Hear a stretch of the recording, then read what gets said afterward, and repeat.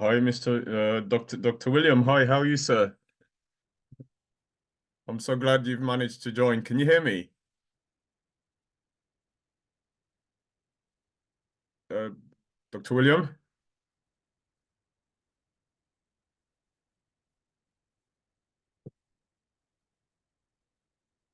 I think it's just a mic issue now, but you're in the room, so I'm excited about this. Great news.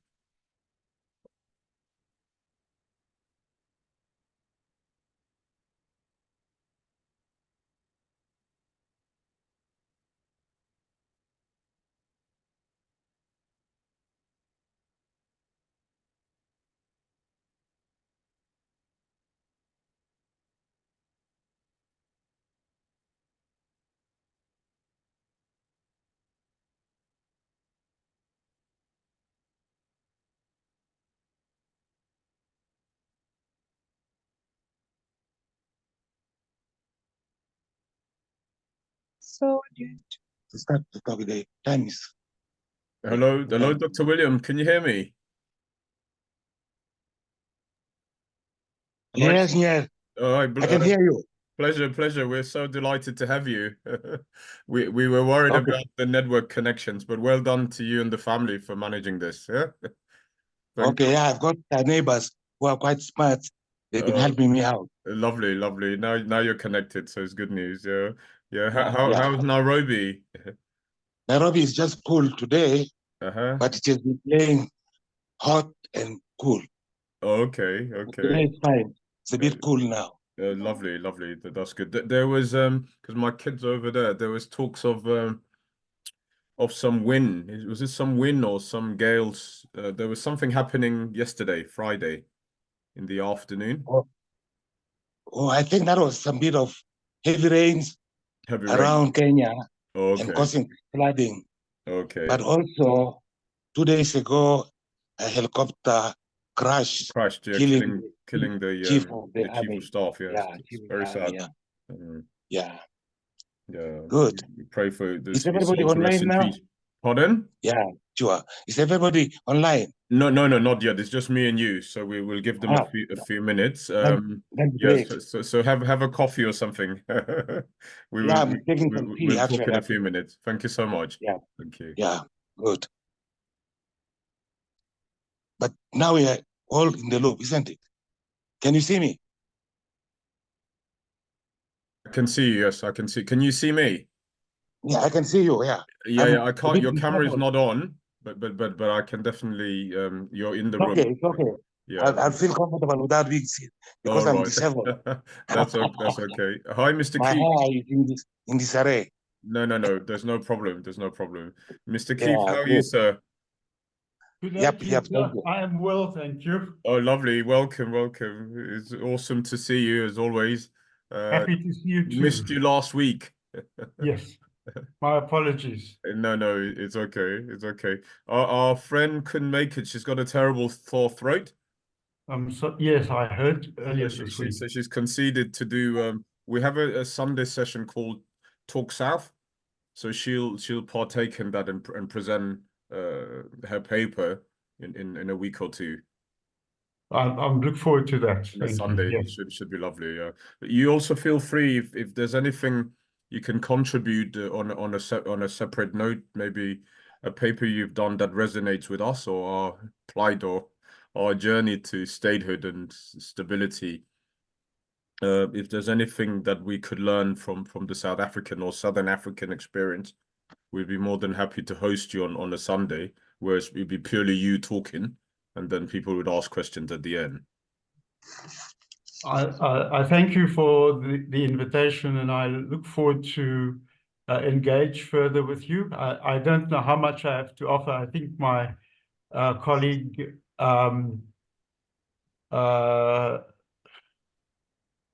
is well equipped to do that. But certainly, yes, if I can or may contribute at some stage. At the moment, please just treat me as someone who's a student of South Sudan, Right. and I'm delighted to be that. When I do feel it may be proper, I will offer to do a presentation, if that's fine with no, you. that's fine. That's great. Yeah, no worries. And thank you for offering The Economist. So what we're trying to do, we're trying to get on all the social platforms. So hopefully within 2 weeks we would be, and that would be a time if you can talk to The Economist friend to join us. Sure. Yeah. So Tuka and I will let you know. All right. Super. Yes. Wonderful. Look forward to that. Thank Wonderful. you. Okay. We're just gonna wait for the other participants to join, and we will start shortly. Thank you.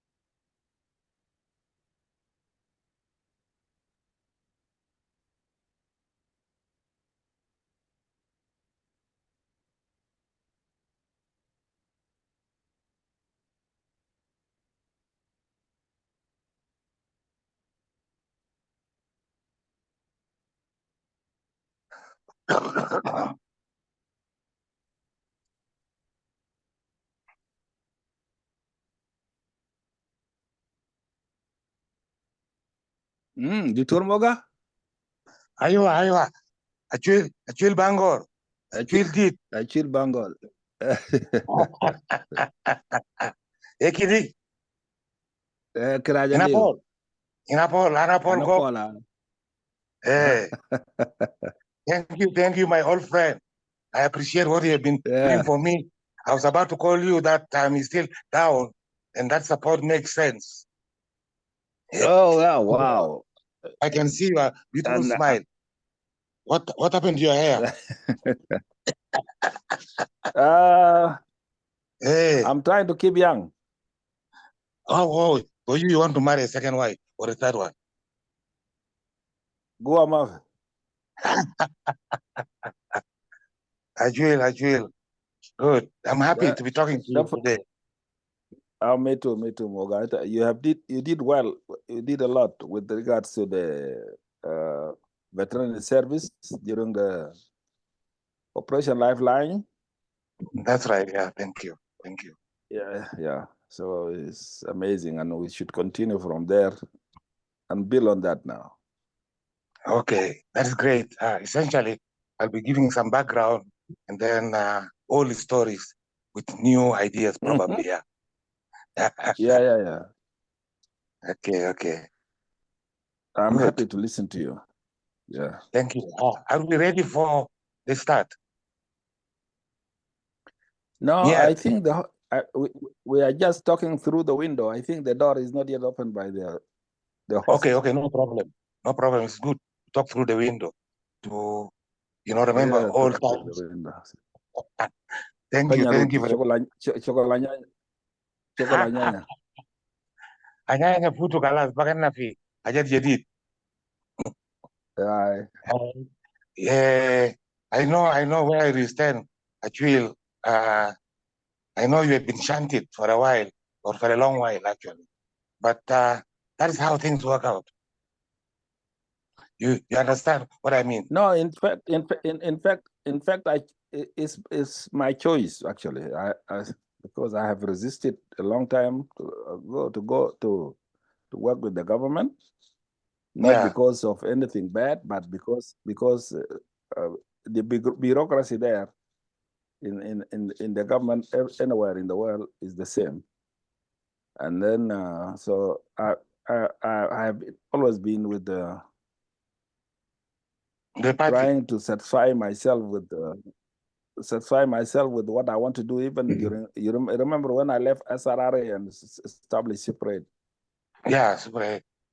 Yeah. So with the party, I had hoped to influence policies, but nevertheless, it is not easy because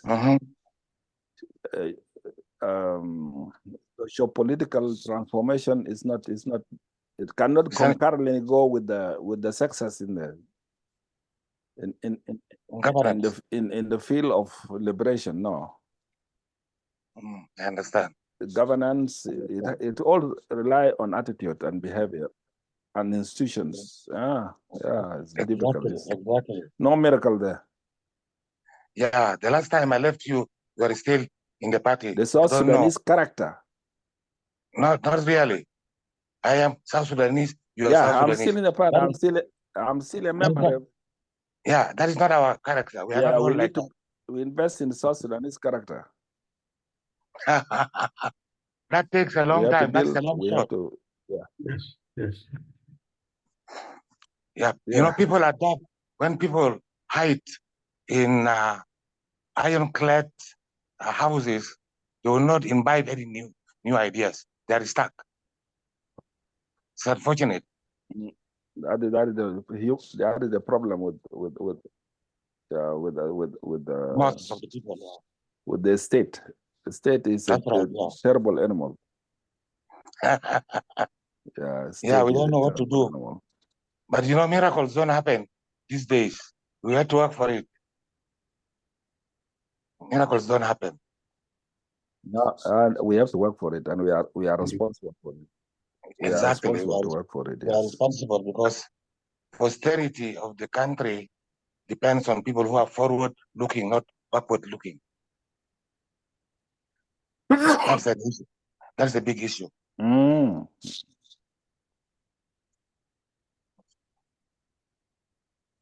I be a devil? Let me be a devil's advocate. Yeah. What has changed? Because historically, South Sudanese were known to be very, very dignified people who were above the pack. Mansour Khalid once mentioned that among the most upright citizens, and particularly public servants, were South Sudanese.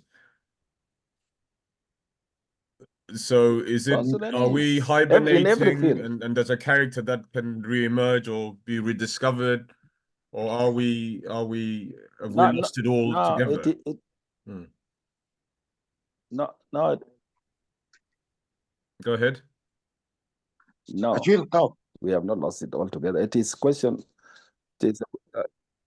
We have not lost it altogether, and that's why you are talking. I am talking.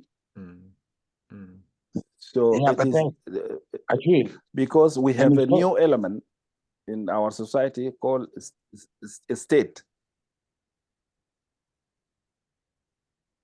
State in the parameters, but it has its own way of Acuil, the state is sustained by people. Ahead, William. The state is sustained by people, and the people who could direct the state to what Nyieer is saying not yet. About it is not not yet now. Yeah, but then you are getting old. Me and you are being faded out, and we have the ideas to maintain that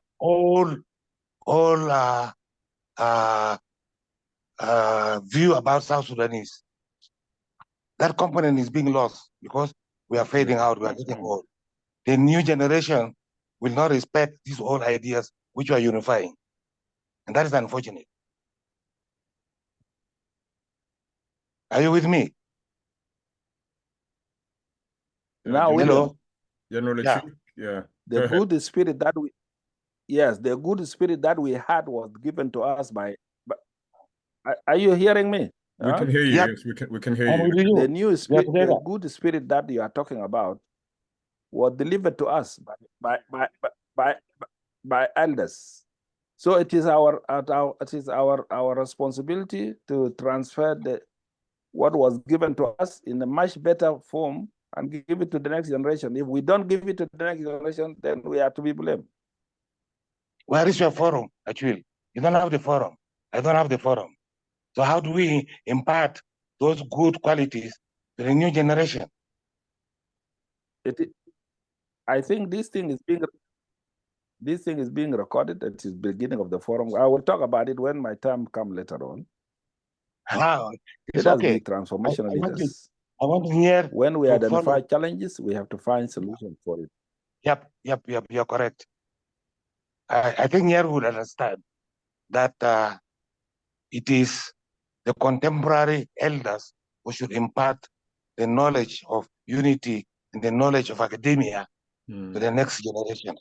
Absolutely. It is good, Nyieer, that you are connecting us to a forum like that, which will record history and make us not lose sight of our substance as a people. No, absolutely. Yes. And I think the elders are the custodians of the way of life that we knew. The success that we have achieved. Yeah. Good. Good. I was saying elders are the custodians and gurus of the memories of what society was like, what it was that we fought for to preserve and to carry forward to future generations, and that beauty of the combined cultural bank of South Sudanese and their struggles, their determination, their resilience, their originality. We're very original. We can be seen anywhere and recognized, and with that comes a lot of responsibility. But obviously we've had it rough. History has not been kind, but there's no reason why, when we have the resources at our disposal, that we cannot really social engineer or do whatever needs to be done to recover ourselves. Go ahead. Thank you. Yeah. That's it. Yeah. So could we? True. If we have missed out if we have missed out in the first three revolutions, may I say something? Yeah, go ahead, comrade. In the first three revolution industries, industrial revolution. There is no reason. Yeah, if we have missed out in the first, second, and the third industrial revolution, there is no reason why we should miss out in the fourth industrial revolution. We didn't exist before that, so now we are here as a state. Right. We are on it now. We are on it now. That's why we're able to Zoom to each other and discuss these important issues. Yeah, we are. This is it. Absolutely. Imagine. This is the first. Imagine. Yes, imagine. Yeah. Imagine. It's great. Let me welcome Mr. Dr. Gabriel and Mr. James Diar. Welcome. I don't know who 16153 is, but you're very welcome. I wanted to give Mr. Keith. Keith is a South African friend of ours and a member of the People's Charter. Keith, we want to hear your voice and what you would advise South Sudanese, like the ANC, the mighty ANC that struggled for years, registered on the map the grievance of South Africans and why they should be helped and why apartheid was a crime. In the end, you got the country. 615 will be Paul Matormanyok. Hello, hi, Paul. Welcome. Yeah. So, Mr. Keith, we wanted to know. Whoa. Hold on one second, Paul. We'll let you in. That is the presidential candidate. Yes. Paul, we'll let you in a minute. We'll ask Mr. Keith a question. Bear with us. So Keith, from a South African perspective and as a Pan-Africanist who has seen and studied and known many of the liberation movements and what happened shortly after, and then how they turn around with the Mozambique, Angola, what would you advise? What would be the advice from a Southern African viewpoint? And by the way, we view Southern Africans as revolutionaries.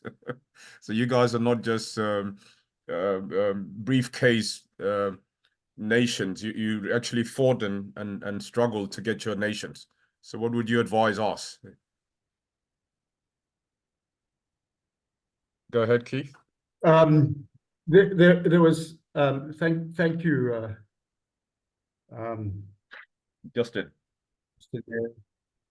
I was just trying to find that article which you so kindly have sent me yesterday, I think, and it says spot on what I'm thinking about. I think point number one: never underestimate the unwillingness or inability of the Western world and those outside of Africa to ever think that you will have their support in the struggle for independence or a democratic future. I think I want to.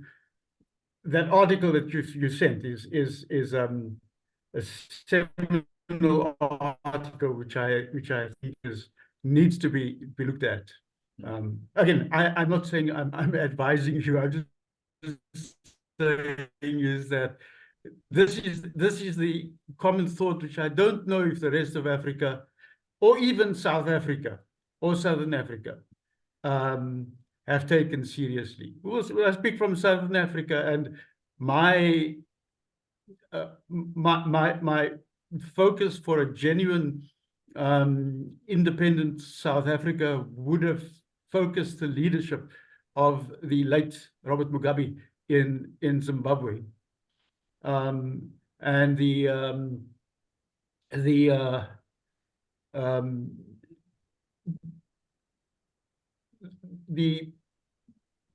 I don't want to call it the trap, but I think it is something like that, of the Lancaster House agreement, which it called almost in a embracing fashion to allow Britain to determine its economic future, has led to the downfall of the financial and the commercial world in Zimbabwe. And just maybe, if we look at what is happening now, just maybe the Zimbabwean move towards de-dollarization with other nations and pinning its Zimbabwe dollar, which was worth nothing, is seeing something of a growth. So I think there needs to be a very sober look at the world outside of Africa. Is not the same world that was there in the years in the 1990s when South Africa became independent or formed a democracy. So there needs to be deep and serious research and search into what the state of the Western world, Europe, USA,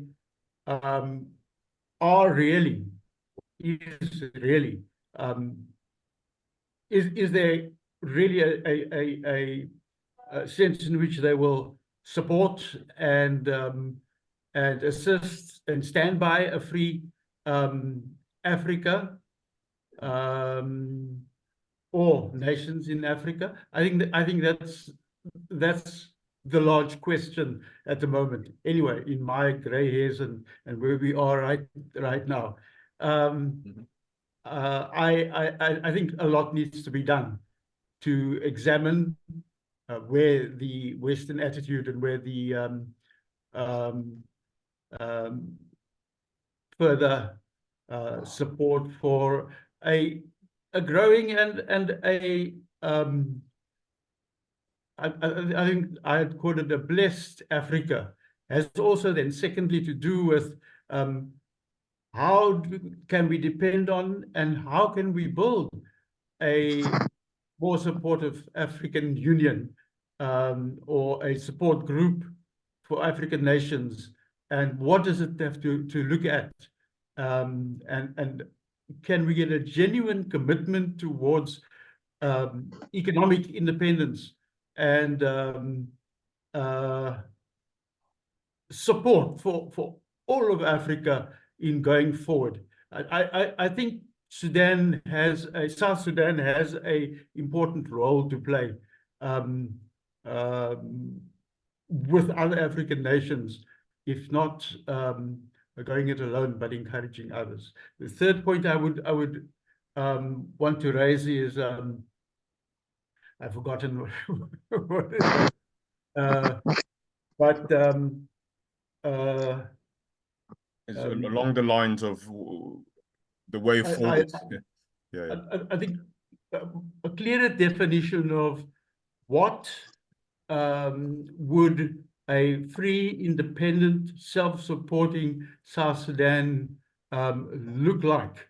The global talk about a developmental state.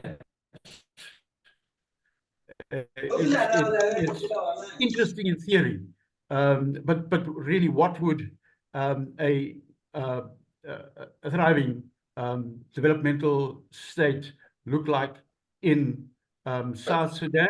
Needs, I think, lots of discussion with all the economists present, but perhaps also with the economists not present, and how get that going forward with the least friction and the least ability of the West to take over the discussion or take over the viewpoint that we have. I think those would be my three guiding thoughts about a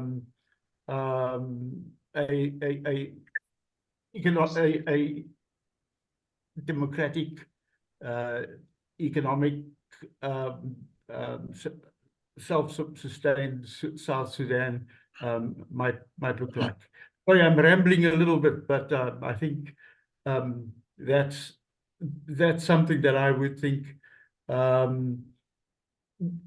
In other words, there needs to be created, I think, by the Charter Initiative, perhaps a lot of discussion, much discussion, to kind of allow the both the challenges in clear picture to evolve currently, what resources natural South Sudan have and can control at its own pace and its own intention, and to look at how that can contribute as best as possible to a thriving South Sudan. Would be to limit. I don't think we can minimize or eradicate, to minimize the influence of the Western world on Africa. And I think now is an opportunity to actually build with the rest of Africa, within the African Union, a better economic leadership than we've had, or than I've seen until now. I don't know if I'm maybe scratching in the wrong territory with some people here, but I really think, looking at how that sense of cooperation with Africa and probably the nations around South Sudan can look forward at building if not yet a prosperous, but certainly a stable economy that doesn't depend on the promises of the World Bank and the World Economic Forum and those things. Sorry, just some of my thoughts on top of it. No, those are wonderful thoughts, and we appreciate all that you've said. Let me just quickly welcome the gentlemen who have joined us. Mr. Paul Matara, presidential hopeful, you're very welcome. Also, Maulana Makir, we're very happy to see you here today. I hope you're well. Oh, thank you. Yeah, well, thank you so much. We'll give you a chance shortly. And also, Mr. Tong Gongdit, you're all very welcome. We will start shortly, but we'll allow everybody to introduce themselves. James, obviously, James Yar, we welcome you too. Yeah. Just before we move to the next pod, I think, Mr. Keith, you've kind of hit the nail on the head as to the external interference and the continual lack of economic freedom for African nations or African people as such, the constant meddling. But with it also comes internal responsibility. So sometimes we also feel that maybe the curse of the nation state continues to prevail because we can't really take charge of our states, and accountability in most cases lacks. Some of our leaders abuse institutions or undermine institutions.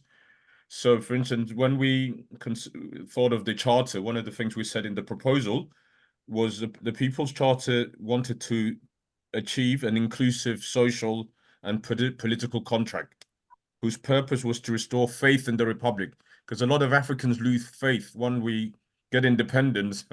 Our liberators suddenly turn into something else, and everything else gets blurred and confused, and we get derailed from what we initially aspired to achieve. So whose purpose is to restore the faith in the Republic, rekindle national awakening. Because clearly many of our peoples all over Africa are very patriotic, but we lost faith in the institutions and the states we've inherited. And so we were arguing, obviously, for a paradigm shift that reaffirms our independence and sovereignty through open and democratic processes of dialogue and consultation. So in a way that probably looks at the African state and what has gone wrong, that we've never been in control of our state. We've got independence, but that was about it. But everything else is still control. We on our own have never re-questioned the institutions we've inherited, to reshape them in our own image, to Africanize them, to manage diversity well, to really have a sense of a united force within our nations, stability, commitment, a sense of belief in each other. And so the question really is, in as much as there's a lot of meddling, what about our own internal responsibilities? Have we really met those? And I think that's where Dr. William was coming from, and also Mr. Acuil, Honorable Acuil. We as South Sudanese obviously look to all the other 63 African nations for good examples. And South Africa happened to have been, particularly the ANC, was phenomenal. But even today, the mighty ANC has been compromised by the spoils of the state and having gone bed with capital, the people who control the capital or the wealth of South Africa.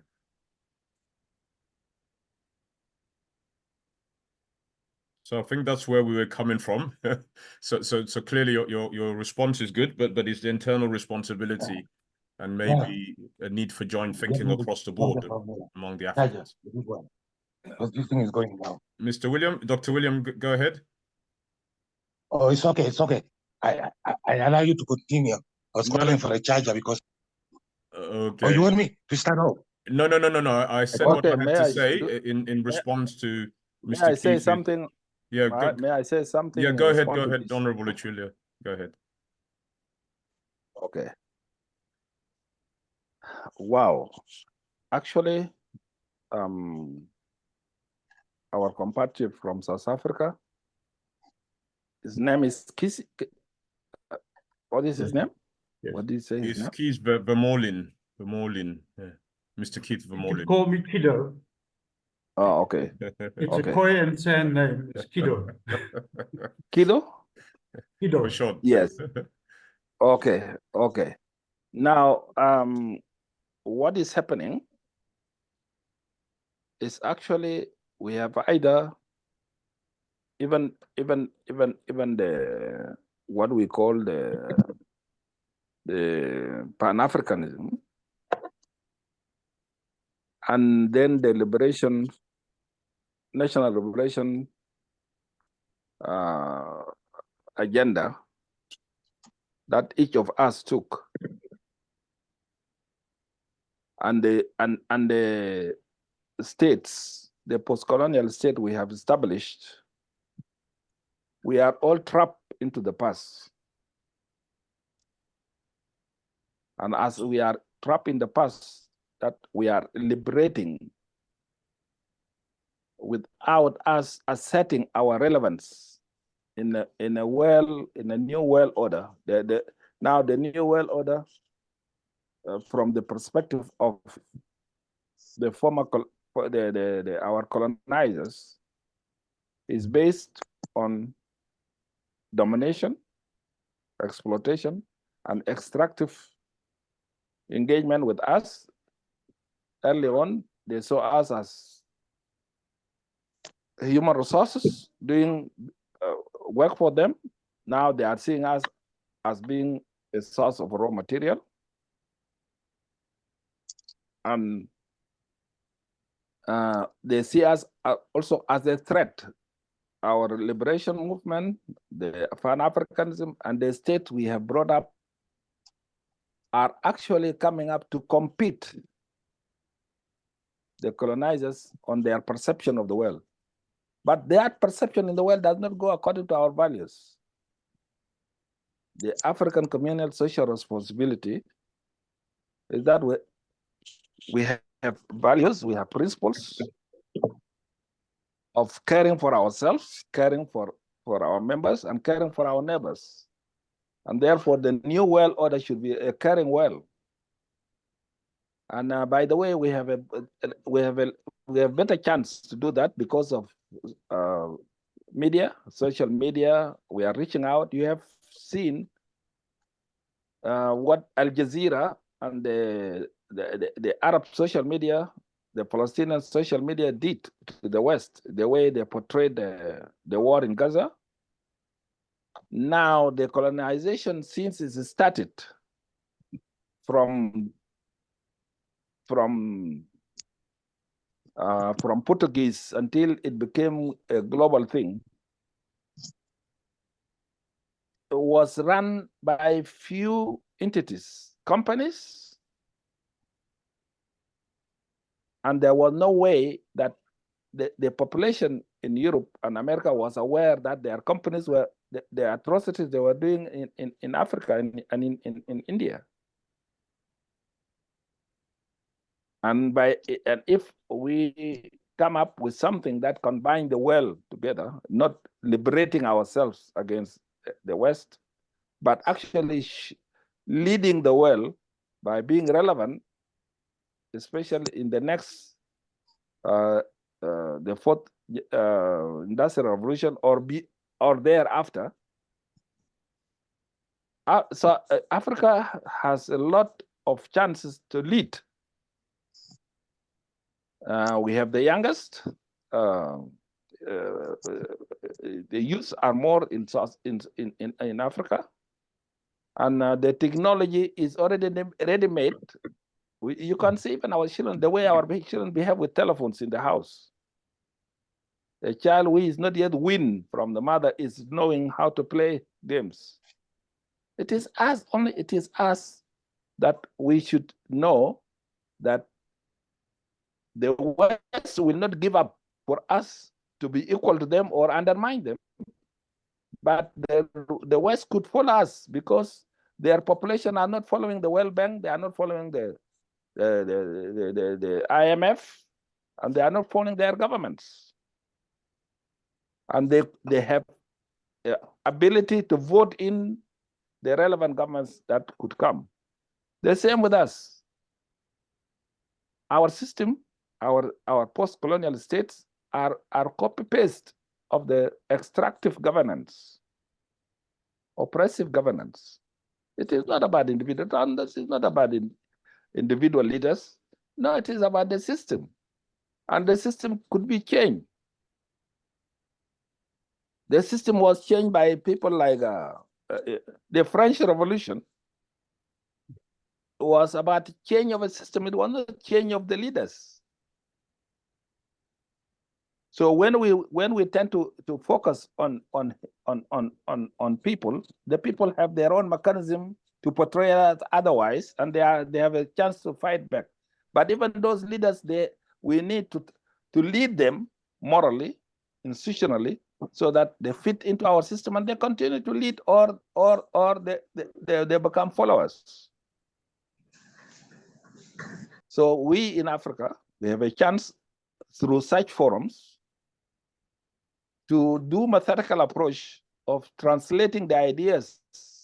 They are already being made into statements. Give example for South Sudan. We have talked of making agriculture the engine of growth. Now, in the perspective, it should not be a transition, but should be a main pillar, because large number of the population is over 80% depending on agriculture. Actually, human being will continue to rely on agriculture until we have in future manufactured foods. But agriculture should be a main pillar in our policies. Now, there's good statement. There are good revolutionary ideas. There are good constitutions mandates. But it is such a process that we are talking now that from this discussion, then it is translated into methodical scientific research. The youth leadership. I'm hearing Manyoke is here, is our presidential hopeful. He may even lead the process of the transformation, not by necessarily being in J1, but changing the agenda. That is itself is a success. If you change the agenda of politics, people have not to talk about what we have done in Bill Farm and what we have and who is doing bad. Our political relevance in South Sudan is about who the other is bad. I have done this in the past, but what are we doing in the future? Now and future. So please, Mr. Nyieer, what we are doing, such a forum was never there before. We are a generation from 60s and 70s. It used to take us 3 months or 6 months to send Telegram. a message through the post to reach. But now we have such forums. So let us focus on how to explore the opportunities and a new world order based within our values, not fighting against the IMF, fighting against the. We will not win over them. They are dividing us. You have seen what is happening in Sierra Leone, and we have seen what is happening in Congo. No. If we continue to approach it that way, we will not succeed. No. Yeah, thank you, Honorable Acuil. I think thank you for that contribution. And obviously, approaches could be different, but I think it's about putting people's houses in order, but also seeing the generic problems. And maybe if there are wars like now in the Horn of Africa, we thought Ethiopia had stabilized, but all of a sudden now, Ahmed Abiy had a lot of potential, but yet again, maybe the policies of the past have come back. We see lots of turmoil all over the region, in our region, in DRC now. And so some of these things make you wonder. Yes, there is an invisible hand externally, but we also have our own issues internally. And again, the democratic processes, as we know, and the contestation of power always causes divisions. And so to take the stride to democracy looks easy, but it's in itself is a turbulent road. Yeah, but anyway, thank you for that input. We want to welcome everybody. Welcome again. I want to recognize the presence of our presidential hopeful here. He can have the first word before we move over to Mr. Makoi, as well as Manon and John Makoi. There was another gentleman here, Gong. I think he's probably having internet issues. But over to you, Paul. You can just have 1 minute to greet everybody. Paul, go ahead.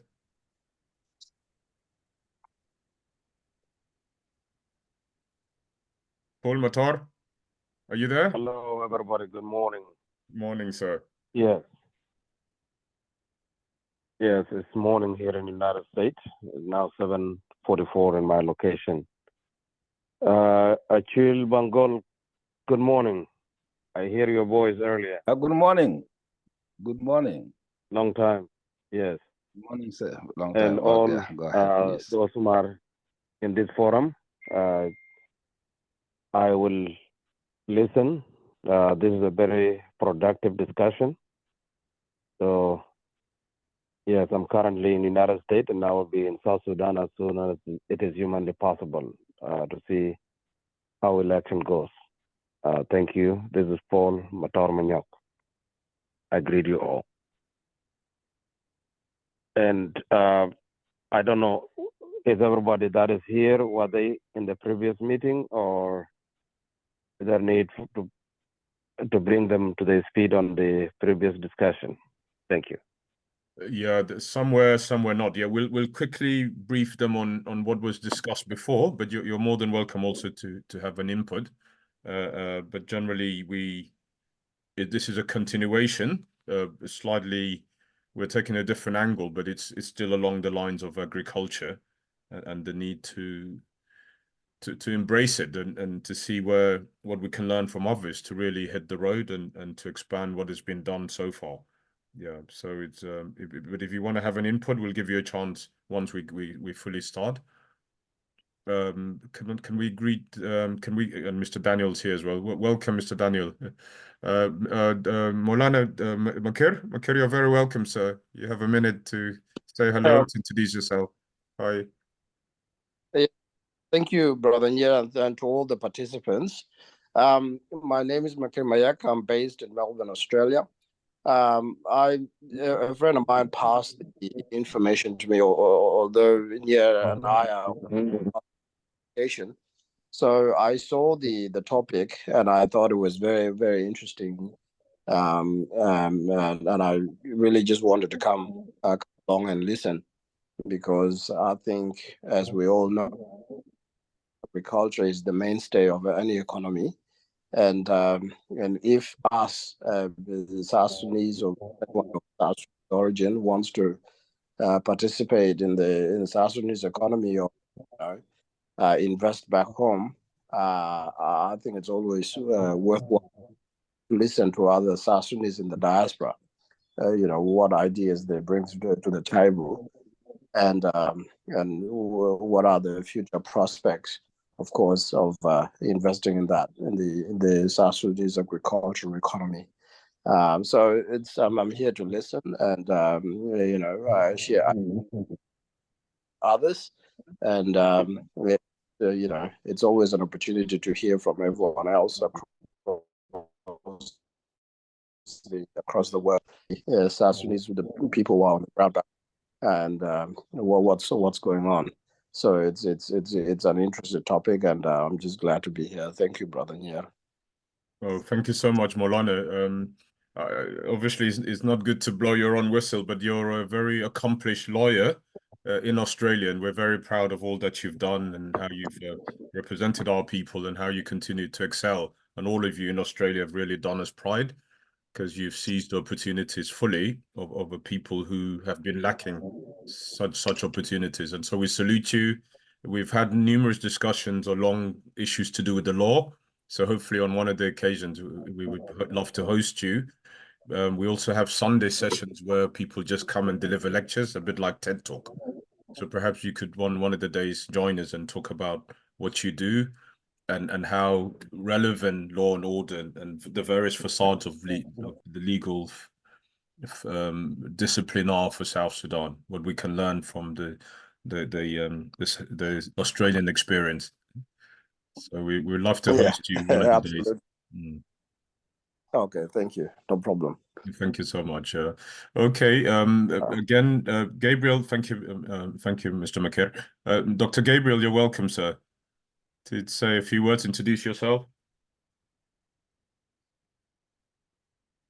Thank you, Justin, and good morning, good afternoon to everybody wherever they are. And yeah, I'm Gabriel Loy. I work for the Ministry of Health, and I am a member of this charter. And I look forward to learning about these crucial topics. Actually, if we have to get it right in the Republic of South Sudan, then definitely we need to get right the agriculture component right. If we don't get it right, then there's no way we will get those other pillars right. Back to you, Justin. Thank you very much. So thank you, Gabriel. you're one of our valuable members of the charter, and we're so always happy to have you. Gabriel actually did a talk recently on the state of health, the health sector. It's on our YouTube page if anybody wants to listen in. But he did a very in-depth analysis of the health sector and what the challenges are and how it's strong and can be stronger. So please do follow our the South Sudan People's Charter YouTube page. Thank you so much. We want to welcome who else was here earlier? James Nyieer is probably on transit somewhere, but we want to welcome Mr. Manon. Manon, go ahead. Introduce yourself.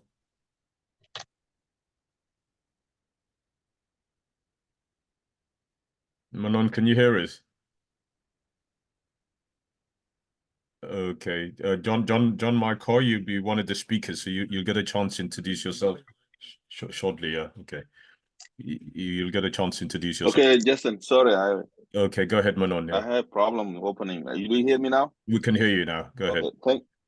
Thank you. Good morning from New York, Justin and members of the charters. Then also to guest speakers today. I think today is a continuation of last week's discussions, and I really want interesting to learn more regarding the topic in investing in agriculture and rural. And I think it's interesting, and I'm actually engaging also in political here, which is a member of the SPLM, representing the SPLM in the United States of America.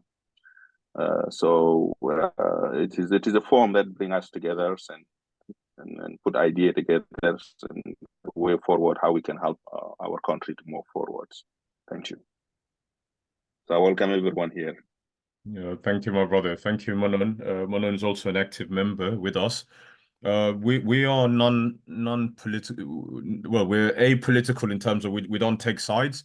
We want to focus on the importance of the nation and the journey that it took to liberate this country, and the expectations and aspirations of our people, and to what extent we can learn from everybody else's experiences in their journeys to statehood and nationhood.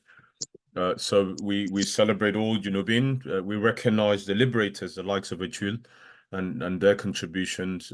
Building a nation is not a walk in the park in that sense, and so mistakes can be made. But the combined effort of everybody can also lead to a prosperous, peaceful, and viable state. And so that's our mission. We think a lot has been achieved, and a lot more can be achieved, and we can overcome the usual fault lines of most of our nations. Yeah. I want to welcome and recognize the presence of Mr. Daniel Cruz, who was amazing last week, and we're equally excited to have him back. He can quickly introduce himself, and then we will start the process shortly and introduce the panelists. Go ahead, Mr. Daniel. You're muted, sir. Okay, I didn't know that I was fully recognized because I can't tell, but yes, I'm back by popular demand. Absolutely. It's just good to be back with you. James Nyieer and I have spoken during the past week, and I've also been in conversation with Dr. Luol Deng. Oh, you have? Oh, lovely. He's in the US at the moment. Yeah, he's called Luol Deng. Yeah, Luol Deng. Yeah. Lol is slightly different. Anyway, it's just good to be a part of you. I would like to get a regular invite so I can know when you're meeting every time and join you as I can. No, we definitely will. We have worked on the vision and strategy of bringing the pilot projects quicker by November and bringing investors. So God willing, I hope to travel and be in Omaha for a couple months with James. Splendid. That sounds really good. He briefed me yesterday, so we're very happy that Mr. Paul Matar introduced us, and clearly we need all our friends, and we need to join hands and work for that great country of ours. So thank you very much, and you're always welcome. We'll always invite you. We're going to start today's session. As Manon said, this is a continuation of last week's discussion where we looked at agriculture and the importance of agriculture in any developing country. As Mr. Mayak just said a few minutes ago, it's an essential or pivotal part of any economy, and particularly this is where you can engage the majority of your people, and so literally everybody's a farmer in one way or another. But again, if you give them the not only the tools, you give them the stability, give them the market, they will definitely get busy and be productive citizens. So in last week's discussion, we looked at agriculture as a path to stability, and also economic development and a prosperity of South Sudan as a nation. We were very delighted to have hosted Dr. Lualai Treg, who's the chair of the Agricultural Bank of South Sudan. He's an economist, an accomplished academic and politician as well, and also the author of The Power of Critical Thinking, which analyzed the thoughts and contributions and legacies of Dr. John Garang. We were also meant to have General Acuil, Banggol. Unfortunately, he was tied up, but we're delighted that he's here with us today. Equally, Professor Salah, an academic and an agriculturist from Juba University, the Dean of the Natural Resources Department, was unable to join, and equally this week he's traveling, but he has extended his apologies. Acuil Mian was meant to be on the show last week as well. He had a bereavement, so couldn't make it. We also had, but we had the amazing and dynamic James Manasseh, who spoke eloquently on the use of modern technology, particularly irrigation for potential farming, and the need to invest in agriculture in South Sudan, and to literally use agriculture, as Dr. John once said, as the future of our state, but to use other resources to kickstart agriculture. It may not have been done fully yet, but it is not too late. We still are Africa's third biggest oil producer, but we're also endowed with many resources. Call it minerals, call it forestry, call it the Nile itself and its potential for hydroelectric power, fishery, and all that is South Sudan. We're blessed. It's such a blessed nation. We were meant to also have the president and today she was meant to talk as well, Tuku Makaseli. Unfortunately, she's unwell today, but she's also a member of the People's Charter and a regular contributor to the whole idea of what we're trying to achieve and to contribute to as part of South Sudan's journey to this stability. Last week we looked at a document which we think is still very relevant, and I will quote it briefly, and I'll also quote issues around livestock, and as we all know, South Sudan is probably one of the it has a huge colossal livestock which is yet to be exploited. We often use it for cultural purposes, but there's a huge potential. There's another video I'll also play in a few minutes, which should hopefully encourage each and every one of us to get involved in agriculture. When we talk of transforming agriculture, there was an article, a paper that was done backed by the World Bank together with FAO and others, but it was looking at transforming agriculture in South Sudan from a humanitarian to a development-orientated growth path. We quoted from this, and I'll briefly quote from it again, just to guide the discussion. It was done last year, and the headings are mainly developing agriculture in South Sudan, building blocks and bottlenecks in this. It also looked at fostering transformation of agro-food systems in a fragile and conflict-affected environment, which is obviously us. Then investment strategies for South Sudan's agricultural transition, and we would be looking at that particular chapter now, as this is our focus today. In summary, the article obviously raised a couple of issues and tried to look at what the potential of it, but how it is also is still a dormant sector. We often hear South Sudan wants to diversify its economy. One of the prime areas would be to kickstart agriculture and the food sector as a sort of security for the society, as a sort of livelihood, but also as a major source of revenue for the state. In the article, I'm just trying to home in on a couple of points here. It's generally looking at how to transform the sector, and again to shift from a humanitarian aid dependent state to a nation that wants to develop with an orientated growth path, particularly highlighting the importance of agriculture. Obviously, peace is still fleeting. Somehow, the revitalized peace agreement has held, and we hope it will hold forever. And we can transition also to a transitional era, if you can call it that, where we would have security and the ability to have microeconomic stability and again to revive the economy. As we know, the economy is terribly wounded at the moment. There's constant effort to stabilize it, but it's still not an easy task. South Sudan, as everybody knows, went through a turbulent history where we were condemned one time to a non-existent territory. One time there was a documentary where the Americans said South Sudan is the void part of the country. It doesn't exist. It's not important. Equally, Mansour Khalid once quoted how at the dawn of Sudan's independence, the British were a bit, the former colonizers felt a sense of guilt to just abandon the South, particularly that the South was way behind North Sudan in its development, and in wanting to pursue the future interest in the Suez Canal, the American government advised the Brits, for the sake of 400,000 niggers, don't compromise your future interests. Obviously, we were condemned to a state of perpetual underdevelopment and subjugation and oppression through the yokes of Islam and Arabization, but we resisted and we finally got our nation. With it comes a lot of challenges. Among it is to look at the potential of agriculture. In a developing nation, you need to feed your people, but you also need to look at the resources you have and how you could harness those to create revenues so that you could build a state. So the South Sudan was once said to be, or the Sudan as a whole, was a potential food basket for the whole Africa, as well as the regions, the Middle East.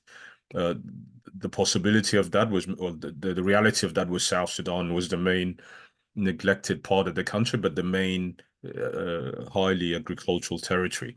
And so for that, there's still a huge opportunity. We also have a huge livestock within, we have fishery as well. South Sudan currently probably produces way below its potential, but developing the agri-food system, as this article mentions, would create tremendous job opportunities. It will create not only jobs, but it will also contribute hugely to the economy. So agriculture has been a sleeping giant. When it awakes fully, and hopefully when it does in our lifetime, it will be one of the main pillars of our economy, as Brother Acuil said earlier. So South Sudan is a resource-based country, and agriculture, and be it crops, livestock, and food and fisheries are part of it. Forestry as well. To develop these, obviously, you need stability, and stability has been the biggest issue. But there is a big opportunity when we stabilize to really kickstart this sector. The article says, obviously, that although there is a master plan, there's an agricultural master plan that was created in 2013, but it has never been rolled out. And it critiques the government in saying that although the agricultural master plan was a very ambitious framework for investment in the country with long-term horizons on the future of investment strategies in the sector, but it hasn't materialized. One of the reasons it says it hasn't materialized. Also, it looked at the scaling up nutrition. Obviously, many of our communities are still malnourished and lack sufficient food and access to food. And again, this could be blame on the environment, but it could also be blame on the political challenges, and particularly the civil war that ensued shortly after independence. So control of land is something else they looked at. And they said, obviously, our land was controlled by when we fought against the Sudan, but now South Sudan has an opportunity, but it's got to overcome its internal issues, be it ethnic conflict or intercommunal or intracommunal fights. But as I said, it said the government to some extent has not really championed this sector, but it has the potential to be developed and to see a post-fragile and unstable South Sudan for that matter. We will share the link of the article with you.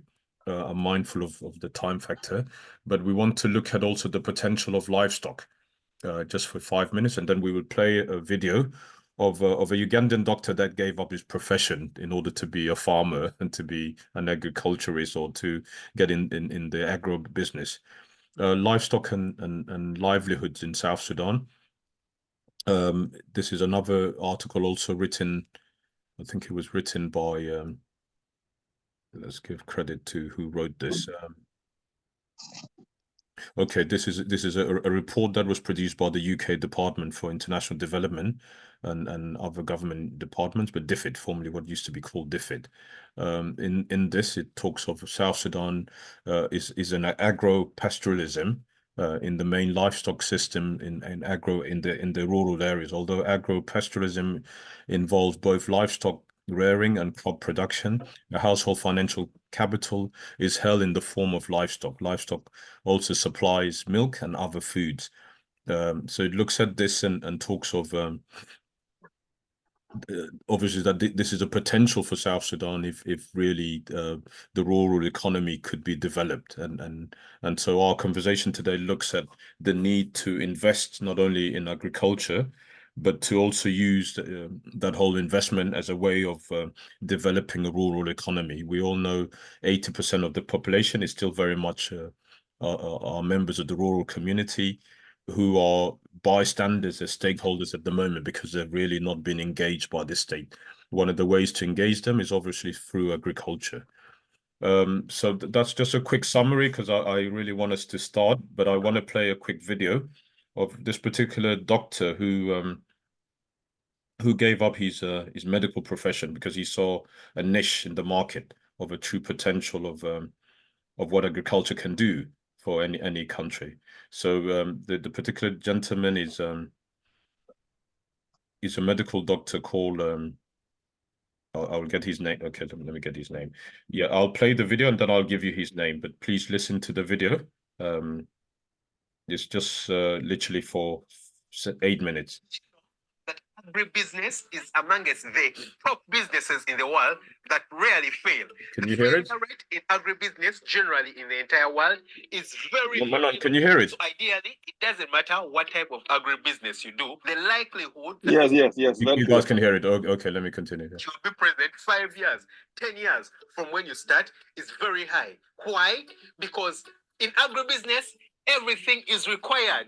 Everything is required, despite the fact that startup costs are generally higher compared to a lot of other types of businesses. For example, internet-based businesses, the failure rates are very low. For example, for me right here, I produce chickens on the farm. I also produce goats, I produce sheep, I used to produce milk. Right around me here, I see for their, grown crops. I see a lot of, cassava, a lot of sweet potatoes. So on the farm, everything that's produced is consumed. And so because of that, the likelihood that an agribusiness will fail is very low. But there are agribusinesses that are literally a gold mine. If you get into them, your chances of succeeding are not only very high, but you have a very high possibility of growing rich and making a lot of money. So in today's video, I'm going to be sharing with you the top 5 that I know and discovered will make you properly rich. Number 5 is goat farming. Now, I'll put this together with sheep farming, because I personally have grown goats and sheep. I've grown them to numbers upwards of 800, and I know that they can make you rich. Now, in comparison to other animals like cattle, growing goats is actually quite cheap. I personally have a huge bias to cattle because compared to cattle, goats eat way less, they need less space to consume, but also they take up way less medication, way less medication, yet their meat is way more costly compared to, for example, beef. And also managing them is quite easy compared to, for example, managing chickens, managing cattle. So goat business is one of those things that's really exploding. I mean, just type in goat business on YouTube. You're going to see how many other videos you're going to see about goat farming. So goat business can actually be very profitable. The other thing is that they generally multiply quite quickly compared to a lot of other animals. Actually, together with sheep. Sheep are even a better option because they multiply even quicker than goats. You understand? So they are a very, very good business to get into, especially if you're a person who wants to do farming, but you don't have too much time. Monitor a chicken farm like I do have right here. It's quite easier if you're doing goats. Again, you're not going to need too much startup capital. You can just start up with a few goats, maybe 10, 20 goats, good breeds, and then just let them grow over time. It will literally be passive income for you because you don't need to be present. And before you know it, you'll have 100, you'll have 200 goats and sheep. So pay keen attention to the goats and sheep, and they can make you very rich. You can make a lot of money from this. Number 4 is poultry farming. Now, this has really made me rich. I'm saying this from experience. I'm a living testimony. I can put up my hand. If they say, you know, someone come up with a testimony in poultry farming, because I even quit my job as a doctor simply to concentrate on poultry farming. You understand? Why? Because I discovered that it can make you rich. So when it comes to poultry farming, there's a lot of things you can do. You can do chickens for meat, you can do chickens for eggs. You can also do chickens for feathers, but that's not very commonly done. And the different types of chickens you can do the local chickens. Those ones, they are quite easy to keep in an organic form, so you sell them as organic chicken. It's quite difficult to raise them in huge numbers when it comes to, you know, local chickens. But you can also do dual purpose chickens. Those ones you can raise a bit in larger numbers, in a more confined space, but you can also do it in an organic way. And then there is also the layers and the broilers. For me, for example, I specialize a lot on doing layers and doing breeders because I supply the old chicks to different farmers all around the country, all around the world, in different parts of the world. And it is something that I've specialized in. The margins also, when it comes to raising chickens, are actually quite high. You have really good margins on this. If you can manage to keep your cost of production down, if you can manage to prevent diseases from coming onto your farm, then you will certainly make a lot of money. I mean, a lot of money. I've made a lot of videos about how much money you can make from poultry farming. You know, I leave a link to some of those videos down in the description. This channel is full of videos about how to start a poultry farm, how to grow a poultry farm, how to manage a poultry farm. Poultry farming is typically very, very, very, very lucrative. You can make a lot of money. The other advantage is that, you see, chicken meat is the most commonly eaten meat all around the world. It's eaten more than beef, it's eaten more than goat's meat, it's eaten more than mutton, it's eaten more than rabbit meat. It's an awesome type of meat because the demand is so high. So it doesn't matter which type of poultry farming you go into, it's very unlikely that you'll go wrong with it. So I typically advise you to go into poultry farming because it's going to make you rich. Number 3 is beef farming. Now, this is another awesome one that I've actually done, but because I didn't pay too much attention to it, I haven't actually followed through it to get the very best results.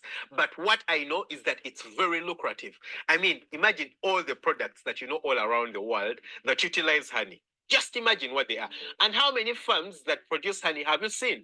A lot of people who actually do produce honey do it either from the wild and intentionally. It's not like something that's very intentional for a lot of people. There are very few bee farms on the world, you know, that are actual apiaries that are very intentional about producing honey. And it's a very expensive product. You know, just 1 liter of proper honey is very, very expensive. So it is a business that I would really recommend a lot of people to get into. And the only product is not honey. You know, the only product is not honey. Despite the fact that honey is the main product, there are other products. For example, the bee poison. Is it called poison? I don't know, what is it called? It's utilized in a lot of things. You can choose to concentrate on that. The other thing is the combs themselves from the bees. They are utilized for a lot of things. The other thing are the bees themselves. In a lot of places, a lot of different kinds of farms, people don't have agents to pollinate their crops. Yeah, people don't have agents to pollinate crops, and when they don't have agents to pollinate crops, bees are the best option because bees are very, very good pollinators of crops. People growing commercial farms, 1,000 acres, but you don't have agents to pollinate crops. What do? You go and get bees from a commercial farm, come and utilize them on your farm. So if you can utilize and go into bees, the thing with bees is that looking after them is so easy. As long as you've got your hives and you place them, you're almost assured of making money once you have the bees colonize them, because you're not going to have a lot of running costs. You don't have expenses like treating bees. I've never heard of a bee that gets sick. You understand? It's all about maintaining them, making sure that insects don't attack them, which honestly is not too expensive. It's quite cheap. So I advise you 100% to go into bee farming if you can find a way of getting into bee farming. It's awesome. You'll enjoy it and you'll make a lot of money farming bees. Number 2 is pesticide production and distribution. Now, this is a no-brainer. Yeah, it's a no-brainer. Despite the fact that it's probably a little bit harder to produce pesticides for the normal everyday person. Unlike the others, anyone can go into goat farming, anyone can do poultry farming, anyone can do beef farming. For you to do pesticide production, you need to have a bit of more technical ability because you need a bit of machinery, equipment, some chemical understanding. But imagine all the crops that are grown. I mean, when I look all around right now, all I see is crops. People have started to plant. All these people are going to need pesticides. Yeah. Now, of course, a lot of people are against the use of pesticides, and it's understandable because people want to go organic. It's chemicals. But in all reality, we can't do away with pesticides. Yeah, even the people who are saying and they're against pesticides, in all reality, we need pesticides because it's the only way we're going to have enough food to feed the entire world. There are pests that are attacking people's crops, and if we don't use pesticides, then how are we going to get enough food? So if you go into the pesticide production, but if you can't do production, you go into the pesticide distribution, you're going to make a lot of money. Despite the fact that sometimes margins might be low, which is actually not the truth because the margins are high, the desire for them and the requirement for them is so wide. It's so wide everywhere. Crops are being grown everywhere, and all these people need pesticides. If you can produce them, if you can distribute them, if you can sell them, then you're going to make a lot of money off them. Finally, number 1, livestock feed production. Now, this has the craziest possibility of making you rich when it comes to agribusiness because everyone who grows animals is going to need livestock feed. If they're growing animals on a level which is commercial, they're going to need livestock feed. For me, for example, right here, I have chickens, I'm raising chickens. Currently, I consume almost 1 ton. That's 1,000 kilograms of feed each and every day. Yeah. And people don't have the technical ability, the technical know-how of actually making a lot of this feed. Those who do try, a lot of them make mistakes, and because of that, the animals don't grow up well. Yeah. So because of that, a lot of people actually have to go and buy this feed. And if you can produce this feed and make sure that it's reliable, that it gets the best results for the clients, then you're 100% going to get a lot of farmers coming to you to buy from your feed. And the margins can be very, very, very crazy high. Because if you can buy the raw materials when the prices are low, store them and utilize them to produce this feed, store this feed properly and utilize it for when the prices are high, you're going to make a lot of money. A lot of money. So I advise you, if you can go into livestock feed production, of course, it's not easy because it requires a lot of technical ability, a lot of technical know-how. And honestly, in all reality, not too many people understand how to do this. But if you can go into it, implement it, get the very best product and put it outside there, this has the easiest way of actually getting you to the top in terms of making money. Don't forget to hit the subscribe button, smash the notification bell. That way you never miss out on an upload. Catch you very soon with another video. Lots of love. Bye-bye. I hope you guys heard that. We wanted to use this as a source of focus to show that in agriculture, it doesn't take a lot. And even all of us could be farmers. We could all contribute.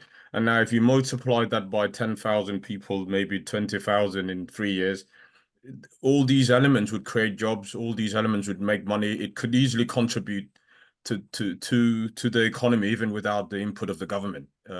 So that's why we wanted to play that video, that agriculture is the way to go. This particular medical doctor is called Daniel Masaba, a Ugandan guy, gave up his profession to literally pursue his passion for farming. So So without further ado, we hope you enjoyed that. We've shared the links here online. We want to literally introduce our speakers today and to kickstart the discussion. I think, yes, Tuku apologized because she's a bit unwell, but she will be doing a Sunday talk, part of what we call the South Talk, in a week or so to look at agro businesses and the whole facade of how society could engage in even minor farming to get going, akin to this video I've just shared. We are delighted today to have the presence of Dr. William Mogga. He's a veterinary expert, a consultant, and a project manager. He has vast experience, and he'll introduce himself briefly to say what he's done. But he worked in the liberated areas together with Mr. Acuil. They know each other well, who was also in the liberated areas. The second speaker, General Acuil Malit Banggol, known to many of you guys. He's a member of the board of directors at the central bank, or the Bank of South Sudan. He himself is an agriculturalist, a researcher, and a campaigner. I didn't want to put activist because it has connotations, but he's done a lot for the SPLM and a lot of movements, particularly the agriculture sector. He was empowered or is delegated to pursue the need for food security in the liberated area. So he'll also give a brief intro about himself. With us also, we have Mr. John Makoi. John Makoi is actually a real farmer who has also been working a lot in the farming sector in South Sudan. So he'll be our third speaker. So we want to welcome everybody who has joined, Dr. Bosco, Mr. Kenbil, Ida, Aguer, and everybody else who has joined us. I think I've covered everybody here. We're delighted to have all of you here. So over to Mr. William to introduce himself. Then we'll introduce the other. Mr. Acuil as well can introduce himself, and John Markoi, and then we'll get going. So over to you, Mr. William. Give us a brief intro of yourself and what you've done in relation to today's discussion, and generally your field of interest. Go ahead.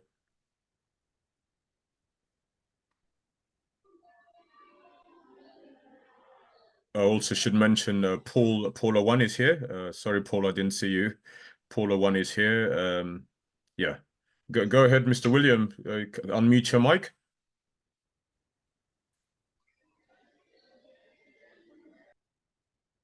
Dr. William Mogga. Okay. Honorable Acuil, you can introduce yourself while we wait for Mr. William to connect.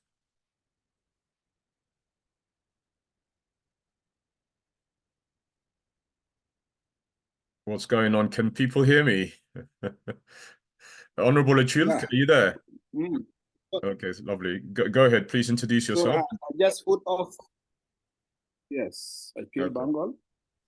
So I'm not today speaking as a member of the board of governors in the Bank of South Sudan, but I'm talking as agriculturalist and somebody with experience working with rural agriculture.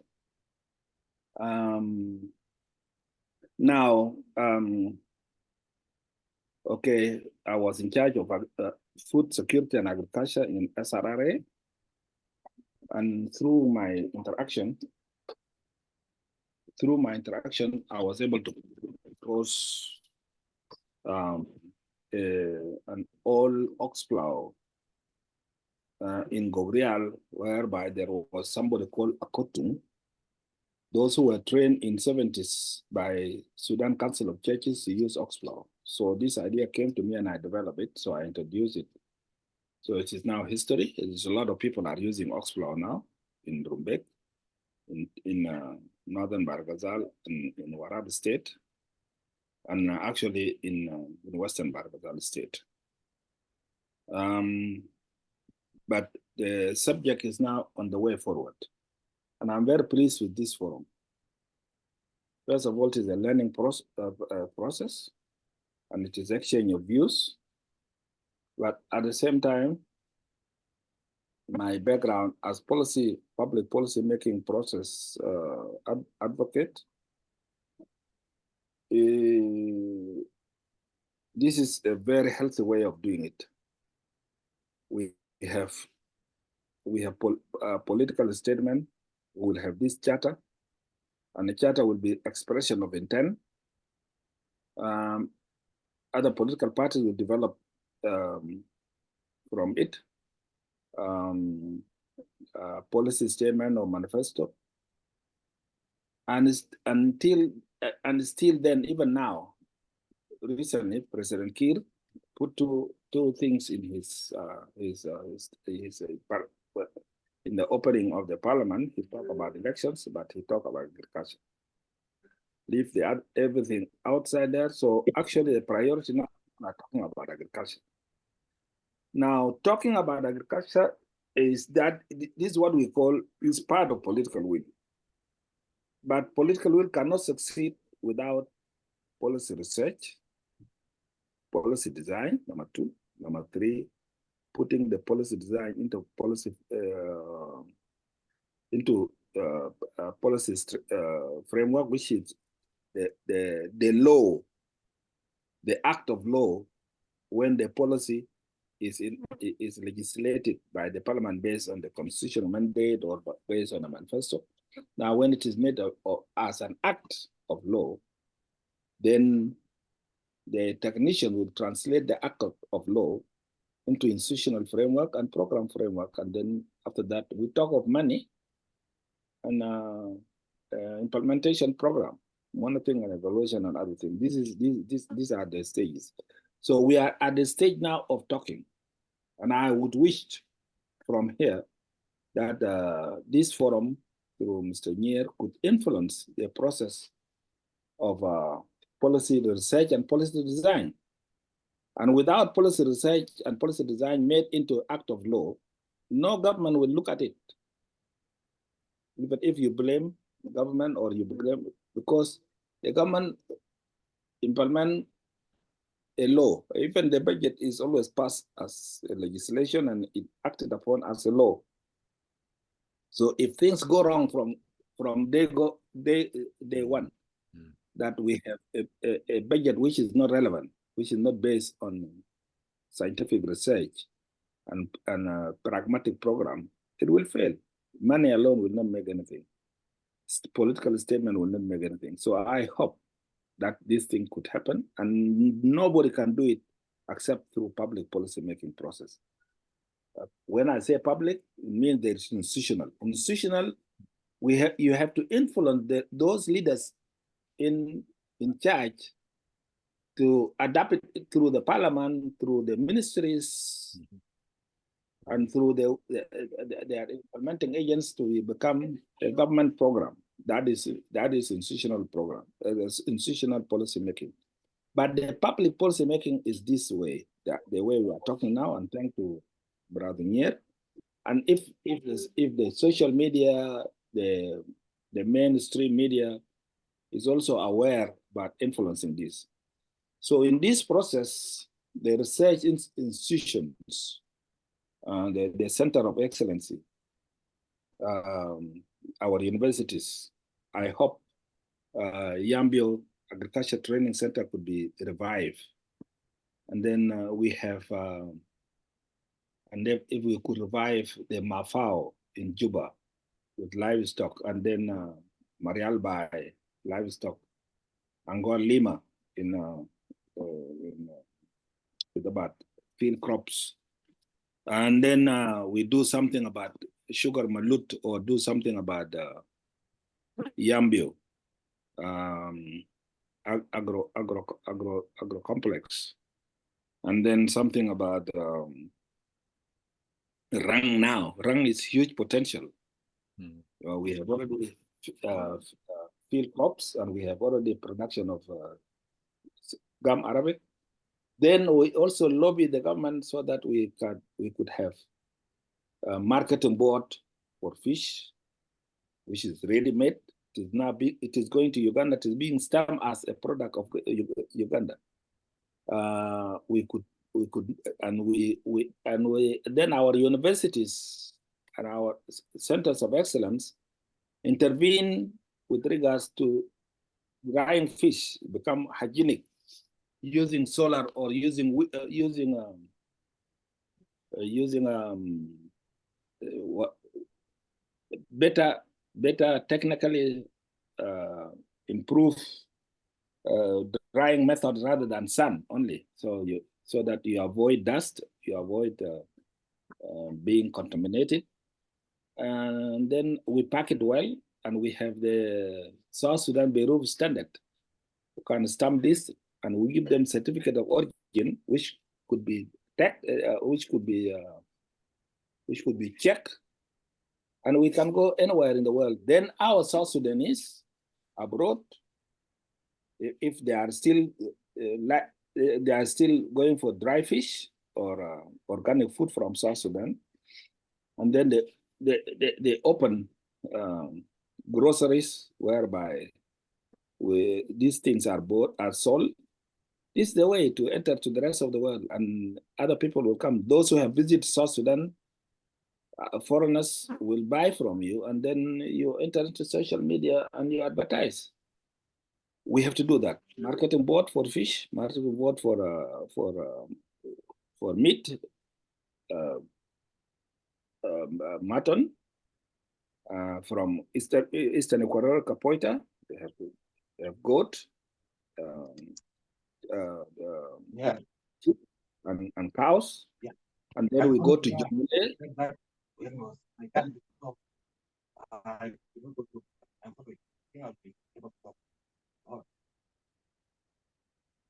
Yeah. Then we go to Jonglei and we go to Unity State, starting from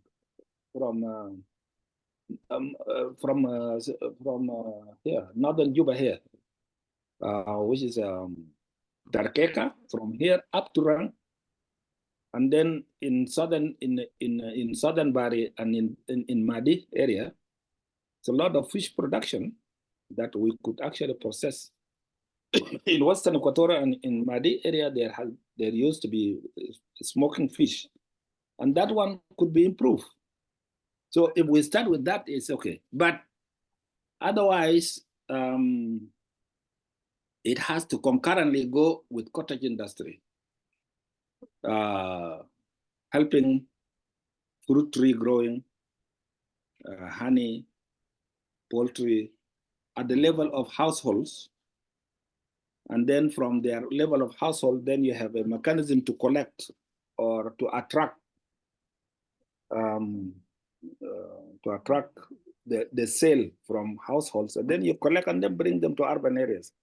We have communities around Juba, we have communities around Wow, we have communities around Malakal who could do agro business at the medium, small or medium stage, rather than only family level production, and they could supply the market. This is the thing. So now we have the agriculture bank being revived with a very, very highly learned chairman, like somebody who help, who love research, who believe in research. I hope the culture of policy research and policy design and pragmatic approach of things could happen. And this is what we need. It is to change the South Sudanese characteristic, the character of South Sudanese person to be oriented from having been into only fighting against the enemy and now fighting among ourselves from 1882 to 2005. I think it's time to transform, and we are lucky. We have forums like this which could connect us within ourselves, our compatriot in the diaspora, and African and other nationalities who are sympathetic with the situation in South Sudan, who have interest. So yes, I hope we also know what is this forum doing. So the charter, I would wish the charter to go to the next level. Thank you very much. Thank you so much. And the next level is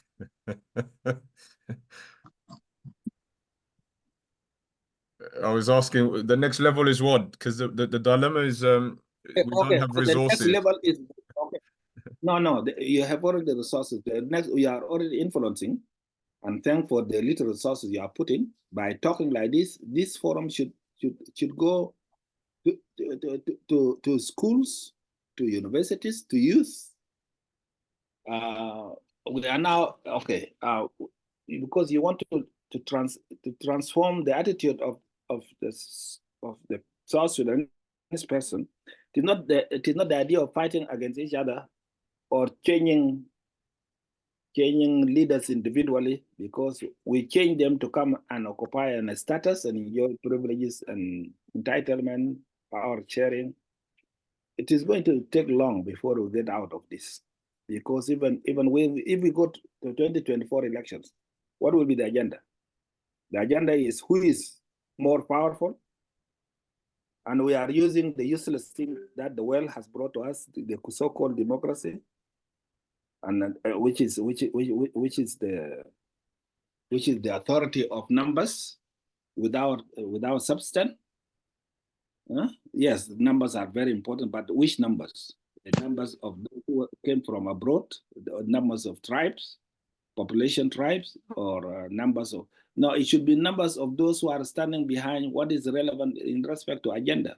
So that is the next phase. I'm telling you, I'm sharing my expectation. I'm not addressing, I'm not guiding, I'm not directing you, but I'm sharing my expectation. Because after the charter, we have to go into policy making and changing attitude of the people to be really doing the right thing. Thank you. Thank you so much. Thank you so much, Comrade Acuil. And we are inspired and encouraged by what you've said and always what you say, because a lot of this is about policy.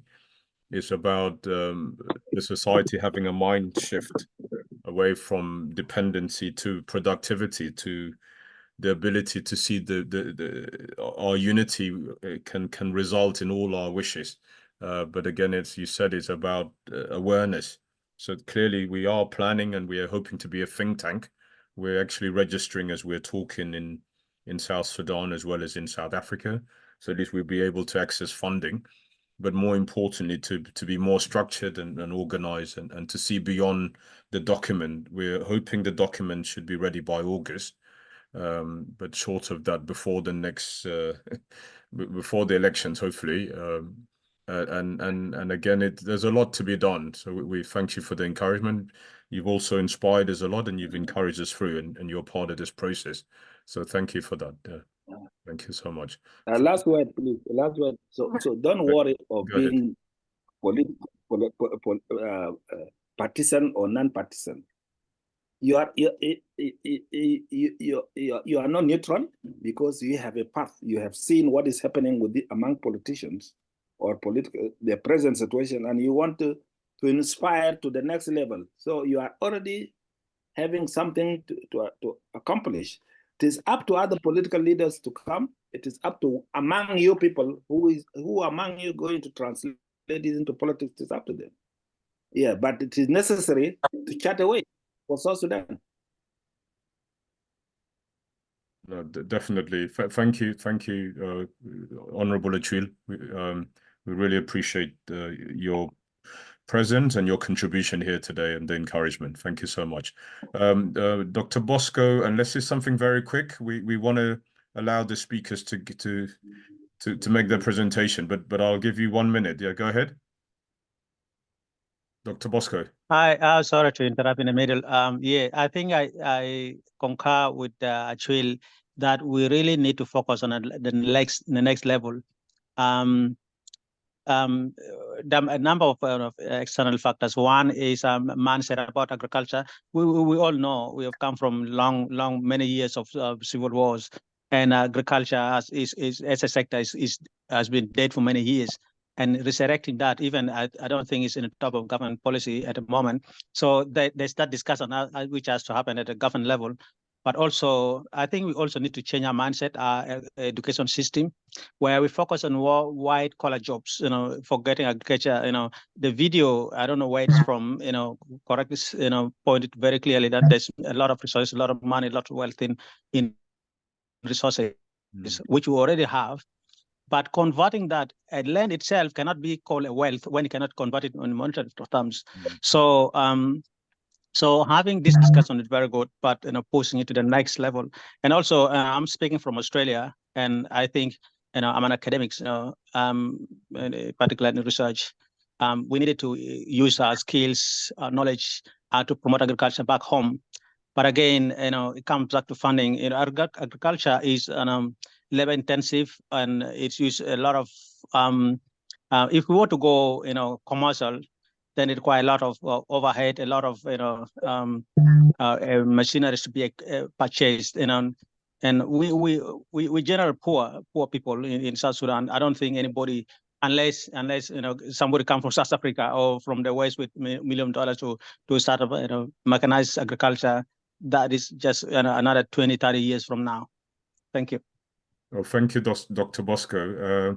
We're elated to have you here with us, and we'll definitely give you a chance, but thank you for that interjection. We wanted to recognize your presence as well as Flora. Flora, thank you for joining. Flora is a member of the Charter. Beck, you're very welcome. Who else did I see a minute ago? I think that those were the others, yeah. So anybody who has joined, also welcome. Dr. Mogga, over to you. Go ahead, sir. Introduce yourself briefly and then have your talk. Go ahead. But can you hear me now? We can, sir. You're loud and clear. Yeah, go ahead. You can hear me? Okay, great. Yes. I'm honored to be talking to the forum today and the participants in attendance. It is a great step forward as we try to put our country in order. Foremost, I will want to introduce myself as a vet and as a livestock person. You don't mind bear with me, my rambling, but I'm an old vet who graduated from the university in 1975, from Makerere University. I did my master's degree in Reading University in livestock epidemiology and economics, and I got a master's in it. I worked for a long time in the Sudan government and in South Sudan government, and I worked as an expatriate in Uganda for a while. Lastly, I worked with the UN Operation Lifeline Sudan, which was handled by UNICEF. It was in the household food security, where agriculture and veterinary animal health was considered as important and viable for our people in South Sudan. Just a bit of clarification. Normally, UNICEF doesn't deal with animals. So when I'm in a meeting and I introduce myself as a veterinary consultant working in UNICEF, everybody laughs. But in the end of the day, when we were at war, the livestock owners say they need their animals to be treated because the animals are the food for the children. So UNICEF, instead of vaccinating children first, was made to vaccinate animals so that the animals don't die. And it looked a bit funny, but in the end of the day, we save the livestock and we save human beings, the animals and the children. I will try to give an overview about the livestock sector in South Sudan. As a starter, we have about 12 million heads of cattle and nearly the same numbers of goats and sheep spread all over South Sudan. As mentioned earlier, agriculture is the mainstay of the people of South Sudan, and 80% of the people of South Sudan have got livestock. Where there are no cows, there are a lot of goats and sheep, especially in areas like part of Equatoria and Western Bahar of Ghazal. So in essence, we are blessed with enormous wealth in terms of livestock. I will talk about the people. We are about 12 million people in South Sudan. So if you want to apportion the livestock to the people of South Sudan, one person will have one cow and one goat or one sheep, which is very fantastic. I mean, there's nowhere in the world where you can have that average of livestock to human beings. Now, to gain from this livestock, which is an economic resource, we need to have institutions to look after them. While we work for livestock sector in Operation Lifeline Sudan, we were able to establish sites or structures on the ground which deal with the people directly. We call it participatory process of imbibing livestock health and livestock production systems to the people. But at present, we have the capacity in terms of government institutions. Central government has got Ministry of Livestock and Animal Resources. We have got the Ministry of, including fisheries. At the state level, we have the same. So we have the Central Ministry of Animal Resources, then we have state ministries of animal resources in the 12 states. There are concomitant small offices in the counties. So the structures are there. The human capacity to run the structures and provide animal health services and animal production services are managed by veterinary doctors, veterinary technicians, who include animal health auxiliaries, You used to have animal health workers, animal community health workers, something like that. I'm coming to that. That's the last sector, which is animal health, community animal health workers. Yes, it was very successful. Yeah, they were very successful because we went to the ground and trained them together with the communities. It was a participatory mechanism in order to imbibe the idea of the community being able to help itself by utilizing their own sons and daughters. It was a successful enterprise by UNICEF and later on by FAO.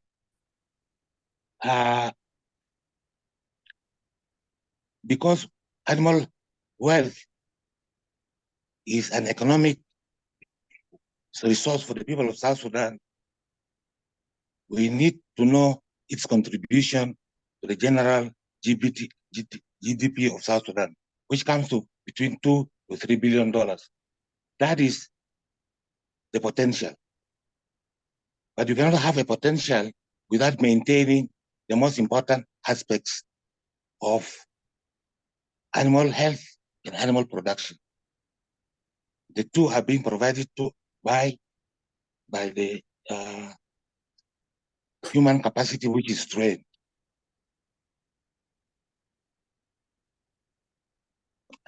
Also, in the process, we need to know that the capacity is not only static, there must be continuous training of the capacity in our institutions, like WOW University, the veterinary department.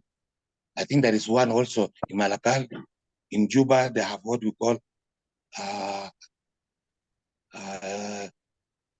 animal health resource for animal production, cadre being trained in Juba. These are the graduate level. Earlier, we had established a small school in Marialba, which trained animal health workers and trained stock persons and animal health auxiliaries. At present, I'm not quite sure whether these facilities are being maintained properly.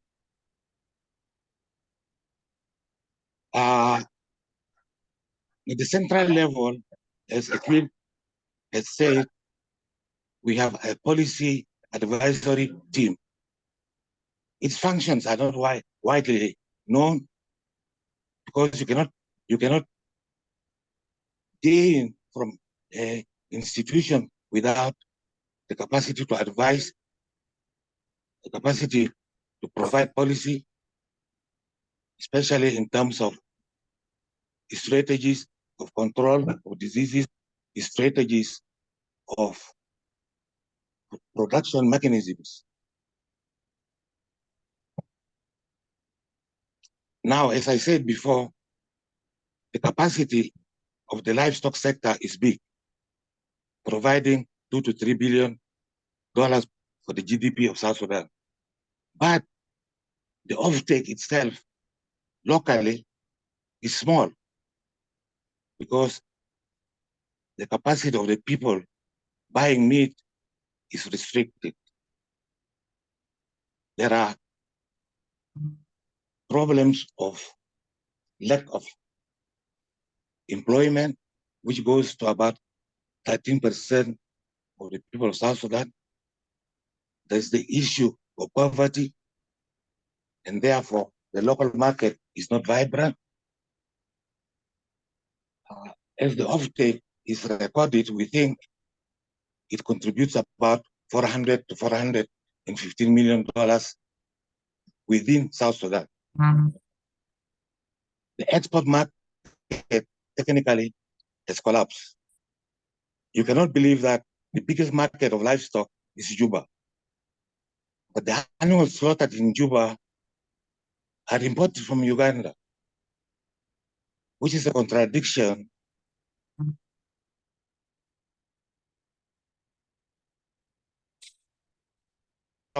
Sector provided avenue for marketing routes to the neighboring countries.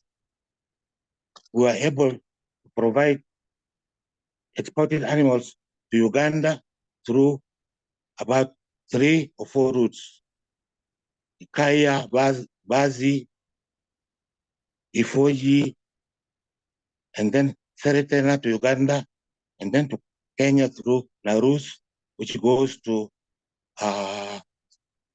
Kichokio. We are able to export to the north, even if there was war, through Warawar in Acuil, and even through Malakal and places like Mayom, places like Pibor, and Pibor, we exported animals to Ethiopia. And Poshala, we exported animals to Ethiopia. The livestock marketing was structured, though we were not a state. Because UNICEF was a humanitarian organization providing emergency relief to the people, the question was asked, why do you do livestock, which is a developmental project? The explanation was that livestock is the mainstay for the people of South Sudan. You can do much more to alleviate their health status if you provide them with proteins derived from milk and meat. And it was applauded and said this was the best livestock program in the whole world. It has never happened anywhere else. So to put things in perspective, at this present moment, as Acuil said, we don't have strong strategic policy lines to address the enhancement of this livestock production sector. Apparently, people have gone back to the offices to sit and pass papers around, forgetting the basic structures which were spread all over South Sudan, where the community animal health worker was in communication directly with the livestock farmer, to the extent that that process produced local names for all the diseases. Wherever you go, you'll be able to say in Bahar Ghazal and Upper Nile, the most important disease was called Awet. The most important disease was called Awet, which is rinderpest. Everybody knows about it. You can talk about diseases like anthrax. You can talk about diseases like hemorrhagic septicemia, which is called Marol or Jongangui. All those became common daily words among the pastoralist people because they were made to know that these diseases in their own lingo were very important in the livestock production system.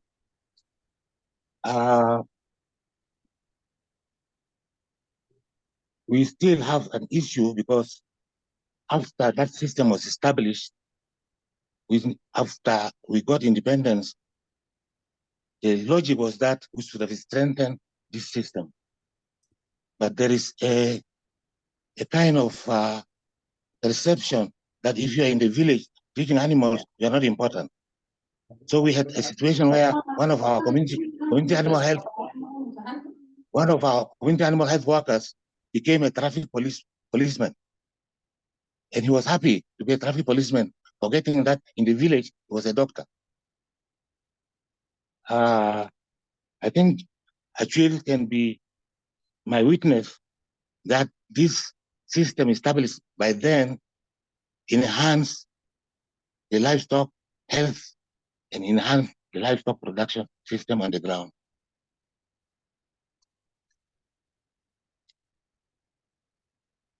At present, we are not benefiting because there are certain determinants which are stopping development in the sector. As mentioned before, the determinants are restricting livestock trade because there is insecurity. They are restricting livestock trade because if the animals are moved from one place to another, they are robbed. And of course, the disease factor is there. It's coming up again because we're not putting a lot of efforts to containing the disease. And as the environmental changes happen, we see an issue of pasture. One of them is overgrazing because the animals are not being sold. The other one is water resources. Water becomes a problem when it is not there for the animals, but now it's becoming a problem because it's causing overflooding, say in Jongole. So the animals cannot be kept along Jongole area, especially Bora area because of flooding. So it is a gift, also it becomes a hindrance to livestock development. All over South Sudan, there are livestock markets. And these livestock markets are selling animals on a daily basis. What I realize that the offtake, which is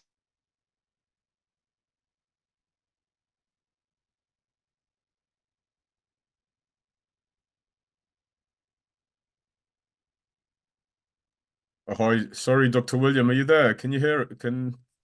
We lost you for a minute? Hello, Dr. William? Hello? Maybe he has a problem with the Internet, yeah. power, internet or power. Okay. The network is unstable here in South Sudan. At this time, it is very poor. Yeah, he's in Nairobi. Yeah, but, okay. Yeah.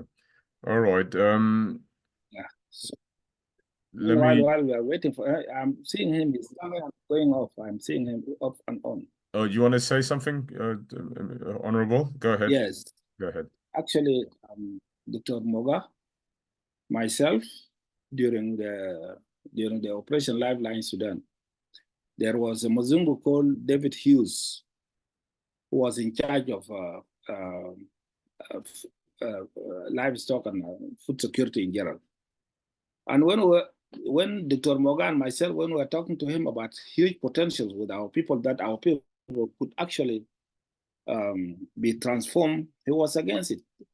I remember when I came presenting the perception of Oxplow, he was saying that the Dinka will not accept their bulls. And I say, I'm a Dinka. The people were laughing at him. I said, but I'm a Dinka, but I'm saying this now. But then somebody helped him and said that you are a spoiled Dinka. You are not, you are different, I feel. And I say, no, I am still connected to cows. I gave them the color of my bull. I'm saying I'm still at home called Acuil Madidit. I cannot go without cows. So the community animal health workers was not educated people. We targeted actually the Mahjong wood, and we trained them of how to handle the outreach and taking care of the cows and in the concept paper that we developed, it was from what we did. Professors, South Sudanese professors, those of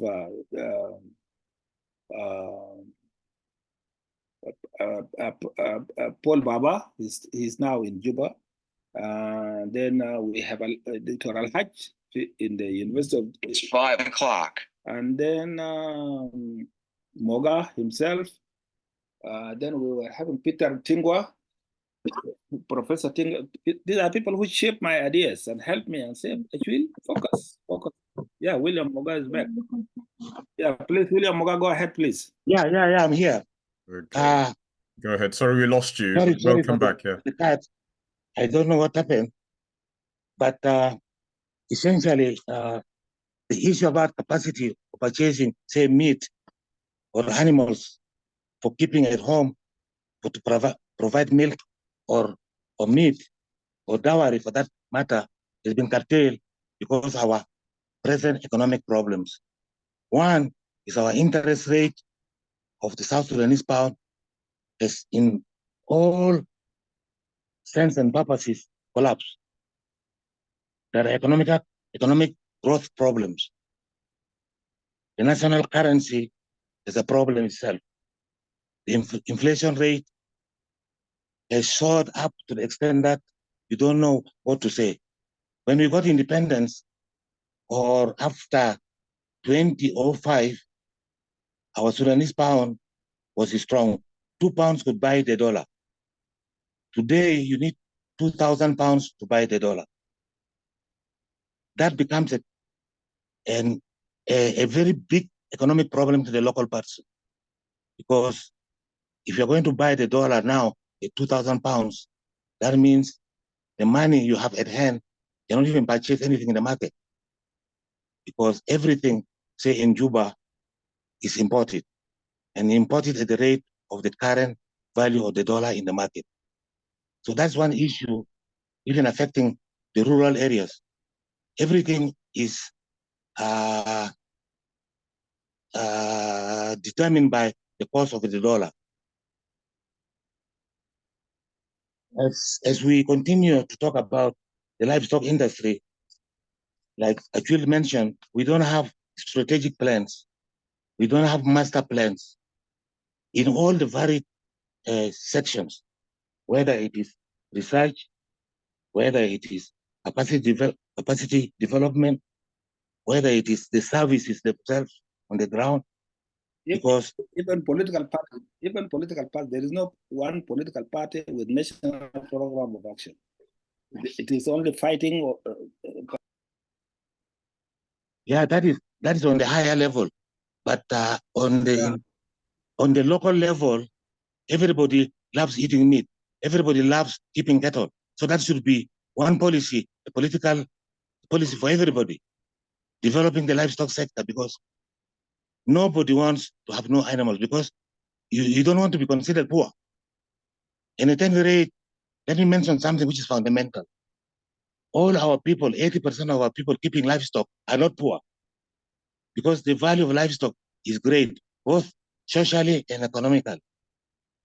Somebody with, like in Acuil, somebody with 50 to 80 cows, you can't call him poor, despite the fact that maybe he's walking around with a stick and whistling around, taking some tea under a tree. You don't call him poor. He has got a resource which he can utilize when he wants to.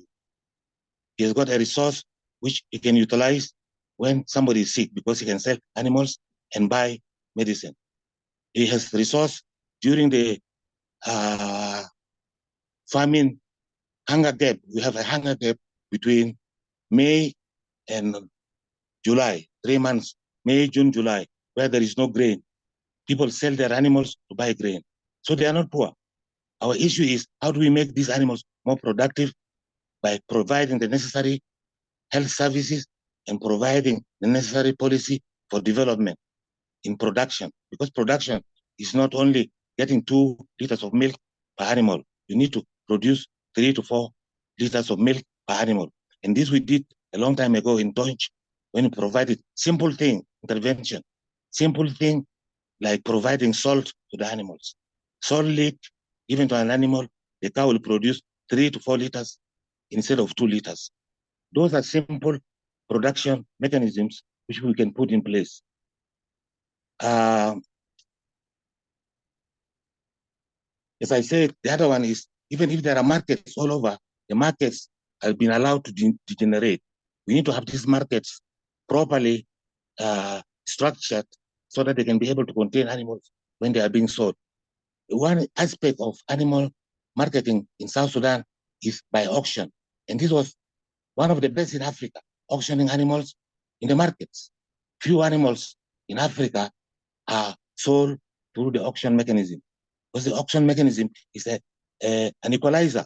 Everybody competes equally with everybody else. The issue of exporting animals, I think we need to go back to it and work out how do we again raise the numbers of animals being sold to Uganda, even to Congo and to Central Africa. Congo and Central Africa are protein deficient. They don't have livestock protein. So that's the market ready for us to exploit, including fisheries. We need to sell fish to Congo and to Central Africa. One phenomenon which we talked about during the years of liberation was about fishing industry. And FAO developed certain mechanisms of preserving the fish through either drying or salting. And as I presented a speech one time or a concept paper, I told people that nowhere in the world do fish die of old age. Fish in our country die of old age because there's too much of it. We could not exploit it all, so they decide to die of old age. It's a phenomenon nowhere else in the whole world. So because of our instability and our problems among ourselves, we have decided to restrict our development. We have restricted our development because we cannot access the animals in all the hinterland. Plenty of animals. That's why I'm talking about overgrazing. The animals are there. They cannot be sold because they are ready as we walk them across, say from Bahr el Ghazal to Juba, from Upper Nile to Juba, because Juba is the center of the country where livestock meat is eaten by many people.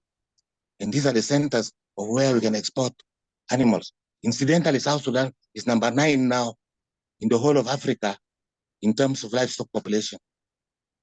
It was when we were conjoined to Sudan, we were number 1 in livestock population, but number 2 in cattle. Ethiopia always was number 1 up to now. So in essence, our issue is to put our house in order so that the local people, our rural people, can gain from their surplus livestock numbers. Acuil, are you with me? Hello? Acuil, hi, can you mute your phone, your mic, sorry. Yeah, continue, Mr. Mogga, continue. Yeah. Dr. Mogga, yeah. I think our destiny lies in our own hands. The destiny of our rural people lies in our own hands because we have the system in place. We have the people ready to work. But as Acuil puts, the will to make our people gain from their livestock resource seems to be not there. How do we work that out? We leave it to the people who are developing policies for the country, generally, and in the livestock sector per se. I'm sorry I've been a bit rambling, but I think up to here, this is what I can be able to share with you. The offtake of the livestock sector in South Sudan must be enhanced. That's where we can accrue money for the state, accrue money for the individuals. The offtake can only be guaranteed when we control livestock diseases and when we increase production and productivity of the animals. I did send you, Nyieer, some photographs of when we were during the war, and 1 or 2 photographs about graded animals, which I was able to take from Uganda to Juba. That system of grading, taking graded animals to Juba has improved the delivery of milk in a cooperative called Nile Milk Cooperative in Juba. There are a few people with graded animals and one farmer with many of them. Somebody called Jamal. He's got many with the graded animals. That becomes a focus, nearly replacing what Acuil said about Mafao Farm in Bilinyang. We sometimes become nostalgic to the past because the past seemed to have been good. But the past is gone. We can still recreate those institutions because we are the masters of our own destiny now. We are no longer under the Arabs. When we were under the Arabs, apparently we were more united and we were able to do few good things. Now, as a country, we are failing our people. And the most important person in South Sudan is the rural person, the one who tries to help himself by catering for livestock and catering for agricultural production in the villages. I think for the time being, this is what I can present. It's not quite structured, but I think you understand how it come from, because for the last, say, 8 years, I have not been thinking about livestock, though livestock is in my system. Thank you, Nyieer. Thank you, the panelists. Thank you, the participants of today's meeting. I'll be able to answer some few questions, but Acuil, my friend, can be also able to assist me where I am failing. Thank you. Thank you, everybody. Thank you so much for that brilliant presentation and input. It was very nice because you covered the historical factors as well as what is happening now and the challenges that obviously need to be scaled or overcome. But thank you very much. I'm sure many people will be excited to ask some questions. Thank you for that, Dr. Mogga. I know we're pushing on a bit, but please bear with us. We'll have the final speaker, and then all of you can get engaged. So without further ado, Kush and Flora, if you guys want, Dr. Gabriel, if you want to interject quickly, any of you, then we can go over to Mr. John Makoi, the third speaker. If any of you want to interject, please go ahead.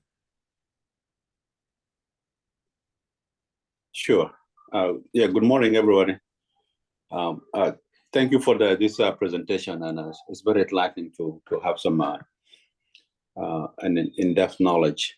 And my question that I wanted to ask really was, we do have, you mentioning that we do have over 12 million cattle, and the local consumptions, the consumers, there is no markets because of the financial or the issues of people are not able to afford cows. So that will be raised a question: isn't this like an opportunities for a market for an international export? Because the local people could not be able to get the meat, but an outside markets definitely would be able to export these cattle and bring in hard currency that is needed. That is not be able to, we could not be able to find it inside the country. So, and you know, and if this is an opportunity for an export, I just wanted to see what is the latest figures on our cattle getting exported outside the countries in terms of a GDP comparison to what we export in comparison to the $10 billion GDP that we have. Thank you. Can I answer them? Thank you, Kush. Go ahead, Mr. Dr. William. Yeah, go ahead. Yeah, the livestock market has declined locally because people don't have the capacity to buy 1 or 2 kilos of meat. The currency, as I said before, has collapsed. So livestock meat has become very expensive. Barring that, people who love to eat meat. Number 2, for the export market, which could accrue us more money, we lost it completely because, for one, Uganda was our market of sale. Kenya briefly was our export market. And the biggest export market was to the north, through Acuil, Warawar, up to Miram, from Miram to Elobeit, and then to Khartoum. And then from the eastern side, from Malakal or Mayom in Upper Nile to the north. That market has collapsed completely. You know the problems in Khartoum. So that market is gone. Livestock being sold to the south is no longer viable. And therefore the offtake now is restricted to internal markets where people buy meat for their own consumption. Basically, we lost out on the export market. Export market normally entails many things. You have a disease-free zone where animals are quarantined for a while. Then you develop systems. Hello? Hello? Yeah, Go the ahead, echo is sir. coming from Justin. Justin, you do have 2 mics, the charter and then your personal, Justin Muortat. We see have some echoes from there. Yeah, go ahead. Yeah, for export market, during the war, we developed 2 things. One was a health certificate for export. Number 2 was movement permit for the animals to move.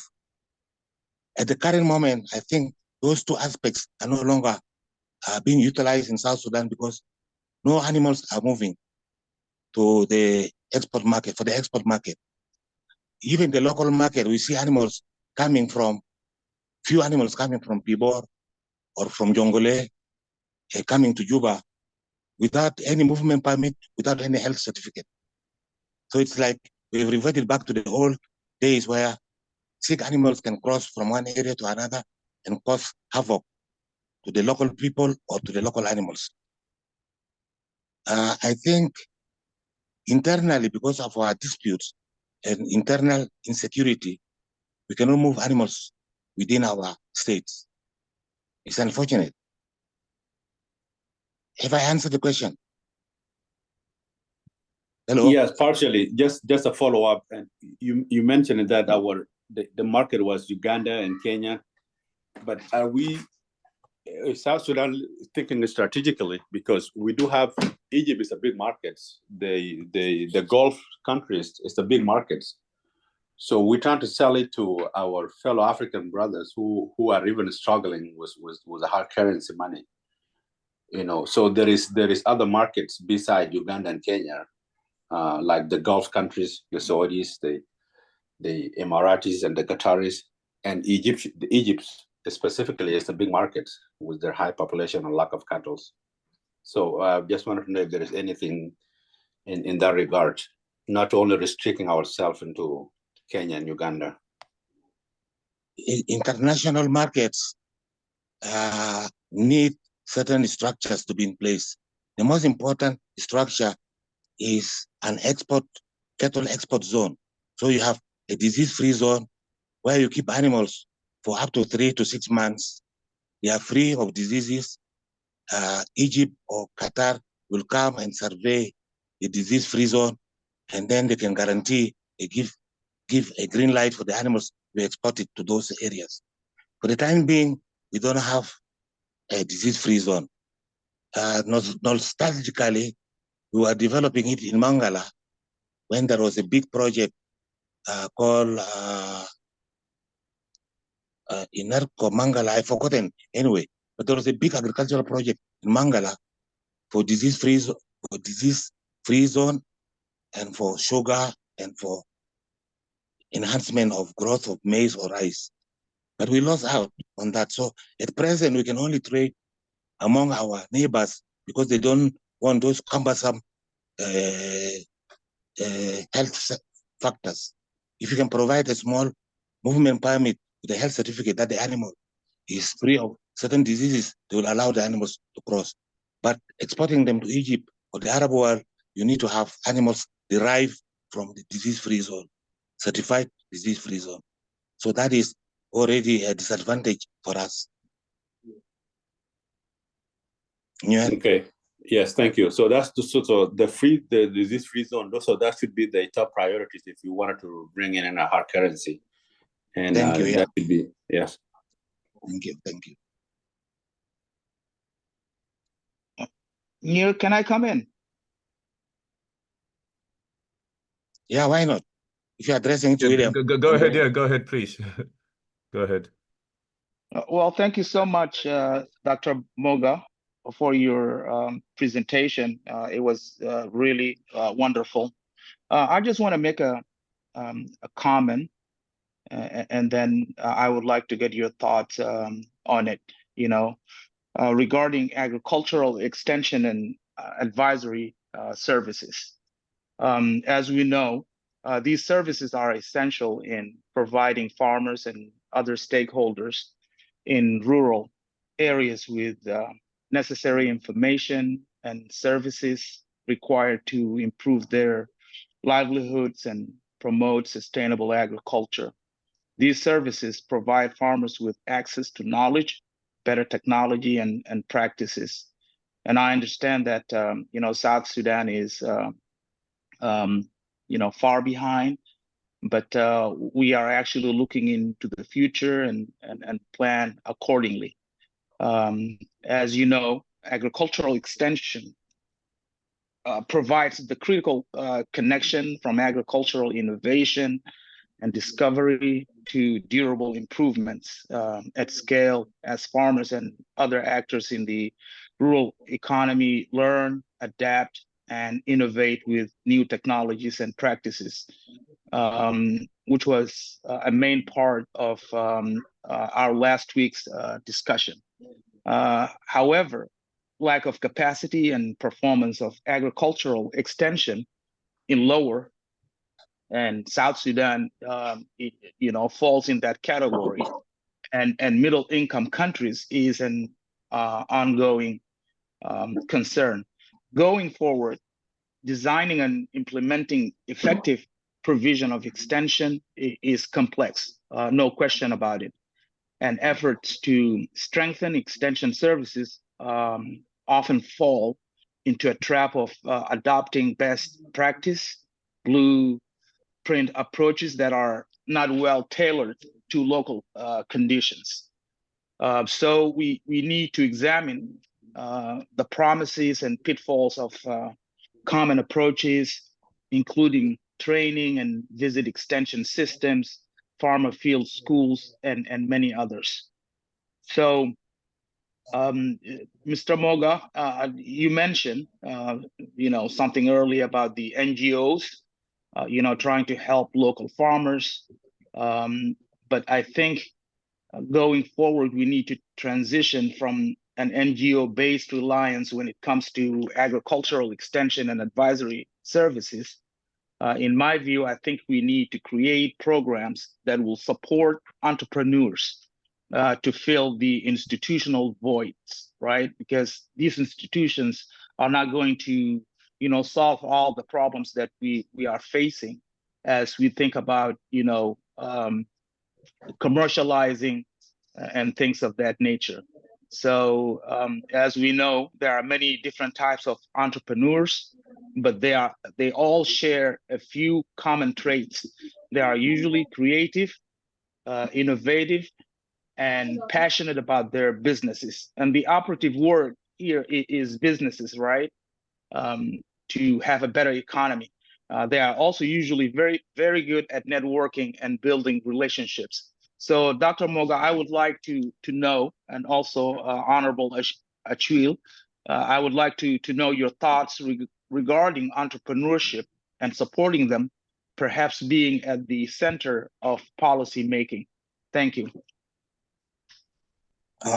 Thank you for that Is it commentary. Very possible for me important. to say something here? One more thing. Oh, okay. Okay.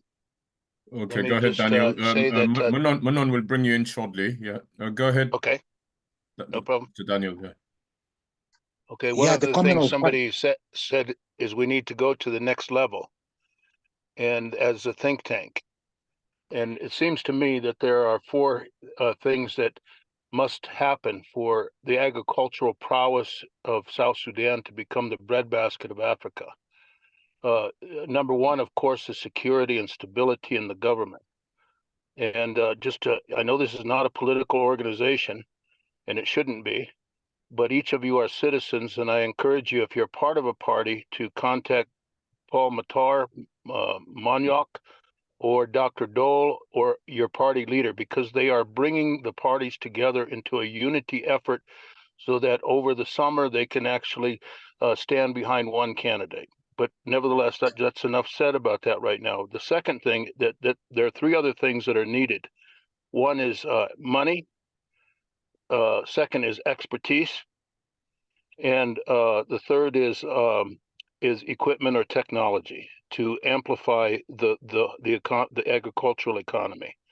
And I think that the think tank should draw those three things together and find ways to a strategic plan, 2 or 3 pages, that actually outlines the direction on possible ways to go in those 3 areas to attract, ultimately, as James Nyieer mentioned last time, even $400 million and even $1 billion to the agricultural sector.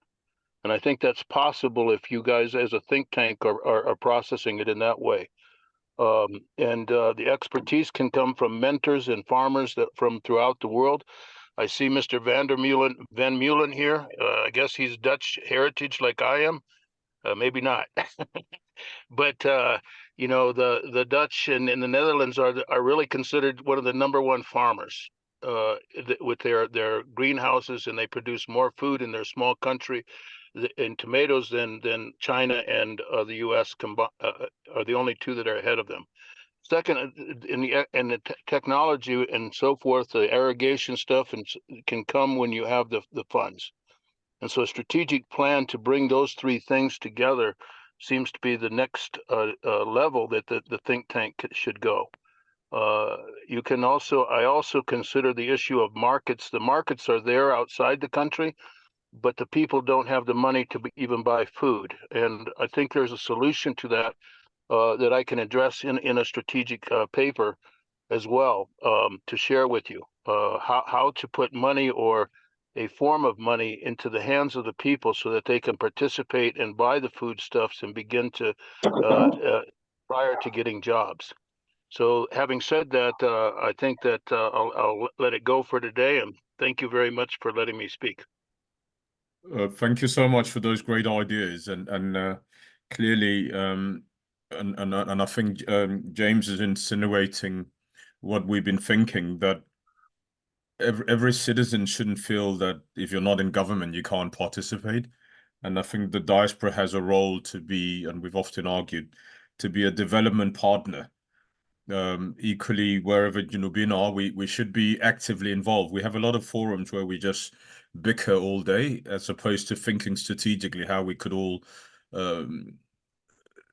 have consensus around a lot of these issues. So we're trying to build consensus. Obviously, we can't claim we're the only ones. Many people are thinking along the same lines, but I think it's worth looking at what would be the strategy, and with the likes of Comrade Acuil and Dr. Mogga and everybody here, we should all be thinking along the same lines. But we as the People's Charter are very willing and always willing, but we want to encourage thought processes along these lines. But clearly policies can easily be arrived at, but as many have argued, is the political will or the consensus among others. And you've clearly said, and you did say it last week, Mr. Daniel, it's a case of political consensus. And if you can get everybody to think along the same lines, and Mr. Acuil said it earlier, and this is what we want in the Charter, people have got to rise above the self-interest, the political interest, to go to the national interest. And if we can all be operating at the level of national interest, then all of these other stuff can easily be reached. As James just said, and Kush said earlier, we should not limit our markets. Our market is literally everywhere and anywhere. But that in itself involves us getting organized. Packaging is always a big issue. How we package things. Again, lack of energy in our territory means we cannot refrigerate a lot of stuff. So all of this they've got to be thought out properly, and hence your suggestion, I guess, of a strategic plan. So it's very much a welcome suggestion, and we will do our best with all of your involvement, if possible, to continue to push and get the consensus around these issues. We were privileged last week, and we're hoping he'll come back again. Dr. Lual Aitreg, who's the head of Agricultural Bank, was with us, but he was in transition, traveling to the US to the UN and IMF World Bank meetings. But we're hoping he'll come back again, and we want to see as a head of a very relevant and critical institution in the sector, to what is he thinking and what are they thinking, and then how can this joint thinking be expanded to also involve our voices, when we're not very central at the moment, but we hope to be an influencer with all of us. Yeah, but thank you for that. Yeah, a small bit now to answer the question about extension. Go ahead. Yeah. I said something before about the community-based animal health program. Basically, it is a program which goes to the villages in all the counties. At present, if you go to any county in South Sudan and you go to any village, you'll find a community animal health worker. He has been strengthened with booklets, information about diseases, information about production mechanisms, and information about how to alert people in case there is an outbreak of a disease, which is to be disseminated across what we call disease outbreaks, which should be reported immediately. They've got all those mechanisms in terms of booklets and so on. So the community-based animal health program is an extension service which has been said to be the best in the world on the livestock sector, because we visited all the villages. We had all the villages contributing young people to be trained as community animal health workers. That one, I applaud you for mentioning it. The extension services are there, but they need to be strengthened. We need to encourage the young people continuously to be in the villages, and we want to recruit more to join those who fall out on by the wayside. And number two, the issue about expertise.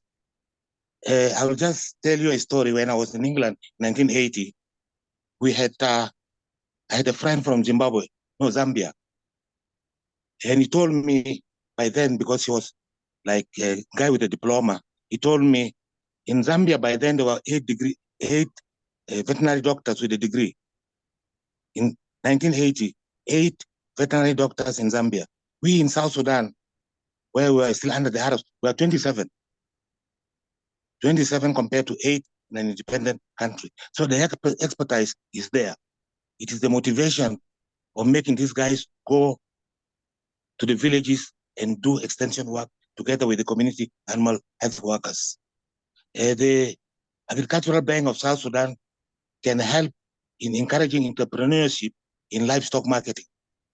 In Khartoum, there was a livestock marketing board, livestock marketing bank, which gave out loans to prospective good traders to trade in animals.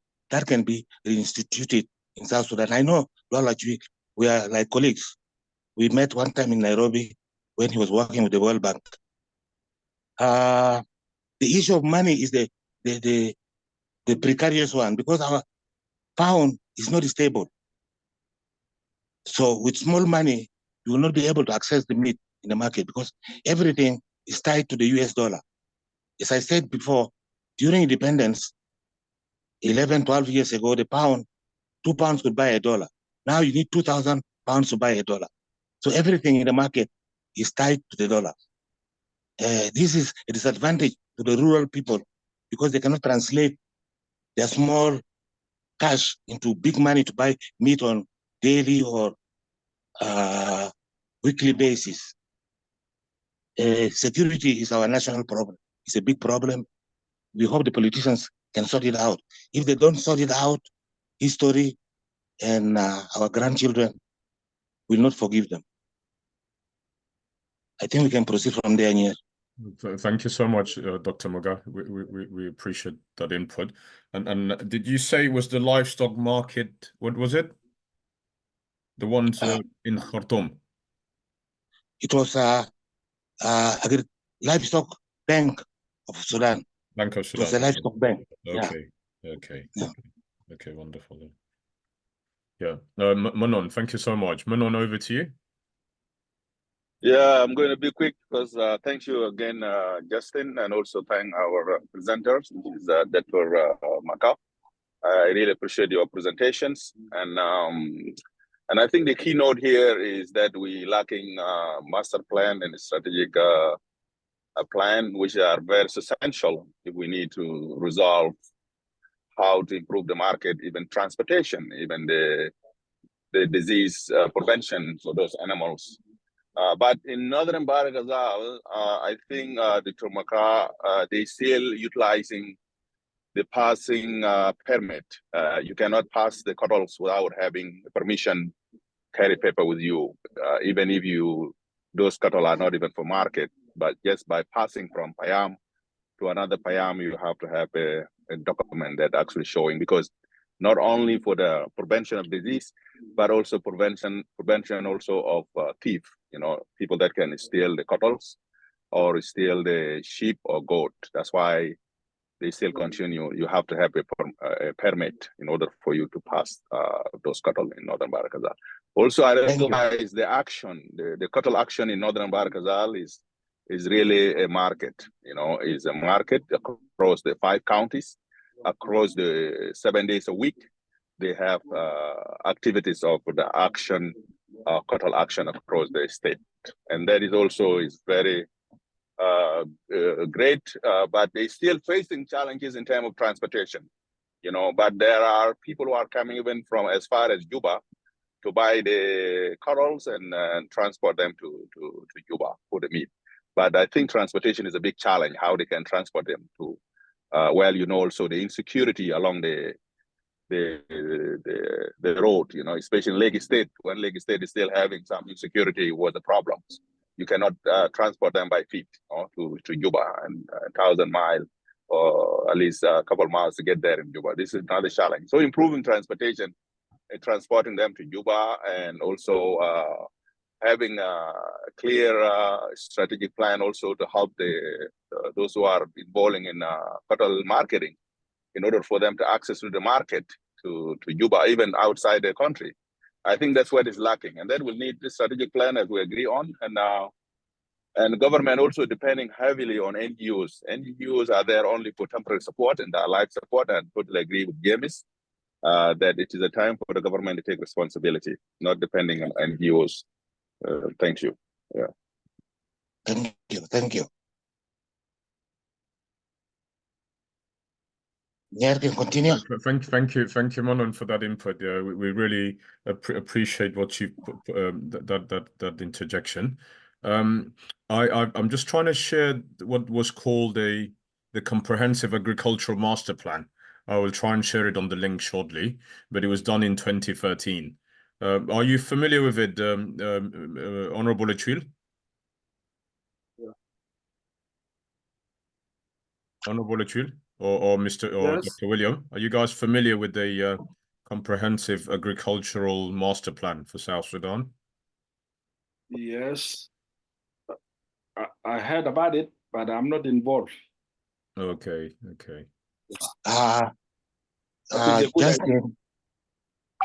Justin, I participated in 3 agricultural plans, 2 in Nairobi and 1 which was done in Juba. I'm aware of them. Fantastic plans, but the plans on paper without being put into action are as good as, I don't know, toilet paper. That is our problem. We have the plans, we have the ideas, but ideas must be put into effect. And that is one thing we are lacking. The issue, barring politics, is that most of the people are politicians. They talk, no action. So proactive people like Acuil should be the guys guiding in implementation of strategic plans. Sure. Guiding them.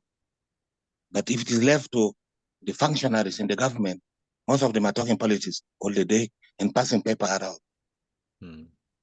I think the biggest challenge, although I'm not a preacher of the need for a total technocratic government, but there definitely needs to be an aspect or component of a technocratic element whose task is purely to deal with these issues, particularly as we're trying to build institutions, as we're trying to roll out policies. These cannot be rolled out by politicians who are here today, gone tomorrow, with the kind of pushing and shoving and tussling that goes on among the politicians. So in that sense, really, maybe we need a constant, permanent secretaries who are there as career diplomats, which means we've got to really overhaul, career civil servants. So we've got to overhaul the infrastructural aspect of governance, and it's got to really be strengthened beyond from what we have at the moment, where clearly the executive is more powerful, that the civil servants are just infantry told to do what they have to do by anybody. Just to interject here, just to inform you, in 2011 or 10, just before independence, we had a think tank called Sudan Institute for Policy Research Analysis, SIPRA. Sudan Institute for Policy Research Analysis. And I was the executive director. It lasted only 1 year. And we are being supported by a humanitarian NGO in America called Humanity United. Humanity United. The think tank lasted only 1 year. We were able to have a big conference in Yambio involving the Minister of Planning in Kenya and another professor called Professor Shem Migodadola, an economist from Kenya. Humanity United. Yeah. We took professors. Pardon? Go ahead. I think somebody just left their mic open. Yeah, can everybody keep their mics closed, please? Muted. Yeah, go ahead. Yeah, we had these two professors from Kenya. One was a planner, one was an agricultural economist. We invited them for a workshop in Yambio to develop quick response or quick implementable projects before independence, so as to make the people realize that they have a government viable in the country which could initiate people to think about a referendum and then vote for independent South Sudan. We had all the ministers there, most of the ministers and most of the heads of departments or heads or committees in the parliament in Yambio for 3 days. That was CIPRA, a think tank, but it lasted only 10 to 11 months. It was sabotage. I would not like to mention those who sabotage it, but in future I'll mention them and tell them you messed up. That was a strategic think tank which failed in there. We had free money. I don't want to say free money, but we are being supported by Humanity United, something like that, yeah, from America. They lost confidence in us. They stopped the funding. So essentially there should be a specialized organ to effect policies or to encourage policies being effective and to be able to follow and monitor the effect of policies on the ground in terms of projects or programs or projects. That one is failing. It is like one team can start an issue, start a project, and it is not monitored by anybody, it's not supervised by anybody. And in the end of the day, most of them fail because there is no constant follow-up, no constant, how do I put it? Constant regulations and so on, yeah. So that is one thing. We don't want to work as united. We want to work as separate entities, but all entities, there is a link somewhere, there is interchange somewhere. These In a country. Yeah, these are some of the challenges, obviously, because when the executive becomes so powerful, and the politics is the kind of wrong politics, then we all get into problems, because the institutions have got to function and they've got to be strengthened, and that should be the overriding factor. Let's build these institutions. Again, there are think tanks in the country, but again, how effective they are, the civil society is also trying its level best. But I guess everybody's a bystander as the politics and the kind of politics that controls everything at the moment is making all of us ineffective in that sense. But there's nothing wrong to think beyond the here. It'd be nice if you can revive that, and we do need these think tanks. But obviously, there's got to be a way of. I mean, the president mentioned some time ago that we need ideas and think tanks, but whether there's room for them to have a view. Recently, the civil society organized an event in Juba. It was somehow well received, but it also didn't. It could do more, but again, the lack of civil space is another issue. Yeah. But anyway, thank you. We will bring in the likes of Bill later, but we want to go. The most important thing here is not reinventing the wheel all over again throughout. When we create something, we should strengthen it and make it function. Yeah, absolutely. Yeah. Thank you. We want to give Mr. JohnMark a chance to also weigh in on the issues that continue to face investment in agriculture. And from the report, just going back to the report I referenced earlier, they mentioned just before you come in, John, that investment strategies should look around 4 strategies: agricultural production, community resilience and social capital, value chains and jobs, and peace consolidation.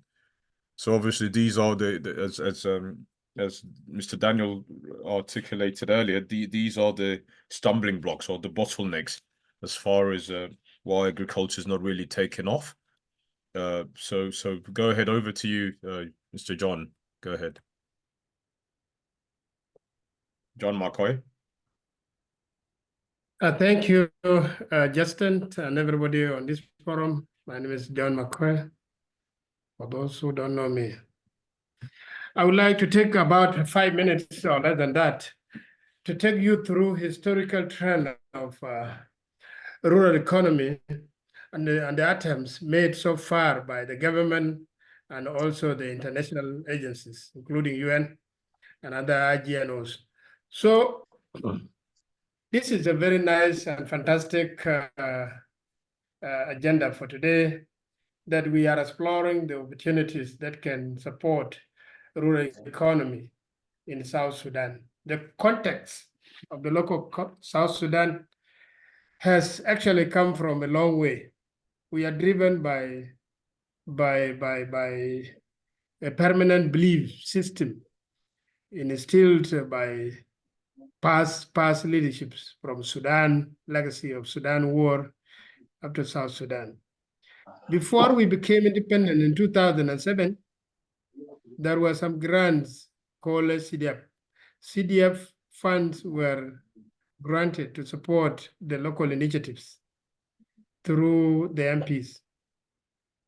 These funds were actually given to the communities, and the communities were given freedom to choose. They were not directed, because there was no proper expertise provided to the communities. So communities, all the communities, majority of them choose water. They choose hand pumps. Some of the hand pumps end up being individualized or personalized for that matter. And thereby the economy at the rural level was not actually realized. Second to it, the attempts made by the current, when we became independent in South Sudan, the attempts made to support agriculture, and especially at rural level were actually top-down approach. Rather, it would be bottom-up approach, meaning some of the decisions were made from the central government and then they were discharged to the local level. This has actually delayed activities to improve agricultural system. And right now we are still using agrarian, the traditional agricultural system. And that is because the initiative to bottom-up approach has not been supported. The rural fundings have actually gone through another wrong way, going through the IGNS, international NGOs finance the local governance, the local production. The local production, if we want to work it perfectly, want to handle it to the benefit of all, we need to actually empower two groups. We need to empower women and also youth, because these two groups are well centered in driving agricultural strategies. Yes, we have agricultural master plans. The only ministry that has a master plan is Ministry of Food Security in the country. I have that master plan. It is well written and it is well planned, of which if it is properly executed, it will benefit everybody, including the foreign investors. Right now, there are so many researches, as Mogga put earlier, there are so many researches carried out on agriculture. People are talking, but no results. But we have never researched ourselves. What is that power that we don't have to influence a rural development in terms of agriculture? Myself, I did research on socioeconomic and cultural factors affecting rural economy. And I ended up recommending very few. Majority of them are community-based issues, and some of them are regulatory issues, whereby we need the government to reinforce agriculture. You know, if I take you back briefly to our lifestyle is centered on two lines. One is there are those whose lives is about pastoralism. They depend on cattle. And there are those whose lives is much dependent on crops. You know, these two groups are currently in conflict. And there is no reinforcement strategies. The strategy developed by the central government now to differentiate and distinguish the value of crop production, that is agriculture, and also the pastoralists, the importance. I've heard most of the presenters or discussants talk about the production of livestock in the country. And yet we are still consuming the imported beef. We are bringing our cows from Uganda, from other parts, as far as even Europe. And we have all these cattle. The World Food, the UN FAO projected that the number of animals in South Sudan is more than even the human population. And however, we are keeping these cows for prestige. So this needs a very strong initiative and intervention to support that. The issue is that we need to host peace between pastoralists and farmers, because there is a very intensive kind of conflict as well as benefits in these two groups. Animals are grazed in some of the farmlands, and the laws seem to be silent about that. So we need to actually come out clearly, so that some of the investors do not have that fear in them that if I go to invest in agriculture in South Sudan, mainly in crop production, then in case the communities or the pastoralists make a decision to graze their cattle in my farm, I will lose my money. Another one is that in case of any war, if there is a war in the country now, like South Sudan, we are accused or we are alleged of fragility at any time. But we hope for the best after election in 2024. I think everything will be fine. So we need to develop a contingent document that spotlights the risks surrounding agriculture and these two approaches, livestock and crop production, so that we encourage the international investors. Another one is that microfinance system. Our microfinance system in South Sudan is very weak. And you know, there is a belief that if you risk your money giving to the poor, you will get back the return quickly. Then giving the money to the rich, you know, it will be like a drop of money in the ocean. You know, some people, they bring their money and approach the very wealthy, affluent people in Juba. They give the money with an intention that they have met a good man who is a right person now to do investment with. However, they end up, you know, in crisis later on. When I was in the bank, we handled a lot of crisis, company crisis.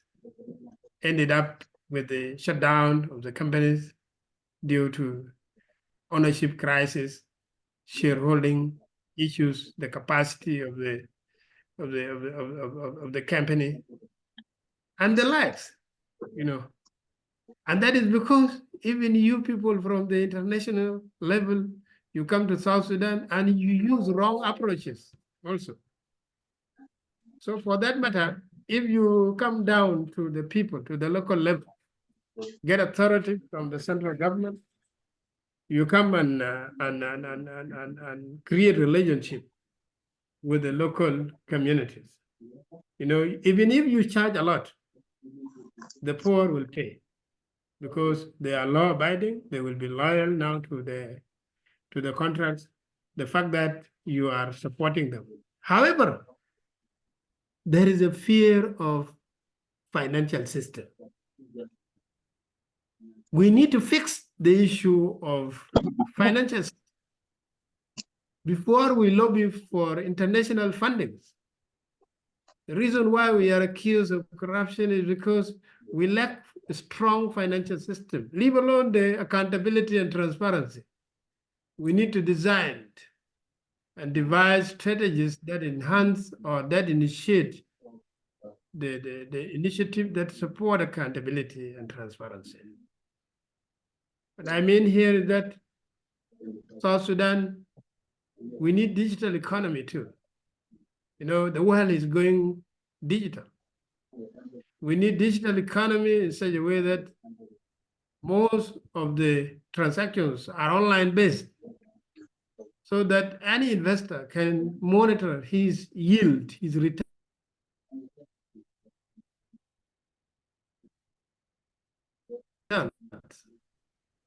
I've seen that there is stock market in exchange market and Kampala Stock Exchange market and the rest of the economies. And it is very, very difficult for South Sudan to adopt from the neighboring brothers. So if we fail internally, we can go externally. bring in the expertise from outside to support our economy or to improve the accountability system. Our belief system culturally is inflated. Most of the people are don't cares. The don't care people number has actually grown, and it is actually overcoming the number of the people who are normal. For that matter,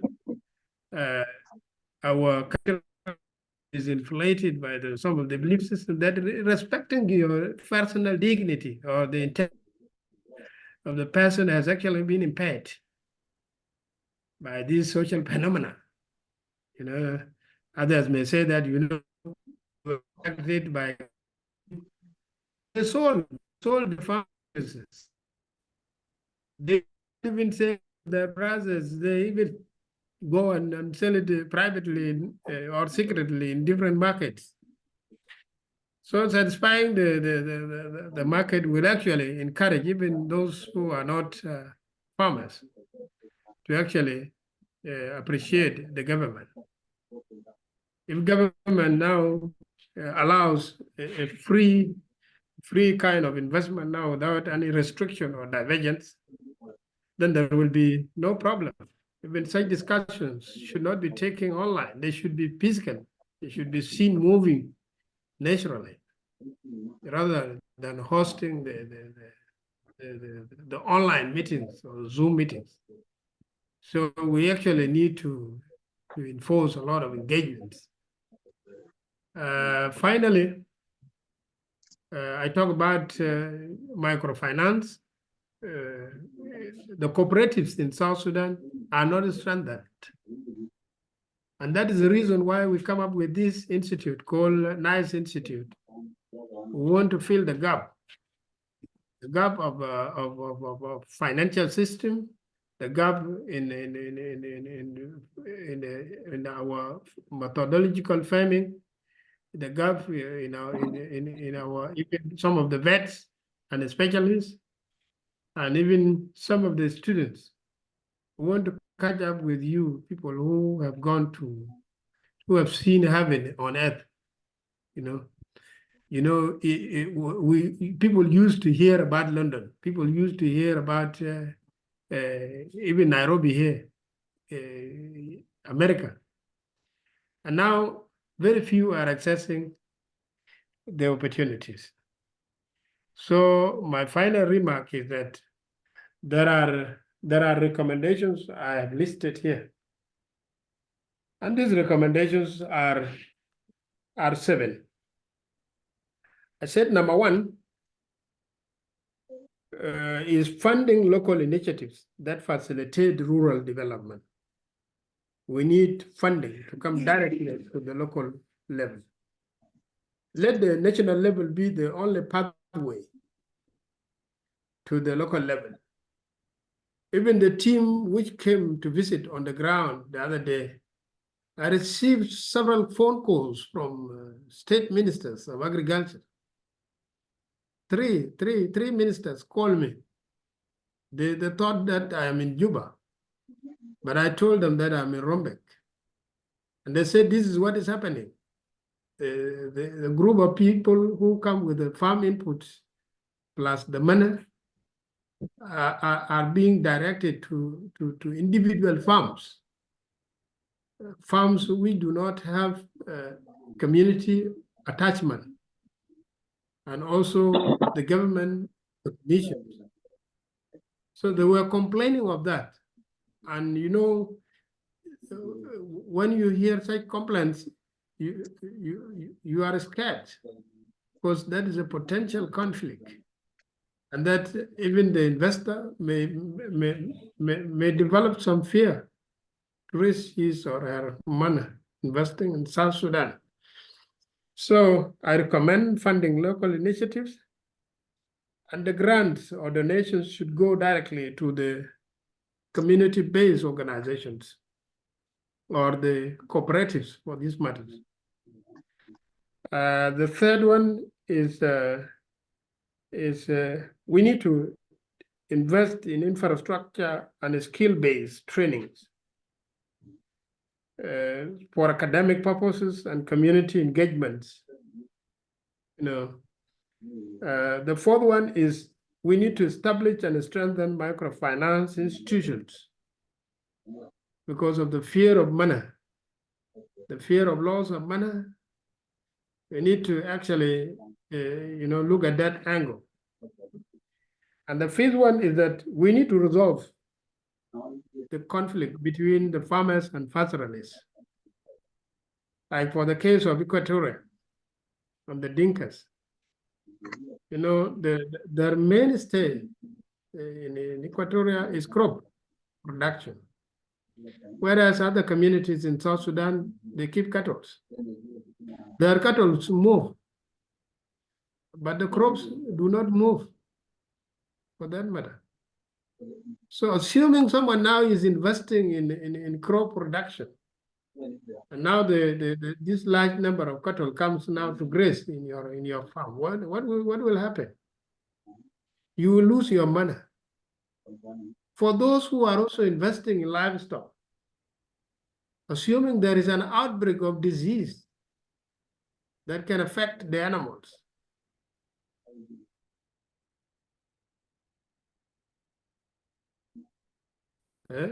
and there are no vets, there are no veterinary doctors. What will you look at this risky angle? Number 6 is we need to invest in our cultural heritage industry. Our cultural norms and values, need to be also considered, because you cannot come with a different style to another community. Some of the investments which are immoral in practice, they can cause problems in any community. Every community has its own belief system, an industry, cultural belief system. So that one need to be also looked at. Number 7 is that the government and donors should channel at least 50% of funding to agriculture. At least 50% of the funding should go to the farmers to support the local production. And this will improve and encourage the farmers. The last one is we need to reinforce security. Security is divided into 2. There is this asset security, the security system, the financial security, and also the government-based security needs to be also considered. When we are talking about this, we need to consider these 2 security parameters. For this case now, I can say South Sudan is peaceful. And for that matter, we need to engage the few minds that are still thinking about crime-related activities into something productive.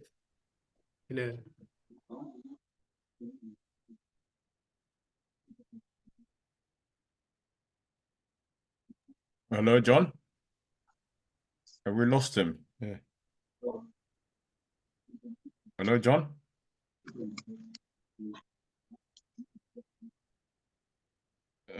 Yeah, network is a bit of a problem. He did really well. He's in Juba.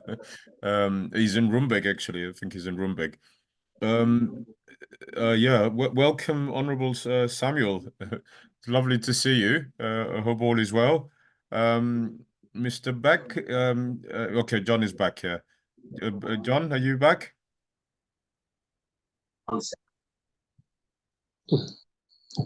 Go ahead, John. Go ahead and conclude. Yeah. Sorry, my computer went up. Yeah. I think I informed you earlier.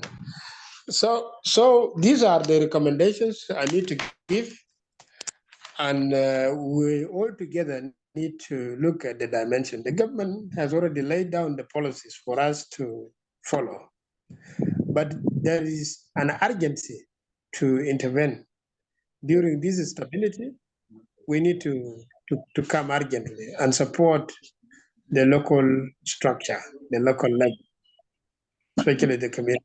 For those who are expecting money, you also come and meet us on the ground here.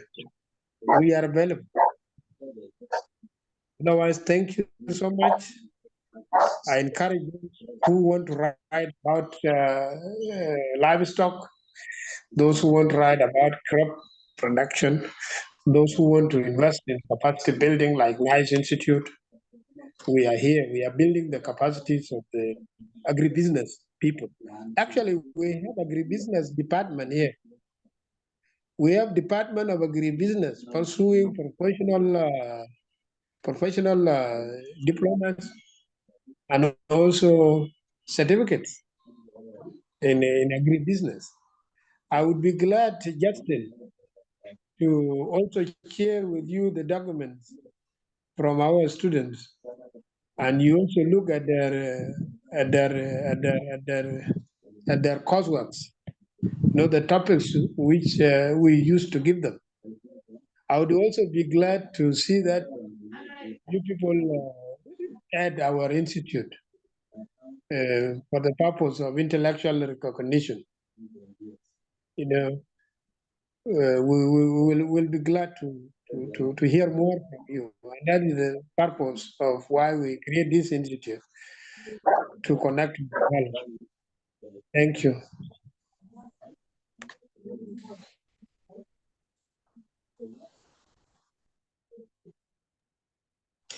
Hello?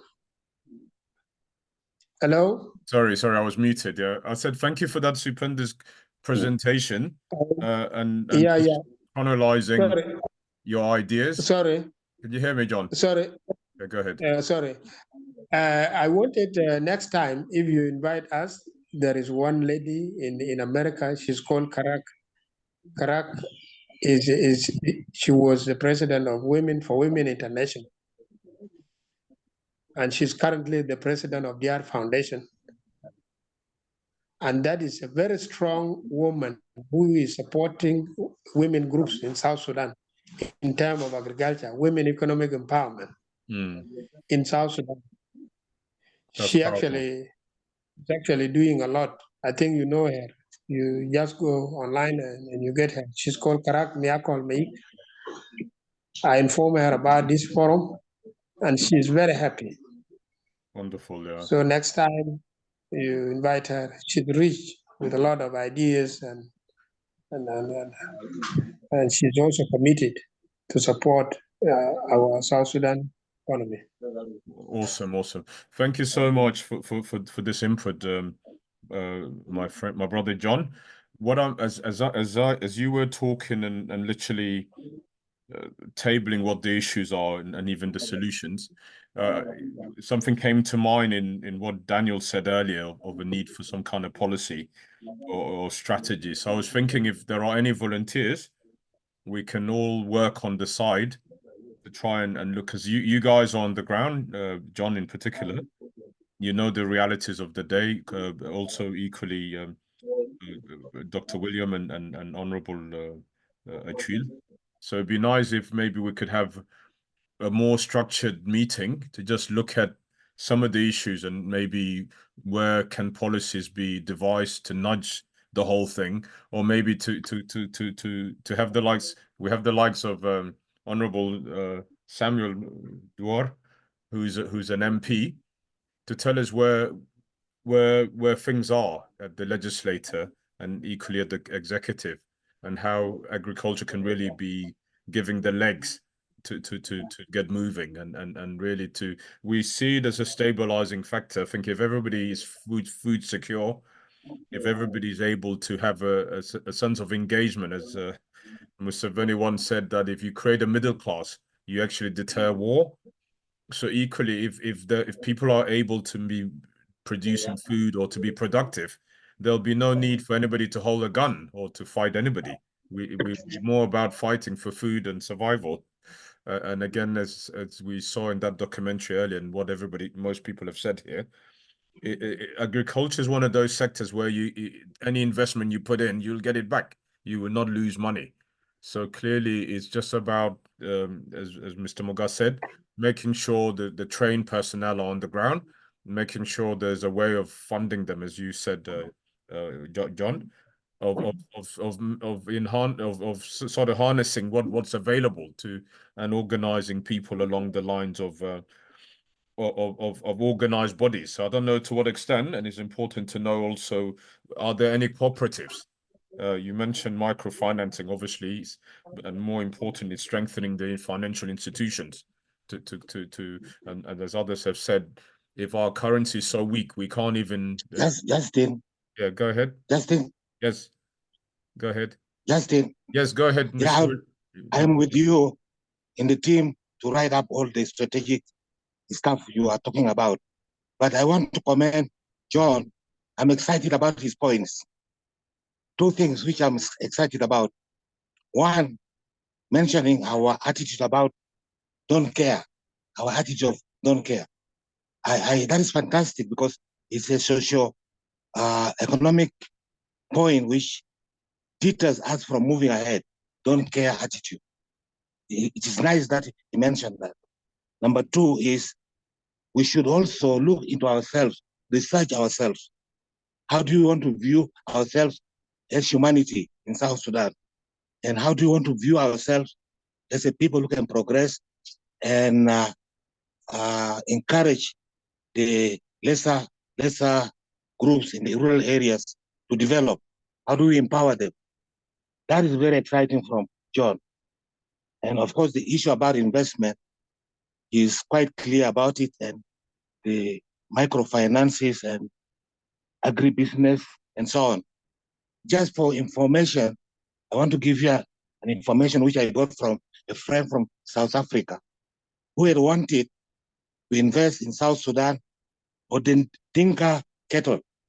Because the Dinka cattle, the frame is big. He wanted the hides to export to Europe to be able to dress the BMW vehicles seats. The upholstery of BMWs were going to be provided by the Dinka cattle hides because the frames are very big. We lost that chance because he wanted to come to the Mangala livestock disease-free zone, and then he breeds or raises the animals from Dinka land or Nyieer land so that he can export the hides to Europe. We lost that opportunity. And the guy is a big guy. I will not mention his name now, but I'll tell it to Justin on a 2-to-2 basis. But I'm excited about Makoi. If he's in Juba, we should encourage him. John, you are doing a beautiful job. Your ideas are fantastic.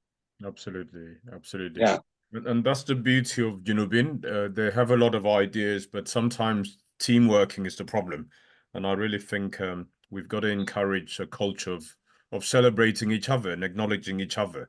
And if Exactly. we do work together, this is what this country needs. The liberation would not have happened if liberators did not come together to push. And equally, the referendum, all the citizens also exercised the contribution to usher in our country.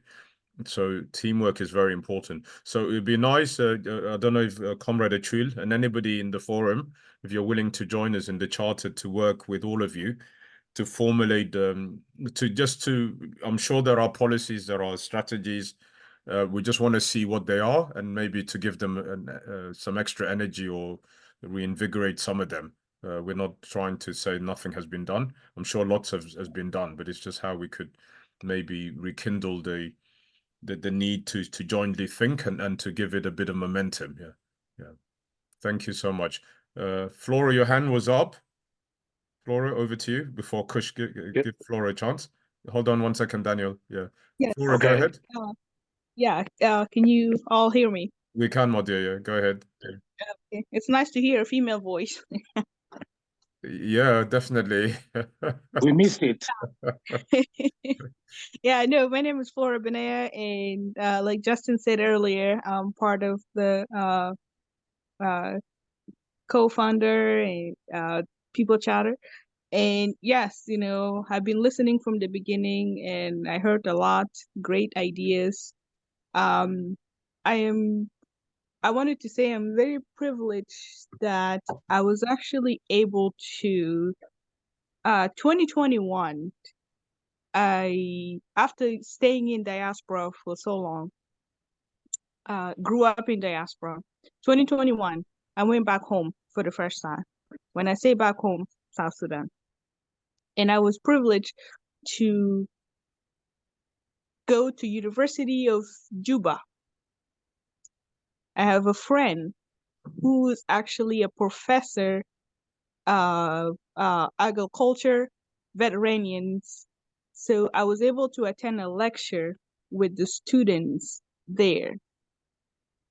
And coming from diaspora, attending a lecture, it was mind-blowing how behind our country is. I was mind-blown. And sitting here listening to all the great ideas, we are so behind. We have a lot of work to do. Money, technology, everything. And like Justin just said a few minutes ago, teamwork would help. A lot of our youth are so interested when it comes to agriculture. I was impressed at one point that yes, they do actually have a department for agriculture, and youth are interested in that. But there's no funding. I was disappointed, but at the same time I was happy that there's our youth that are still interested in that agriculture. Last year I went back home. I made it a goal for me that to go home every year. I went back home, and I'm speaking out of experience. My aunt, I believe this is called, I forgot what foundation is it, but they came to South Sudan and they gave them plots that they could do whatever they want to do on that plot. And she decided that she's going to grow peanuts. And it's beautiful. She actually survived off of that. She wakes up every morning, she goes there, she planned them from the beginning to an end, and she actually have customers that order in advance. And I saw that, I was like, this is beautiful. There's no need for us to import things from other countries, from Uganda, from Kenya, from where, we can actually have our own, instead of that us South Sudanese importing from other countries. We should be the one importing to them because we are capable. We have the crops, we have the land.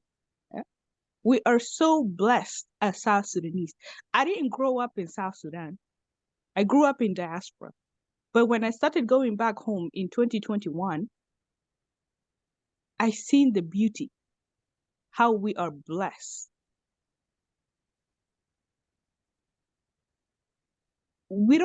Our cows are grass fed.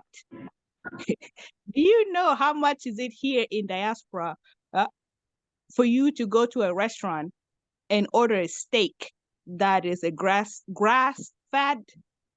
You will pay $800 for a plate because just that cow is a grass fed. So we have the resources, we have everything. I know that when we came up with South Sudan People Charter, is non-political, and I want it to stay that way. And I want us to fight for it, for that one day South Sudan will be the country to feed others. Even in diaspora, they will be importing meat, steak from South Sudan. I would love to go to a restaurant one day where I am today and be like, this cow from South Sudan. I would love that. And I'm going to continue to fight. I'm not so much into agriculture. I'm not an expertise, but whatever I can do to help, I would definitely do that. And for that, I will stop here and let's work together. Let's put whatever we can to help our people. There's no need that we should be getting food from our neighboring country when we are capable ourselves to feed our own and also export to other countries. Thank you. That was delightful. Thank you so much, Flora. Thank you for you warm our hearts, because the enormity of the challenge is clearly there, but you also came off positive, knowing that the potential is there and we will get there. And I can't wait to be eating beef from South Sudan in London. And I'm sure it can happen. There's no reason why it can't. Yeah, and I think collectively, when we all join hands, and we kind of work with everybody who's there and that are influencers to support each other and to support them, I think we can get there for sure. Yeah, thank you so much. Yeah, Bill, we're very happy to have you. Dr. Bosco, we'll let you come in shortly because I know it's late in Australia, but we want to hear more from you and your take on the discussion. Comrade Acuil as well. We will open the forum now for questions so we can engage all of you guys. Then we want to make some resolutions, hopefully, and I think one of them is the suggestion for all of us to come together to work to review all that's out there in terms of strategy, policies, and see how we could try and influence some of those. Yeah, Banggol, you're very welcome as well. Yeah, but let's go to Bill, over to you.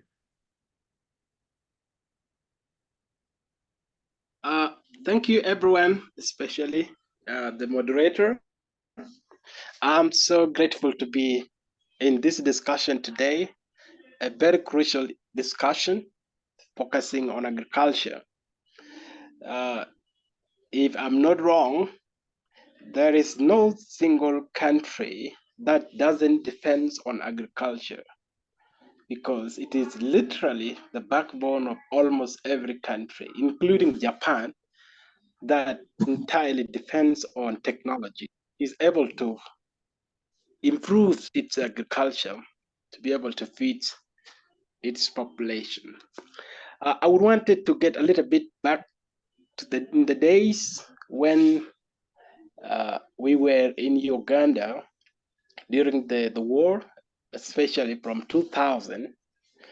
We were in Nyieer, but the Antonov, the Sudanese Antonov military aircraft, intensified bombing. So we had to move to the border town of Uganda, that is in Koboko. And literally we were getting food from Nyieer to feed ourselves, because that time we were getting the food from Uganda was more expensive than getting it from Nyieer. Nyieer was producing sufficiently, and our guys from Europe were also exporting cattle to Koboko, to Arua. It was amazing. They could move on foot all the way from Bahr el Ghazal up to Koboko. And after that, they sell their cattle and then they load goods. They could move to Kampala and come with goods. And that was pre-CPA. After CPA, that is where our problem began. I stand to be corrected, especially Dr. William Mogga and Acuil.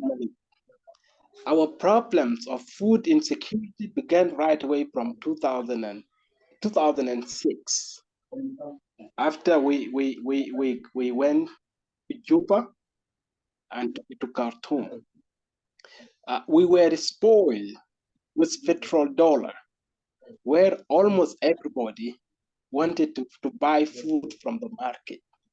Even the great farmers that were in Nyieer, in Morobo, in Kejekeji, up to the end of most part of southern Sudan then, began to relax, began not to produce food for themselves. That time we had sufficient subsistent farm that was supplying market.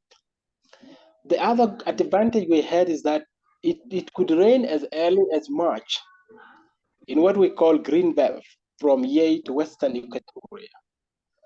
So literally there were the round of production 3 times in a year. So the food could not get finished in the market. The current impact of the climate change could also be another factor that needs to be put into consideration. As rain now this day delay up to April, May, then people begin to cultivate. Some years it goes almost up to June. It takes the leadership to develop this policies. I have lived in Uganda, I've lived in Kenya, and I've seen almost every public figure has a farm. But in South Sudan, it seems agriculture is considered as for those with lower class. We do not consider that agriculture is for everybody. Including President William has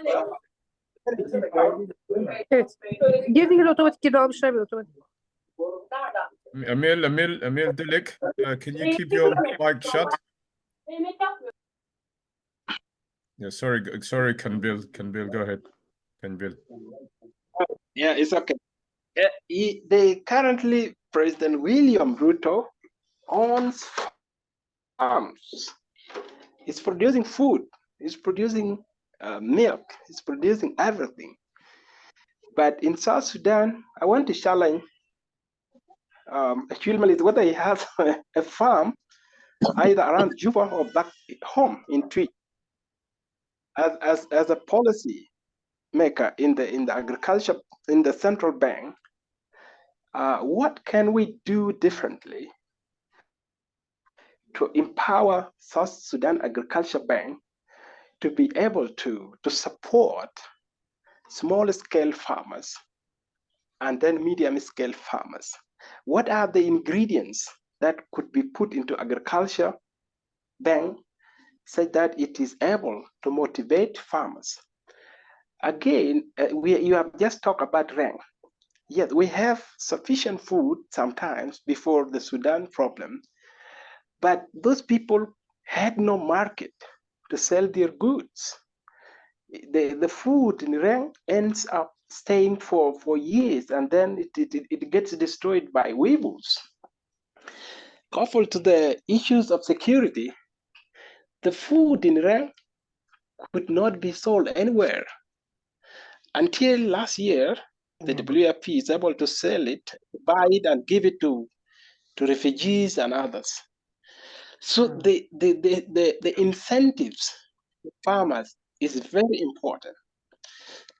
I don't know, I can't remember, was it this year or late last year when farmers in UK were able to call Prime Minister, the current Prime Minister, to attend their conference.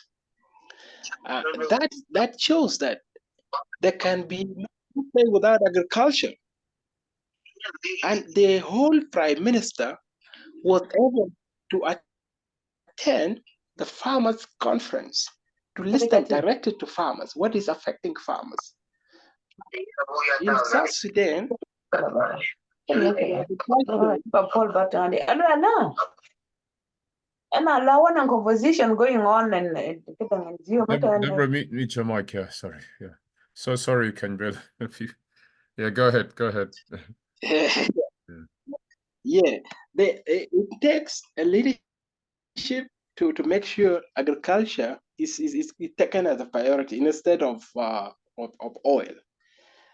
There is this tiny country in Southern African countries called Malawi.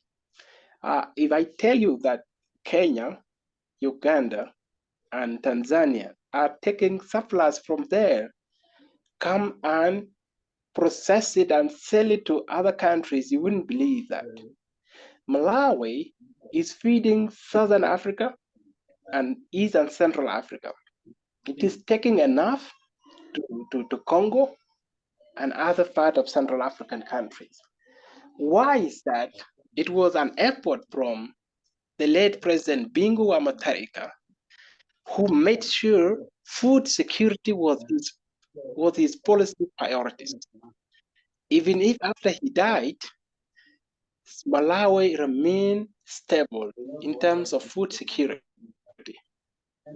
And what I heard, because I traveled sometime closer to the border, the reason why Malawians had to vote his younger brother, Professor Peter Mutharika, was because after Joe Biden, Banda, who was a successor vice president then to President Bingu wa Mutharika, had to a certain extent did not follow the footsteps of Dr. Peter Mutharika, of Bingu wa Mutharika.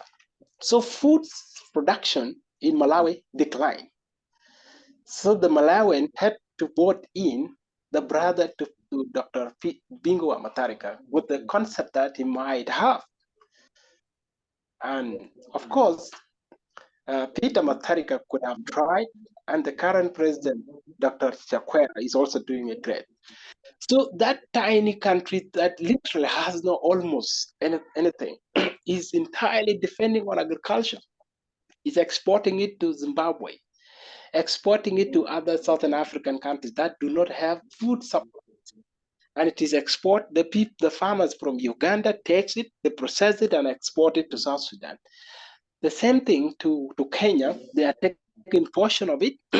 And then the Tanzania are also doing the same to subsidize the local market. And the Zambia is also food secure, but they have decided to impose what we call the export quotas. So the Zambia is no longer exporting food because they were having some issues with food production. So the current president of Zambia, Chilema, decided to make sure the food export was enforced. There is a certain amount of food that needs to be exported. Why am I bringing these elements of example here and there? It shows how much those leaders love their country. The export quotas is allowed in every country. If you think your supply is not equal is not able to satisfy the local consumption, you have to enforce a certain quota, or you ban completely the exports. And that is how policies have to be done. If you don't have enough, if you are having shortage of certain commodities, you have to discourage the export such that you are able to satisfy the local consumption. It is great that we have discussed today the issue of agriculture, and I'm also very happy to hear that the animal that is fed on grass is very expensive. And I wanted also to ask whether the fish that also feeds on plankton is also expensive in the West or elsewhere, because our fish in the Nile is natural.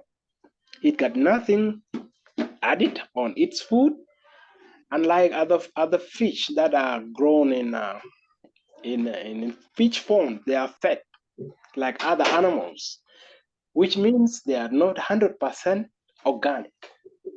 And this means that South Sudan is 100% organic. We don't consume a lot from GMO.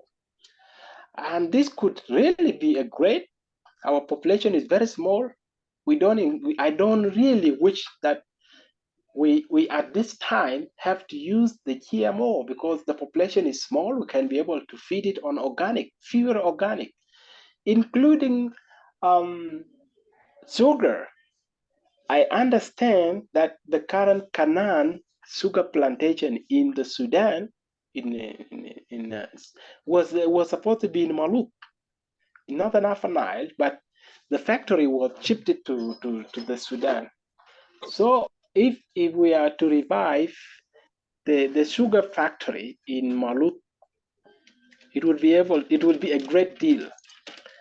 Another thing is about cotton. And I understand cotton can also do great in most part of South Sudan because of the climatic condition that is favorable with cotton, which means we will be able to export the textile to Turkey, the raw material, and then before we improve the factory that had existed in Anzara. I understand Anzara used to produce some textile. So the country is so much potential, but what is needed currently is leadership. What do leaders want? The little money from oil is not enough. The few years I spent out of South Sudan, I am able to learn by seeing. If I get back to Juba today, honestly, I would not look for a job from government or from NGO. I would literally invest heavily in agriculture. I went to one of the farms in Nairobi, a suburb. Somebody started with poultry, is now a millionaire in Kenya shillings. The guy started with just merely 100 chicks. These 100 chicks, no, 200 chicks. These chicks were grown and they became big, and the farm has literally grown. He's supplying most of the market within Nairobi. This means a government priority should not be anything apart from security. That is the first thing a government must address. Not everybody must be in politics. I realize what forced many people to join politics in South Sudan is that politics has become more lucrative than even the business in the market, where people get millions of dollars and walk away with it without a strain. So everybody literally decided to abandon everything and join politics for easy money. We need to also focus on tough accountability on financial sector, such that when you take something that doesn't belong to you, you are followed. I know this is a bigger thing that cannot be done by some of us, but it is about advocacy. What can help us address self-sufficient, self-reliance? These minutes youth could easily go to agriculture if environment for agriculture are conducive. Of course, agriculture will include fisheries and others. And we also have to focus on many other things. At this juncture, I would like to stop here. And thank you so much, Nyieer, for this critical discussion today. And I wanted to ask Dr. William Mogga and Acuil specifically, as a young boy, a pastoralist young boy in 90s, I wanted you to put down this question.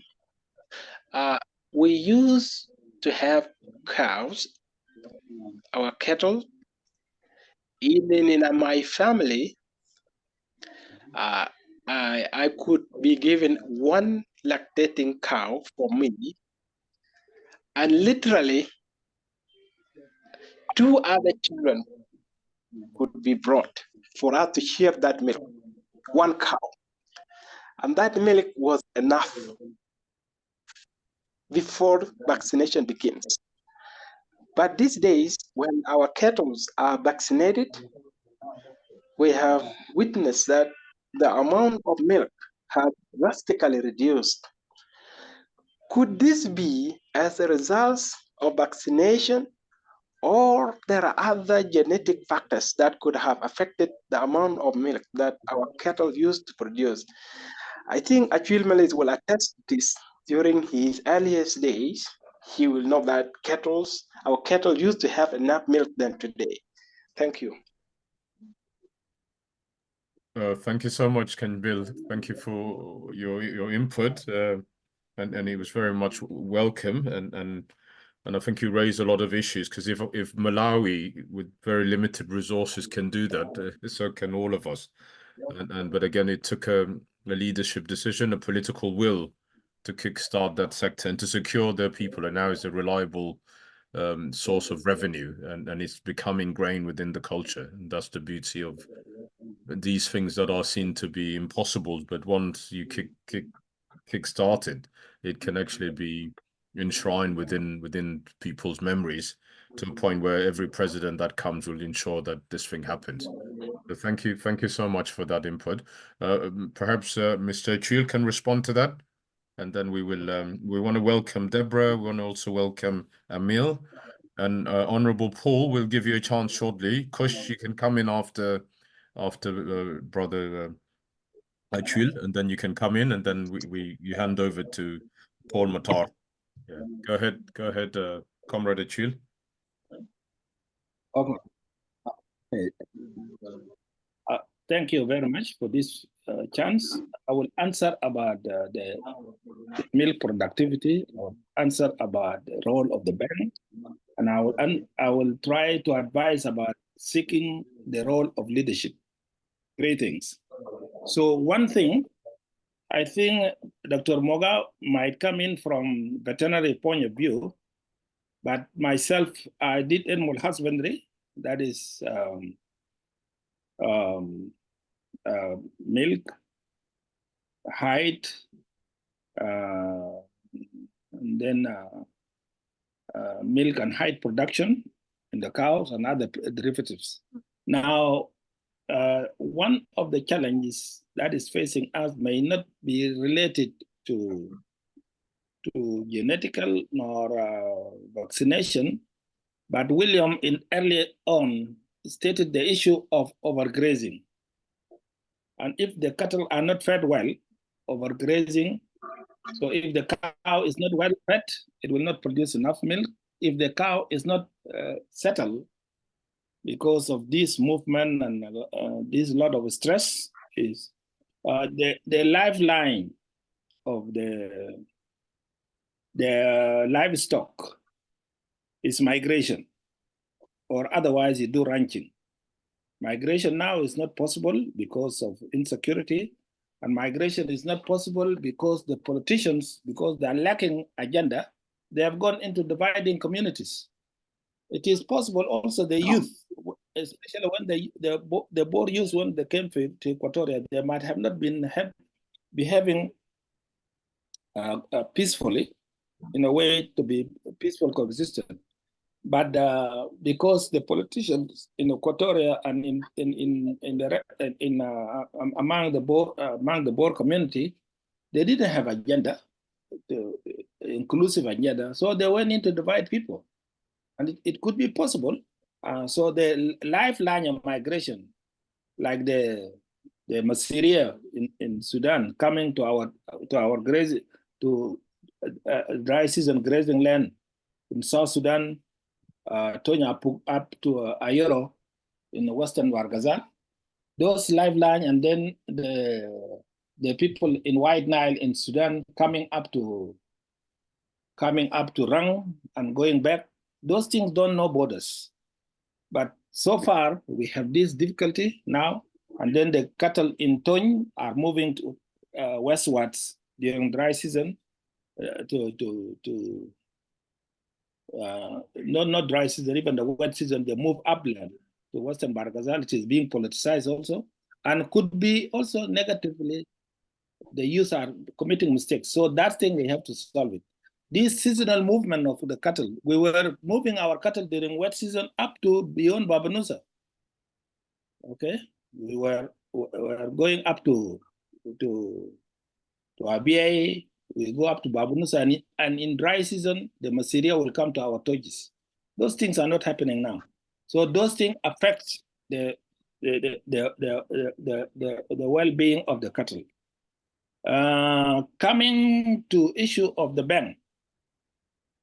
The issue of the bank, you need to have policies institutionalized into institutions and program. So then the money could be transacted through the banks, because the Bank of South Sudan has monetary policy, and then supporting the institutions and supervising the institution to implement the monetary policy. Then the Ministry of Agriculture, the Ministry of Finance has the financial policies. These things have to complement themselves. Yes, the bank will have a role, but the bank cannot initiate programs to transfer money. The bank could have something like what the Japanese did after the Second World War. They were called window.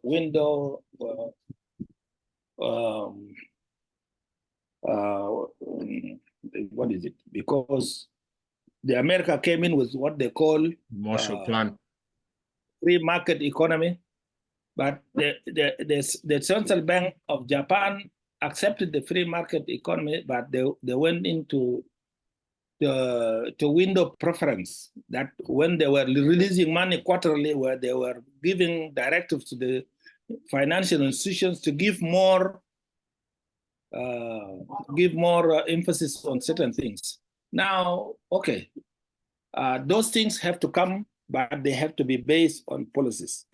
Now, coming back to leadership, my experience with policy advocacy, a policy is take 9 to 10 stages, from policy statement, from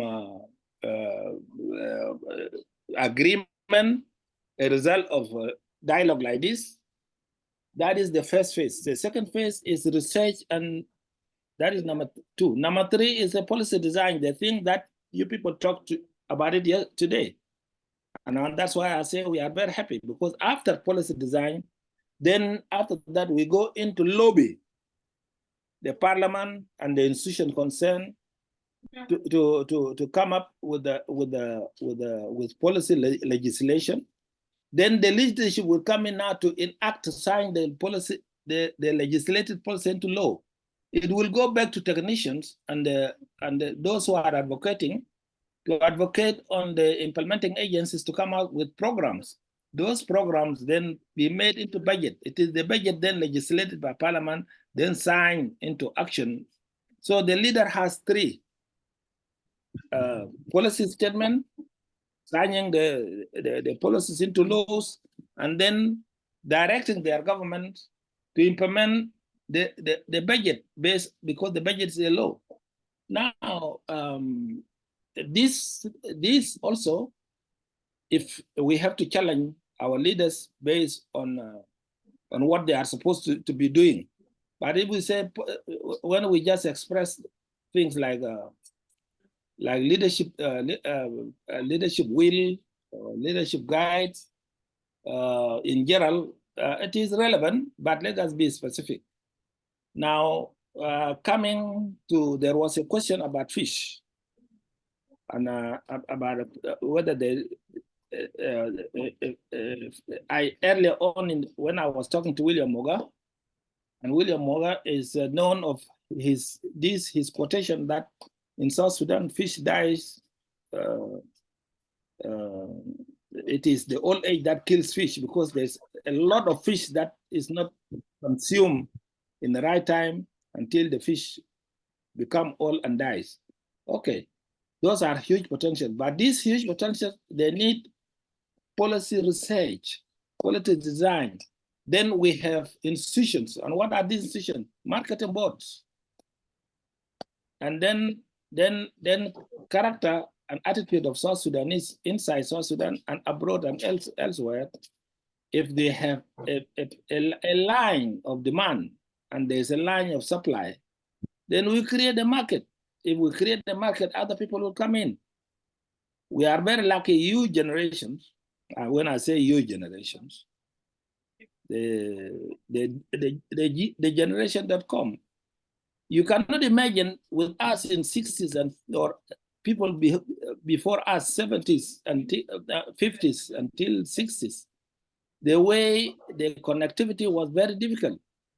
And even that, people try their level best and lobby and they identify themselves as South Sudanese. Now we are South Sudanese and we have allowed ourselves to be manipulated by those who claim to be leaders are actually protecting their status and seniority to enjoy entitlement and privileges. And they are making it easier. Their relevancy is to fight. And they are not even fighting themselves. They are not even using their own children. Themselves, they are not going to fight. They are even fooling us. We are the privileged to fight out among ourselves. Then on our behalf, they go to Addis Ababa or Khartoum or now they are going to go to Nairobi to discuss things that don't even affect them. So please, let us engage in policy. I say before, this is the right approach. What you people are doing is not to share disappointment. It is not only to criticize, but to identify the challenges and find solutions. Scientific, methodical scientific. And it is only policy. Policy design, policy research, policy design, policy lobby for legislation, enactment, and implementation. Thank you. No, thank you so much for your enthusiasm, because that's clearly the agenda. Because if you criticize anybody, they get defensive. But if you try and look at solutions and maybe aid them in the process, then there could be a willingness to listen and to work together. So I think you've hit the nail on the head. That's our strategy. It's very easy to criticize, but to advocate solutions should be the way forward. Yeah. So thank you so much, Comrade Acuil. We want to hurry things a bit because many people are here. Want to go to Daniel before Kush. Kush, you'll come in shortly. Mr. Daniel, thank you for coming back. Please state your point before you go. Yeah, you're welcome. Go ahead. Brief again, but you know, I'm listening to the concept of the difficulty on land between the pastoralists and those that are producing plants or grain, and I'm thinking about the fact that there's also this issue of no market in the country. I mean, from the people themselves because they don't have the money and the failure of the currency. And you know, bitcoins or cryptocurrency is considered possibly not even worth anything because it doesn't have any value behind it.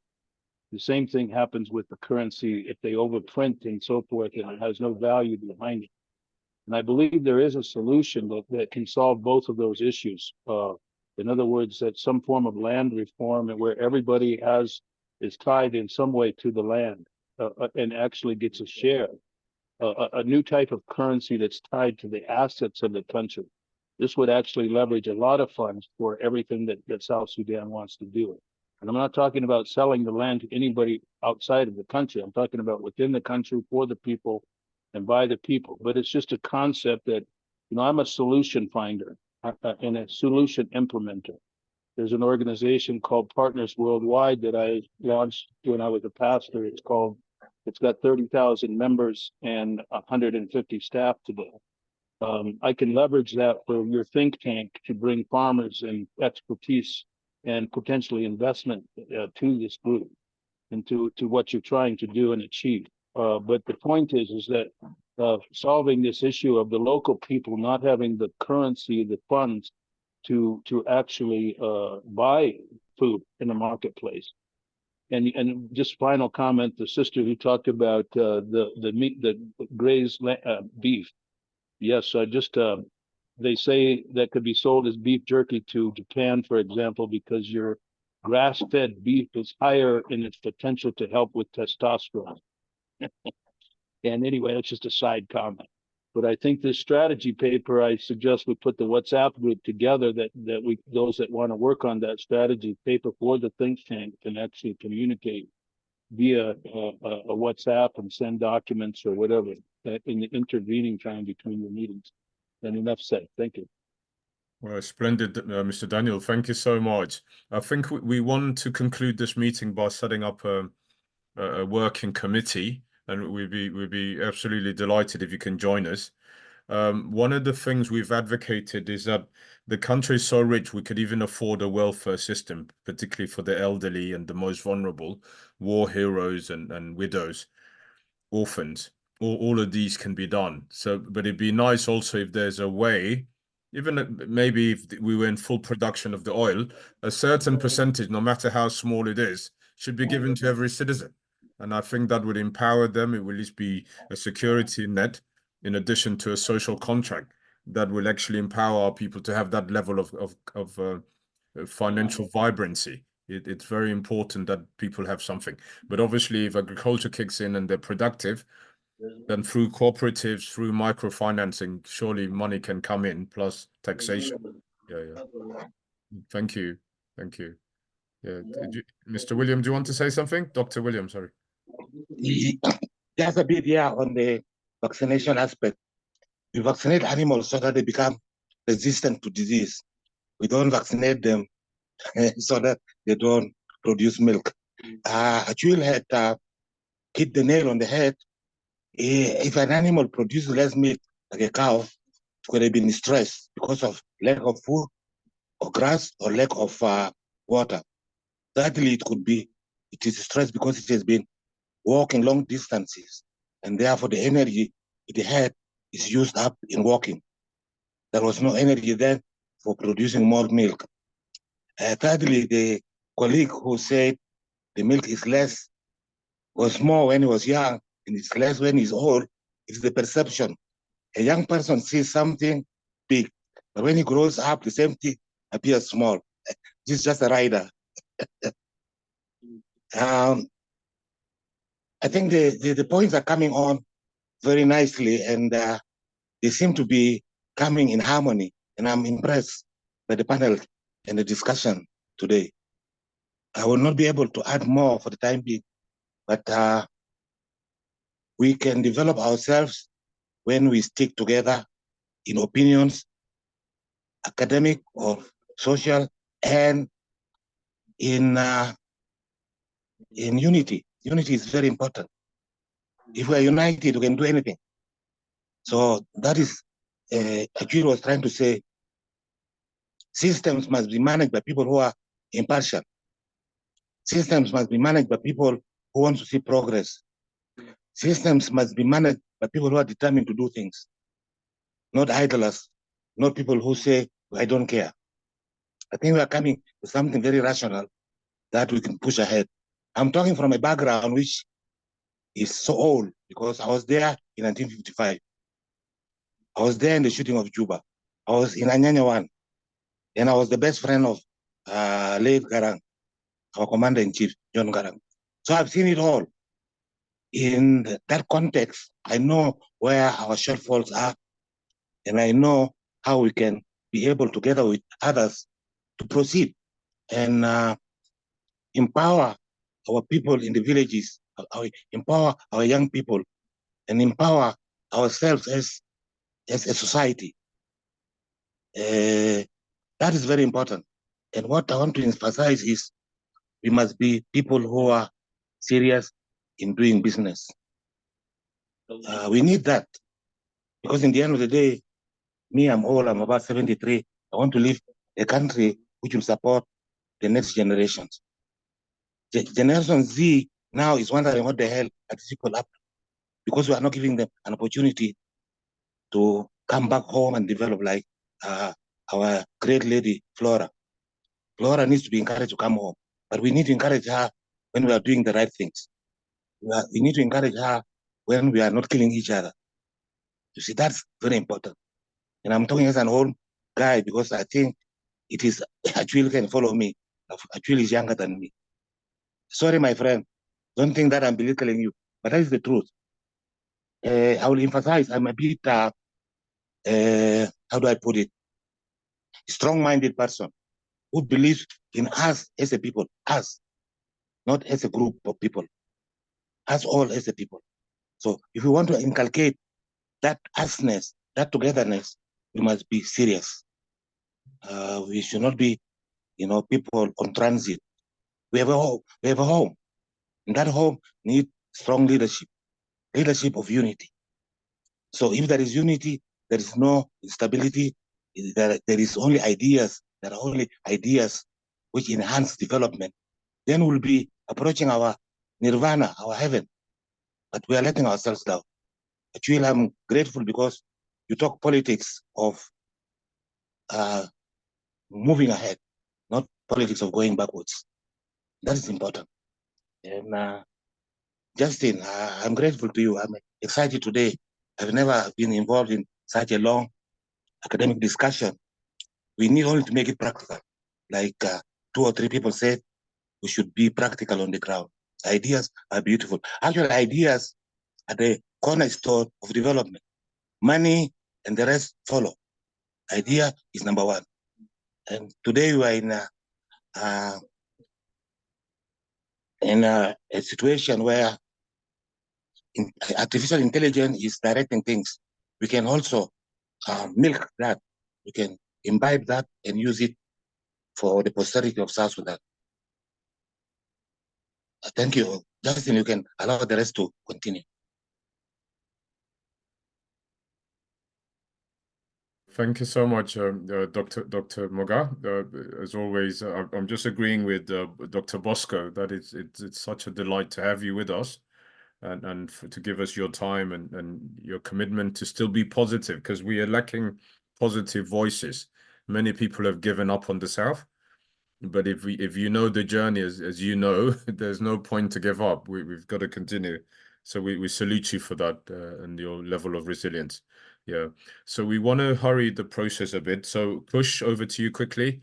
Then if you can pass to Mr. Paul Matar, then we go to Dr. Bosco. Sorry, Bango as well, and also Paul. Paul, we'll give you 1 minute each shortly after, probably after Kush, before Mr. Paul Matar comes in. Kush, over to you.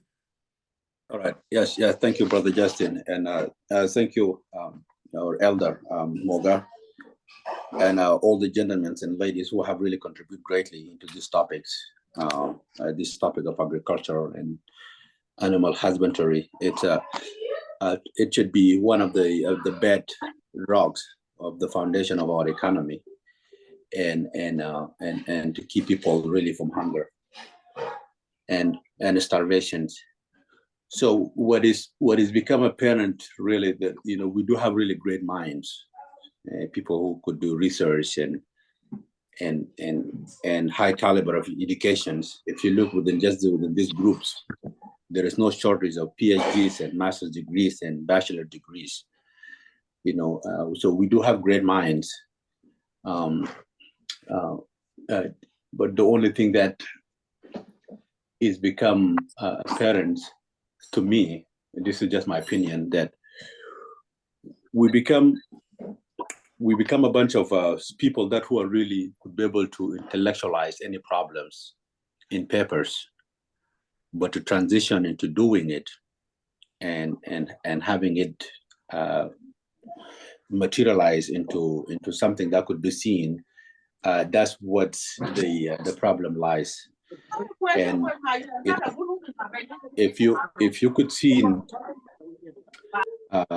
in American context, a lot of great things that have been discovered or implemented in the US, a lot of those are being done through hungry entrepreneurs who sees the problems, and they maybe 1 or 2, 3 of them work diligently into solving their problems,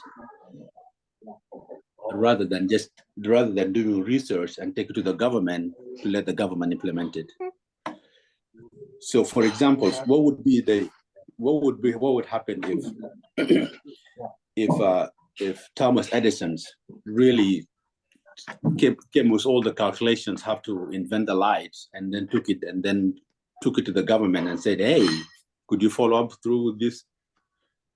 It will not happen. We will not be having lights, electricity. The same thing with Ford. if he done all these automotors and put it in papers and then send it to the government and said, hey, I have this great project, please do it. We're not having a Ford Motor Company or a General Motors companies. The same thing was Bill Gates, computers or Tesla or even Facebooks and YouTubes and all those things that have been invented is hungry entrepreneurs. They see your problems, they devise a plans, and they work diligently. Some of them, like Elon Musk, who was sleeping in his office just to be able to, he could not be able to afford a room. So he could just keep going and coding and working to do all the stuff that he was doing, you know, in his office. So what I'm trying to say, we do have people really with great knowledge and research, and we're hoping that somebody in the government, somebody in the ministers will understand the plan that they come out with, and hopefully they will adapt it into policy and then implement it. It will not happen. I'm not saying it will not happen, but it have not been happening because there is a lot of research and policies and literatures that have been developed since South Sudan became independent. But none of them has been implemented because we do not have people who are actually wanting to be on the ground, or people in the ground to be able to carry wherever they come out, the intellectual properties that they have envisioned and carry through. So to really, my hope is really for us as the people charters, and not to become part of the statistics of developing this document and then send it, and hopefully the government will adapt it or do it. So my hope is really for us to start developing and even carrying out with some of the stuff that we have been learning in terms of agriculture. Let's do agriculture. In terms of educations, let's build and do some things.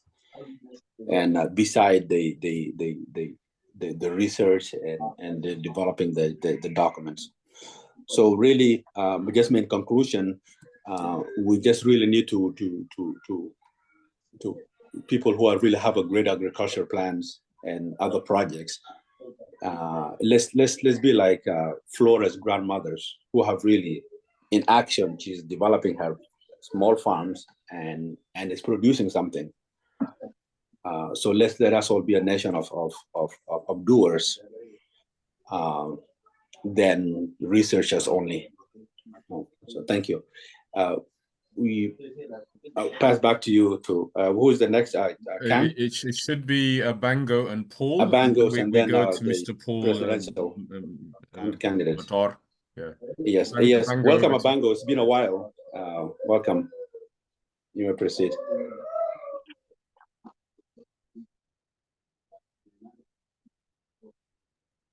Bango, you there? Yes, I'm around. Yeah. Yeah. Go ahead, sir. Go ahead. You have 2 minutes because we want to move things quickly. Go ahead. Yeah. Okay. Anyway, greeting to all of you. It's been a while. I haven't been into contact with anyone because I had some domestic affairs here and there where I have lost my mom. That's why I have been away for some time. But anyway, this discussion is really very good, and I love how many people have been trying to discuss some of the stuff that would have helped our country to move forward in terms of economics that is actually affecting our country. So let's keep on moving with this, and to make my contribution on top of this, I would say, if you look into it, economic is the background of everything, and particularly in agriculture. I have had many people actually point out some of the stuff I would have mentioned, but let me also narrow it down like this. When you look into the market in our country right now, it has completely been controlled by the foreigners. And this is where one of the problems actually lie, because we intend to invest heavily in the neighboring country. I'm one among those who went and opened that we called peace apartment that was built by one of my colleagues, the Lost Boy in Nakuru, and I look into it. If that would have been built in the Republic of South Sudan, it would have been part of the development, because actually we are outpouring our resources. One I would also suggest this: if I was supposed to be in a position that I serve in the government, in any position, I would not, and I will not have my family stay in Kenya, then rule in Southern Sudan. This is one of the mistakes that has been done by our leaders. We are a leader of another country, and all your family, your children are in another country. This is why Southern Sudan is now a hunting ground, whereby we get all what we get, then we take them and then put them and use them in another country. This is even the contract that are given to some people. They are literally using them in Kenya. I know so many friends and colleagues of mine who are actually being given contract and they are misusing the money. This all goes back to leadership, because leaders are not serious of what they do. I don't see if they really want legacy. If they want to be reminded after they will not be there in the future, I think this is the best time now that you reverse this policy that are applying. Look, in Southern Sudan, let me use only one particular area in Western Barkazal. If I have to go and collect those mangoes falling down over there, and then process them and sell them in the market, I will make money. Instead, people are buying mangoes from Uganda, while we are having them just in place called Sofo in Western Barkazal. It is a bird that eats them. So all what we need is political stability, so that all the idea that we are talking about over here can be useful. I have been in so many places in the liberated area. I was among those who have lived even in Buma, and I have also lived in Pashala in the past. I would say those areas alone are more productive and they can even feed the entire country. But all in all, for us to have all this to be put into practical, we need political stability and then a real way of solving the issues, so that we could begin with agriculture. And then through agriculture, all things will fall into the line. I was also very happy to have Dr. William Mogga here. I don't know if he's the one, because in 2001, I think one of my uncles was a veterinary doctor who used to work in the liberated area. Then he lost his life in 2001 in Nairobi. If you are the one that was with him, then I would say it's nice to meet you again. But if it's a different person, then it's okay. So thank you for the wonderful mention your uncle, Banggol. Mention your uncle's name. His name is Dr. John Osman. He was a veterinary doctor. He graduated from Zigazig University of Cairo, Egypt. So, and then we did his memorial bearing in the house of late Gerald James Ayongo in Ungumu, Nairobi. That was in 2001, October. Anyway, let me say it was a great discussion, because since there are a lot of people over here, let me rest my case over here, but I will say like this. Even during the liberation, we used to apply agriculture, and I would remind maybe General Acuil with this. In Buma, Anthony Bolmadut, the late Anthony Bolmadut, has all those who were there so that we could actually do a beehiving, whereby there was a couple number of beehiving. And we used to harvest bees and then sell the product to Ethiopian, and we will get all what we want. We used to buy our own stuff from agriculture. I know this knowledge was there, but I do not know what was the reason why people abandoned all this. And that's why I say our leaders, I don't see them like they want legacy. They have completely reversed the whole plan into what we are seeing right now, and that is why we are failed state. And otherwise, I don't see it is because you don't have ideas. Only that people have choose to do what they want, and that's why we become consumers community, whereby we take all our stuff we have, go and consume them in Kenya and Uganda, and that's why I was not happy with the speech that was said by the president of Rwanda. It looked like he was provoking the situation. If you look at his speech, we fall into the line of that. Thank you. I'll stop here. Thank you so much. Banggol is one of our members, the member of the charter. We're happy to have you back. With condolences again for your mom. I think I spoke to a diplomat who was in Uganda, and they made me aware that this was an old recording of Kagame talking about DRC indirectly. It wasn't meant at South Sudan, but somebody went in and linked it.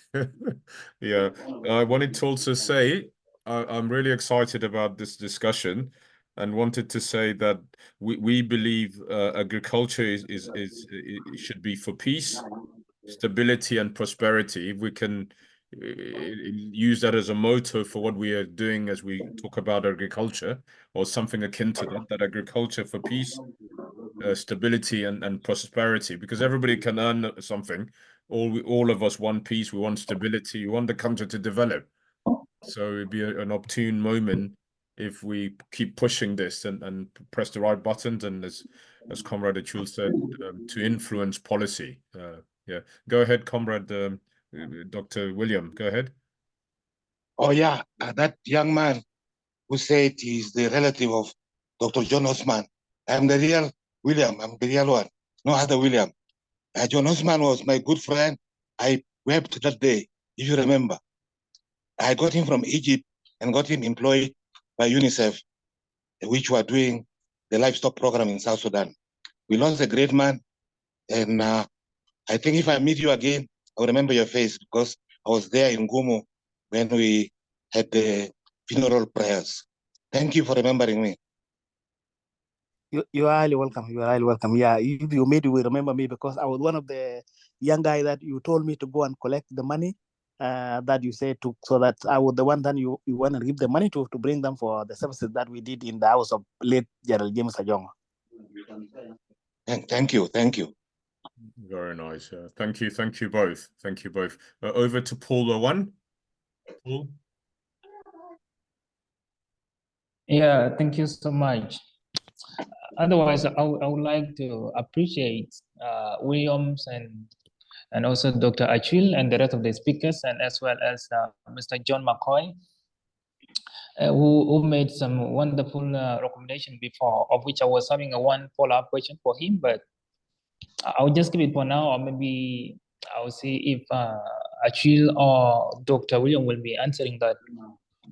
I will not be speaking much, as my time is also late, and we've got a lot of people who want to say some few things.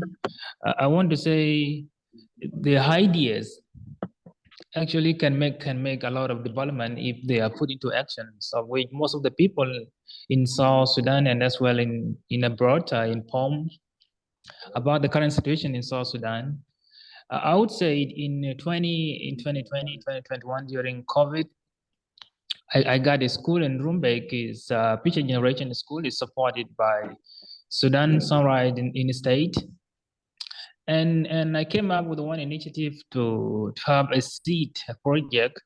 The project was funded by Annabelle Foundation in the state. Actually, is a grant-making organization. It's one of the leading organizations in the states when it comes to funding. So they were able to wide the fund through school, because mainly the government is less trust when it comes to financial system in South Sudan. This is where I goes in with South Sudan People Charter. I will be in a position, if I have time, I can link up with the team and see how I can contribute as well in bringing in some more people who can actually implement some projects that can invest in agriculture in South Sudan. And one point I was about to ask to Mr. John is about cultural heritage industry, the norms and belief. And some of these things, when we come to the farming system, in South Sudan, we are using some of outdated farming practice. And some of these things are claims when we reflect or refer them to cultural norms and belief and all those. We need to link some of the latest farming system that can also help. Actually, I got a list of some few things today, but I will not be in a position to say them now. And I'm really very happy today, and I will be in a position to link up next Saturday or next time And much appreciation to all speakers who spoke before me and those who will be speaking. Thank you. Thank you. Thank you so much, Dr. Paul. Paul Owan. Paul Owan is a student in Asia. I think is it Cambodia? Where are you? Cambodia or China? Yeah, I'm currently in Cambodia. Actually, I'm a final year student. Remaining with some few months, and I will be graduating. I will be happy to go back home. Wonderful, and you're a medic as well, a highly wanted specialty. Yeah, so well done. Well Thank done. you. Well done. Glad that you've also joined the committee. We will set up a committee to sort of aid with this agricultural issues. So we're assuming everybody here will be a member, but it'd be nice if you can give us a thumbs up or hands, just confirm that you want to be in the committee. Or maybe I'll call your names, but all of us in the charter obviously will be involved. Yeah, Ida's there. Okay, Ida, well done.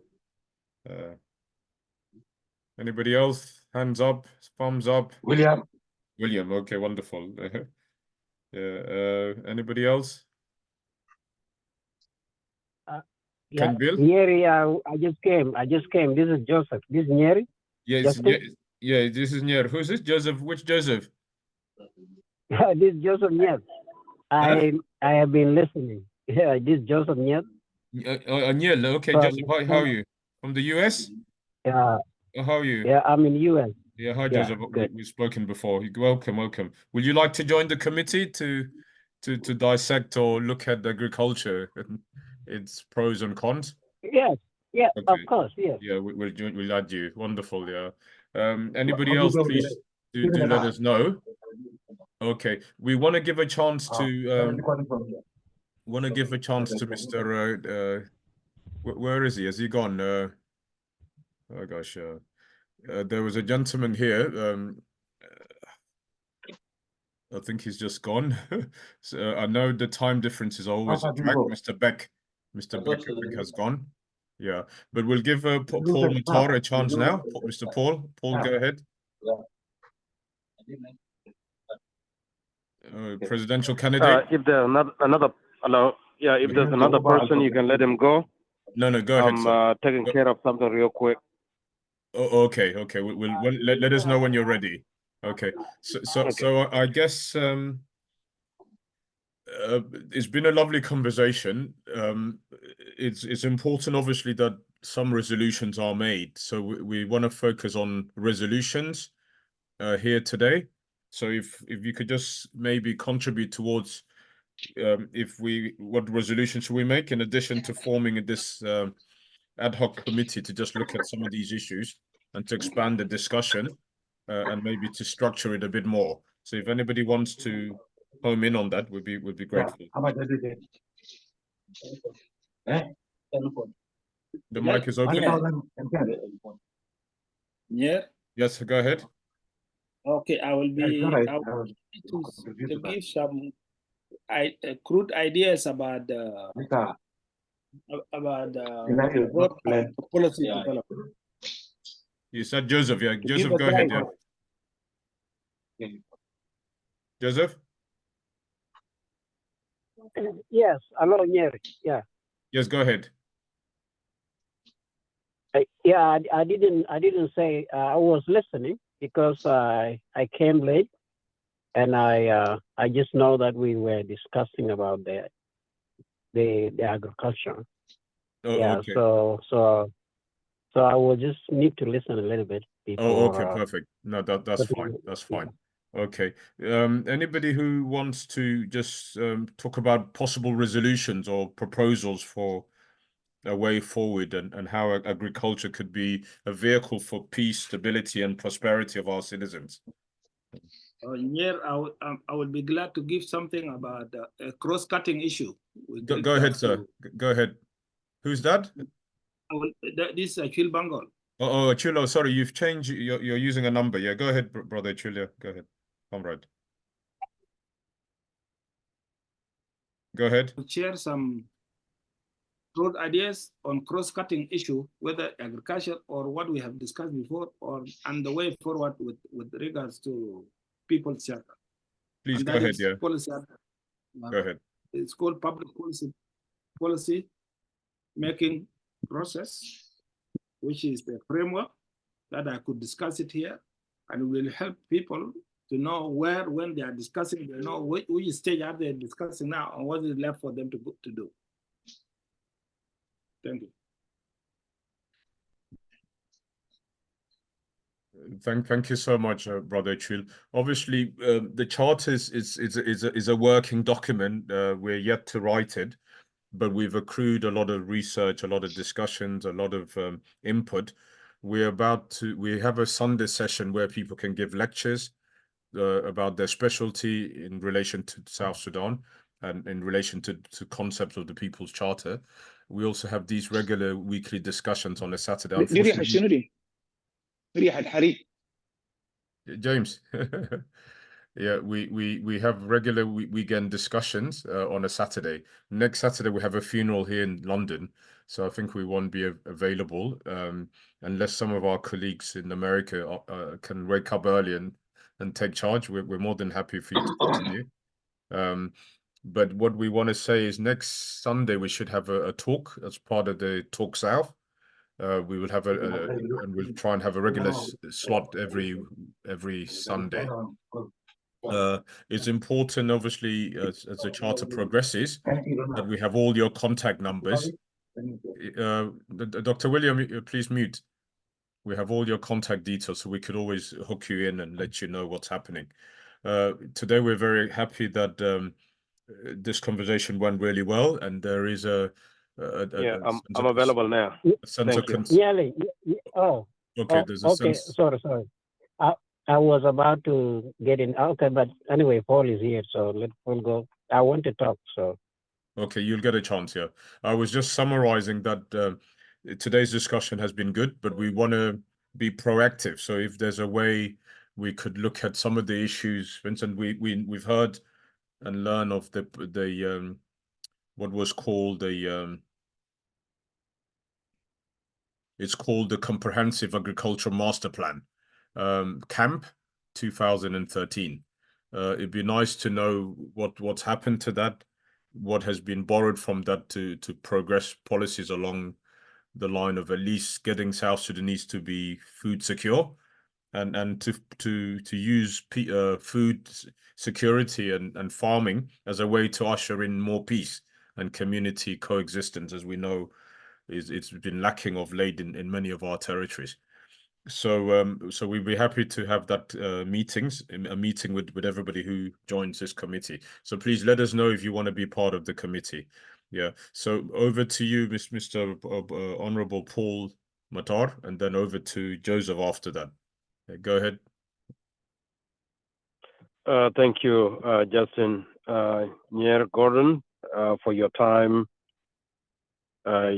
Your attention to detail and all is highly appreciated. You have been from the start to finish. I didn't even know whether you took some water or something like that. If you did, then you didn't mute.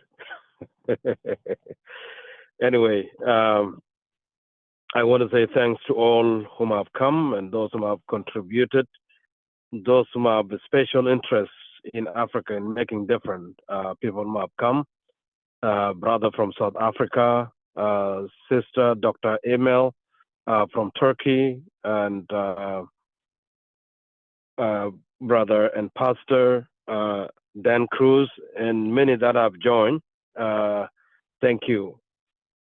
This discussion cannot be successful without a calm, collected person, giving chances and all of that. So I certainly appreciate it. All in all is to burn it to the memory.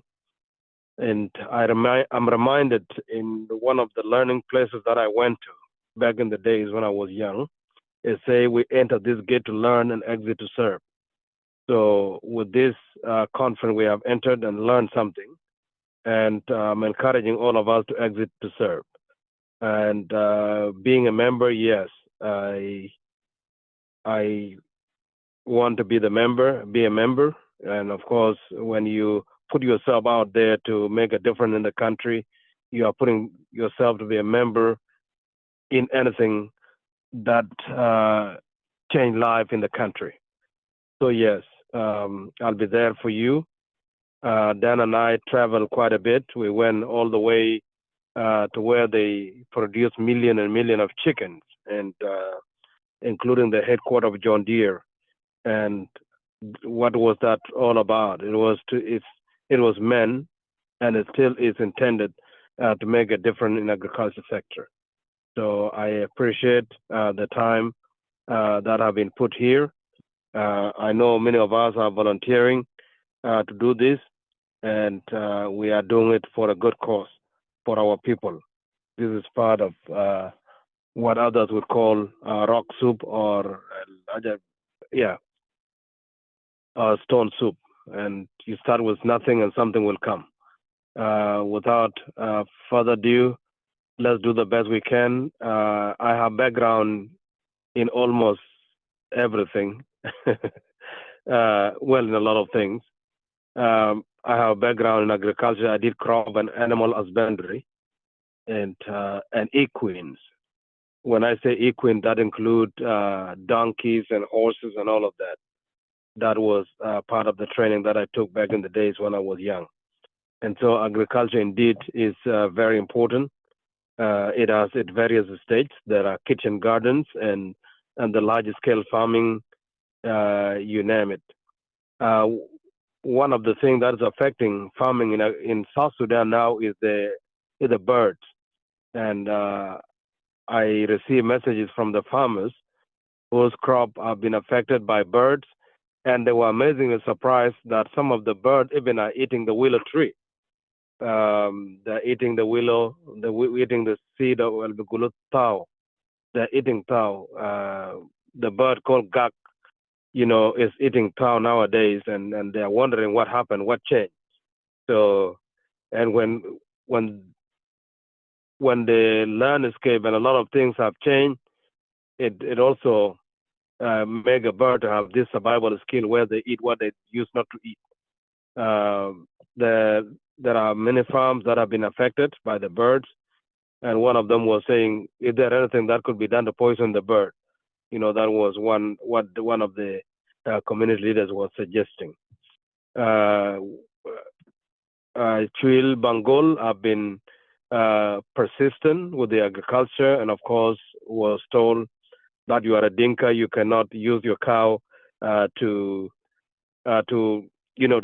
farming, and he did otherwise. He proved the person who said that wrong. So the same thing to the message that have been clarified here, that it was not intended for the president of South Sudan.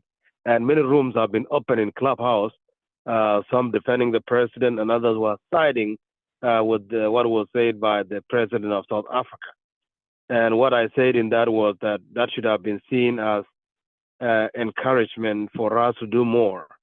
And there is need for us to do more. So I will not talk much, but yield the rest of the time to the one that will conclude. And I'm looking forward to the next meeting. Banggol, condolences. I'm so sorry for the loss of your mom. My prayers are with you and your family. And also pass my greetings and my condolences to the family of the deceased in London. I will not talk much, but in there, I believe there are a lot of people that I haven't seen their names. There were like 19 or more in this forum, and I'm logged in using a telephone directly, not with a system where I could be able to see people's name. Thank you, Makoi, Nyieer, for showing up and participating. And I believe Simon Tordeng is here. For some of you, Joseph Nyieer is one of the presidential candidates, and so do Simon Tordeng as well. And I believe that in this forum as well. So, and I don't know whether Dr. Dolarjin is here or not. So thank you very much. Let me yield the rest of the time to Justin Nyieer Gordon. And thank you for everything that you did and continue doing for the Republic of South Sudan. May God bless you and God bless South Sudan. Thank you. This is Yeah, Paul thank you. Mator Manyok. Thank you so much, Mr. Paul. You know, we don't often get a chance to talk to politicians, so we're going to ask you a few questions. It's an honor, and we appreciate you and what you stand for and what you're trying to do. I was going to talk to you privately, but it's important since you're here, and thank you for all the people you've mobilized and the encouragement. The people you mobilized to join us here, particularly we're thankful for Mr. Daniel Cruz. We're also thankful for all that you've mobilized. If one was to ask you and Mr. Joseph Nyieer, why you want to be political leaders and what do your political party stand for? Clearly, there's a lot of political parties. A friend of mine, Dr. Jacob did some research, and he discovered there was around 77 political parties and counting. But none of us really know what people stand for. So, for instance, if you had to talk to us, as both of you, do you have a manifesto when you're going into this election? What is it that you're trying to push through? What is it that you're doing different from everybody else? And what will be what is the trade-off for us citizens to vote for you, for instance? So this is specifically for both of you as aspiring presidents. So we'll ask Mr. Joseph Nyieer first, Nyieer, and then you can come in after. I'm Joseph Nyieer. Joseph Nyieer from Ramwer, from Lakes. Yeah, I remember talking to you. Yeah. I remember you. Yes. Go ahead, sir. Yeah. So yeah, but right now I don't know whether you have time for me to answer that question, but you can answer it. Yeah. You can answer it in I was brief. about to talk about agriculture. Huh? What do you say? No, you can answer it in brief. What is your political party? What is the manifesto? What will you do differently from anybody else? And how do you want us as a society to take what you stand for? Okay, that is a very good question. As you know, in our country, we are lacking a lot of things in our country. In particular, the country is in crisis. We have hunger. We have crime against humanity. We have a country that is continuing increasingly in war without a stop. So these are the things that we want to end. We have a leader that using tribal as an agenda to approach citizens and creating war in the country. So therefore, we need to change this system, the system of militarization in the country. So these are the things that we are actually wanting to campaign for and be able to move our country in the right direction where every citizen have right to express themselves and be able to see themselves as citizens, not tribal. So we in a triple P, we are anti tribalism. We don't recognize that. We want to create a country where we know that there are no 64 tribes, We call it one tribe, and this tribe is South Sudan. So this is the country that we are looking for, where we will not be identify ourselves based on the tribe. If we want to identify ourselves based on our tribe, then we call ourselves South Sudanese, and this is what we want. So, and I want to talk more on your. I will forward you my how do you call the manifesto, but let me talk on the agriculture. Okay, that's fine. You're welcome. Go ahead. Yeah. Let me talk on the agriculture. The importance of agriculture in South Sudan, in particular. I have 5 points that I will talk on agriculture. I made a research on that, and I would like to actually talk on that. And this, you see, in agriculture is crucial in South Sudan for several reasons. First and foremost, agriculture is a primary source of livelihood for the majority of the population in the country.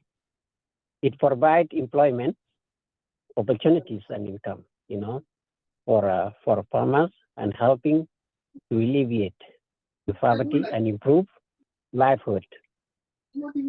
Additional, in agriculture play a significant role in ensuring food security and nutrition for the people of South Sudan by producing by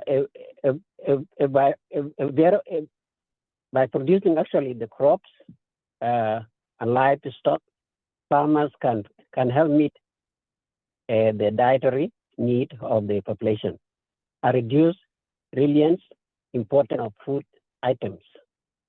Furthermore, the agriculture contribute to the overall economic of South Sudan, by generating revenues through the export of agriculture products, and then this revenue can actually be used to invest in infrastructure, education, and healthcare, and other essential services, I think. And also another thing too, it actually leading to economic growth and development.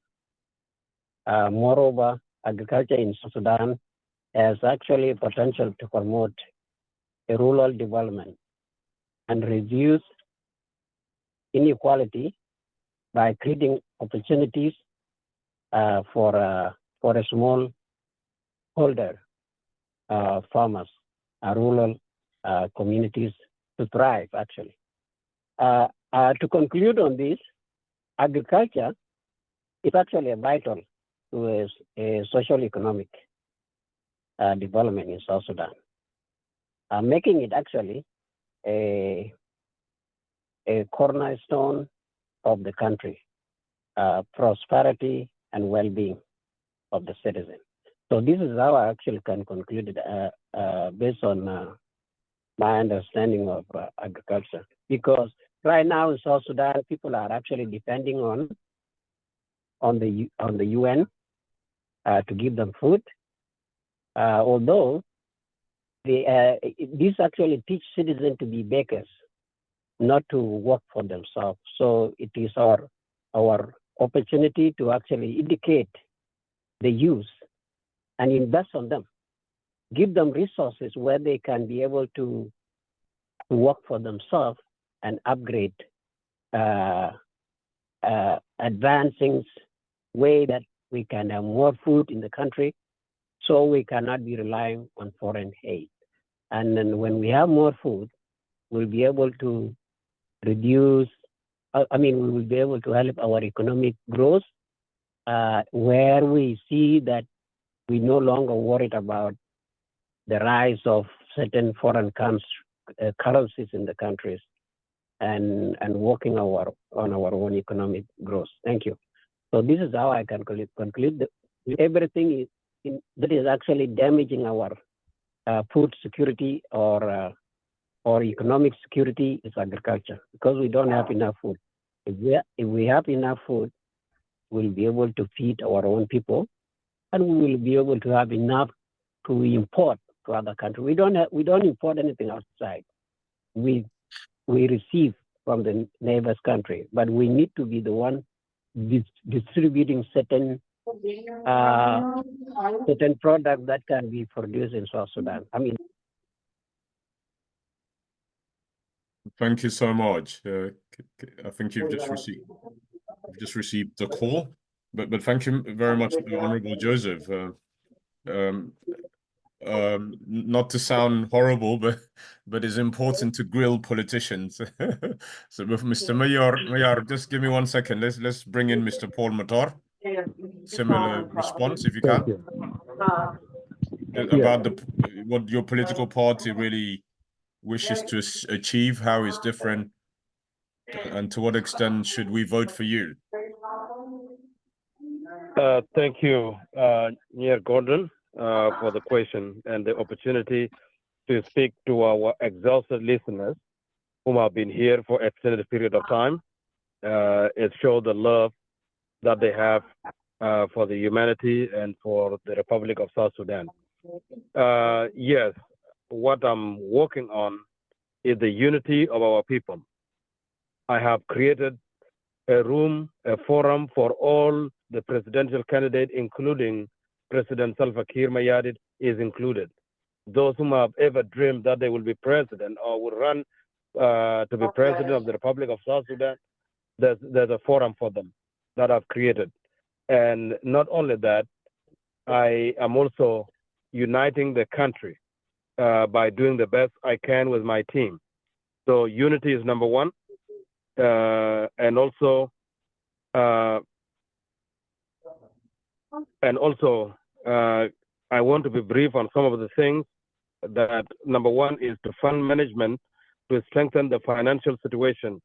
Two is roads and canals that can serve the agriculture community.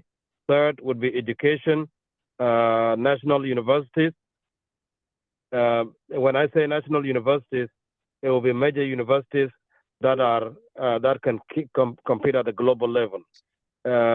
County boarding and secondary schools, and then security, remobilizing armed groups to guard the infrastructures and farms. So that would be the brief version of it, with all things considered. But if you want the long version of it, of South Sudan Republican Party, our platform of 2024 is We Got Next.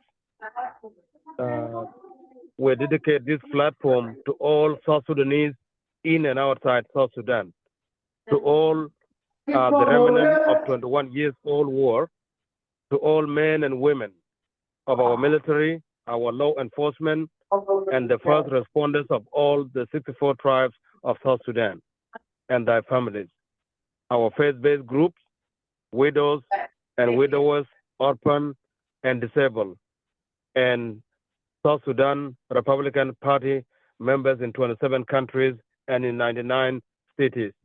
Actually, that number have increased. We have, found some more people joining Republican Party, and our numbers are increasing. Republican Party Platform 2024, premierable. With this platform, we, the Republican Party, reaffirm the principle that unite us in a common purpose. We believe in South Sudan's diversity. We believe South Sudan is the youngest nation in the world with great potential and can catch up with other nations in the world. We believe South Sudan is exceptional because of our unique history, rooted in the Bible in Isaiah 18, and of people aggressive, tall, with a smooth skin whose land is divided by rivers. We affirm and believe in equality, in our diversity. We believe in the Constitution as a founding and guiding document in our decision making. We believe in limited government, separation of powers, federalism, and the rights of people must be preserved and compromised for future generations. We believe political freedom and economic freedom are indivisible. We believe the people of South Sudan are the ultimate resource, and the people, not the government, are the best custodian of our country's God-given natural resources. As South Sudanese and as Republicans, we wish for peace and harmony, so we insist on implementing a revitalized peace agreement. We seek friendship with all people and all nations, but we recognize and prepare to deal with evil in the world. Based on this principle, this platform is an invitation and a roadmap. It invites every South Sudanese in and outside South Sudan to join us and show the path to diverse, stronger, safer, and more prosperous South Sudan. This platform is optimistic because South Sudanese are resilient and optimistic when they choose to be. This platform lay out in clear language is the path to making South Sudan safer and a better place for all of us, and how we can call our people back from all the nations. Since our independence, our economy is not getting any better. Our people deserve a strong and healthy economy. Our standing in the world affairs has declined significantly.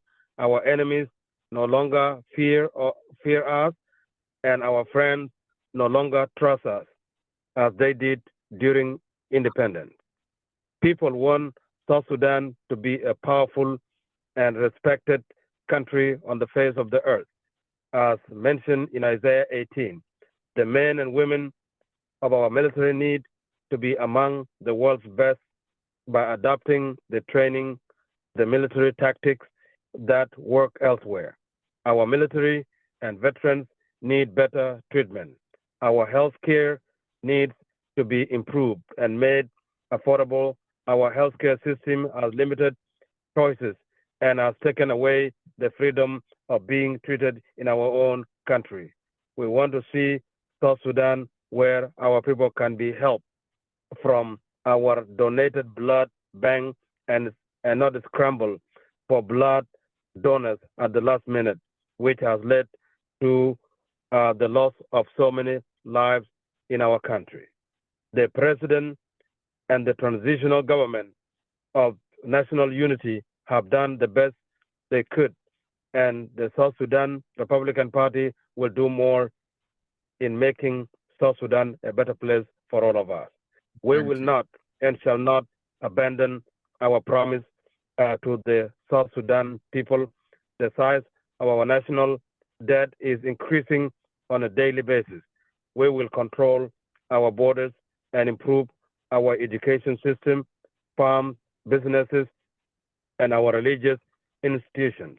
We will make sure to create energy and industry-related jobs to sustain families and communities. We will have a free market economy and will help our people. We will make sure that no one is above the law and no one defies the law of South Sudan. We make sure that our laws are enforced. We will appoint a judge who will apply the law with no bias. We as Republicans and South Sudanese cannot allow injustice to continue in our country. That is why many sections in this platform affirm our trust in the people, our faith in their judgment, and our determination to help them take the country to the next level, at least 50 years closer to other nations. Thank you, Many Mr. of you have heard. Thank you, Honorable. Okay. I think we've heard enough, and we salute you for putting together a manifesto, or putting together some objectives. Well done. It's just that the environment you will operate in has numerous parties and very big parties at that. So you've got to hold your ground, and you've got to. Hence why we wanted to know if you guys are ready. So thank you for that. We appreciate that, the fact that you're ready, and you've clearly analyzed a lot of the issues of the day. So thank you, Mr. Nyieer. Thank you. Go ahead, sir. Thank you. Thank you, Joseph. Equally for you, Mr. Nyieer. You wanted to talk earlier. Go ahead. Yes. Good afternoon, moderator. I mean, it doesn't show your name, so I'll just use the moderator. But good afternoon, everybody. My name is Nyieer Tonchar. Thank you, Paul Mator, and the rest of you who have spoken earlier. I would like to thank those who have shared the link, and it is commended. I think this is a great forum But moderator and the rest of the committee, what I would advise is that mixing politics with some other social, issues like agriculture, for example, could be detrimental to the success of the project or anything like initiative like this. So not only do I think politics touches our life in every aspect of our life, that's of course true, but when we mix the two, then it becomes fatal to the success of issues like this. With respect to agriculture, and I know these individuals. I know Paul Mator, I know Tordeng, and the rest of you who may be aspiring. That is admirable, but the current climate in our country would be looked differently. And so you guys need to spend some time in South Sudan in order for you to preach and work, what you intended to do. And that's beside the point. My comment on agriculture issue is that we have issues at home. And one of the challenges is that we do not have our supply chain in the country is very poor in looking at the road networks and how we get good to the market. I know some few individuals spoke earlier about exporting or actually. So somebody... sorry, Mayar. Comrade Acuil, please mute your mic. Yeah, go ahead, Mr. Mayar. All right, thank you. There are issues, and we need to look at this critically. I know these are some of the strategic initiatives that we want to establish in order for us to achieve something tangible. The country isn't where it is, but I would advise that we need to look at key areas where we can tackle the issue, because some of you were talking about exporting and stuff like that. Yes, there's a lot of money, millions of dollars are leaving the country, and that is detrimental to the economy or undermine the economic growth in the country. But none of you is participating in those projects. Not everybody believe in that. And so looking at agriculture as the main driver here, I think it gives everybody a chance to see if there's something that we could do differently from what we are doing currently in the country. So I think this is a good initiative.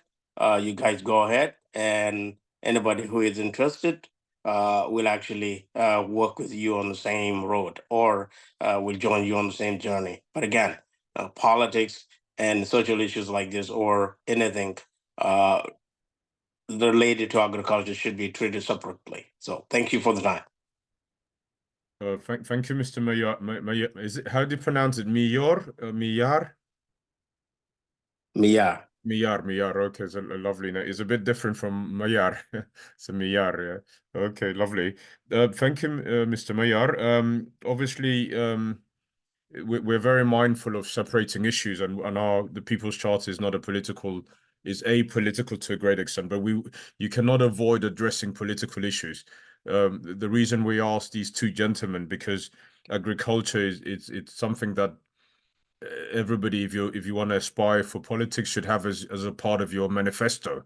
So we wanted to see to what extent their manifestos are ready, if there will be elections, and hence why we asked them those questions. But again, it's as you probably know, our politics is very much rudimentary, and it will take time. But historically, as South Sudanese, we've had a lot of gains politically, and hence we even maintain our struggle. But whether we want it or not, politics covers everything, has an overbearing tendency. But clearly our initiative here is not political. We're not pro any political party, but if we had politicians in our midst, we can ask them the occasional issue, because it's important to know when people talk of manifesto, what would be your policy towards agriculture, would be the fundamentals that hinder investment, like say security. How would you resolve insecurity? How do you challenge militarization of politics? All of these are necessary questions that citizens should know. because they have an impact on investment, our livelihoods, and so forth. But clearly, we've overplayed politics, and we want to play it down a bit more. But thank you for your caution. Thank you for that.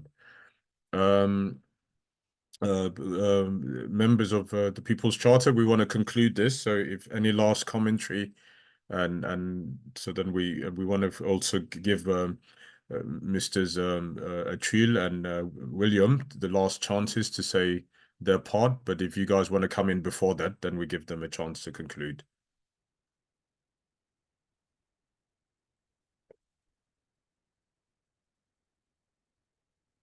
Kush, Flora, Manon, are you here?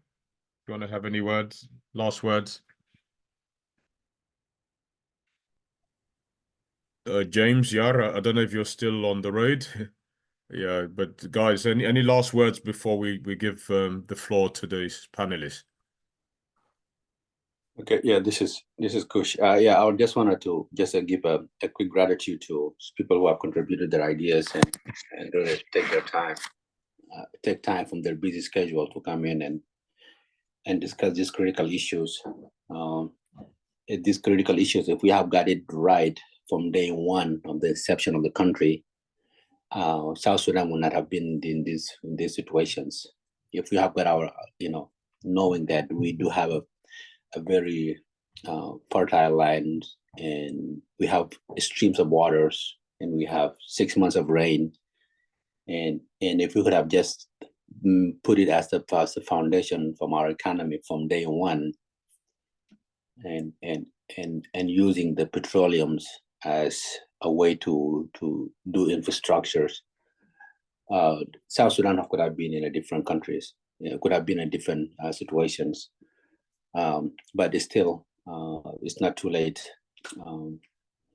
It's better late than never. So we really appreciate all the people who are coming in, and the presidential candidates, the future leaders. We acknowledge your boldness to be throwing your hat into these brutals, African elections. That sometimes might cost lives. So it's a bold move to throwing in your hat in the rings. What I wanted to emphasize is just really let's focus on actions. Let's people who have projects on the ground to come and talks and talk based on experience, in addition to the research. That's how countries really move forward. So if you have any agriculture projects, and last time we heard from Manons, and today we heard from Flora's grandmothers, and we hopefully to just keep hearing those kind of stories that actually put a smile into our face when we hear those kind of stories, that there is people actually they're trying their best. So this is wonderful, and it's my hope is really for us really to be putting in this committee of specialized to be able to dig into this issue of agriculture and actually have boots on the grounds to actually carry out something that we could be able to demonstrate that we could talk the talk and actually walk the walks. So this is how the spirit of entrepreneurship that have really fueled the development of the United States. There's hungry entrepreneurs who have really just putting in everything online just to seize one things that they are really passionate about, or not only passionate, but there is a need that does need to be met, and they put everything online. So I really appreciate, and we hope to keep our meetings into the next meetings and next discussion. Thank you. Thank you so much, Brother Kush. Thank you for that input.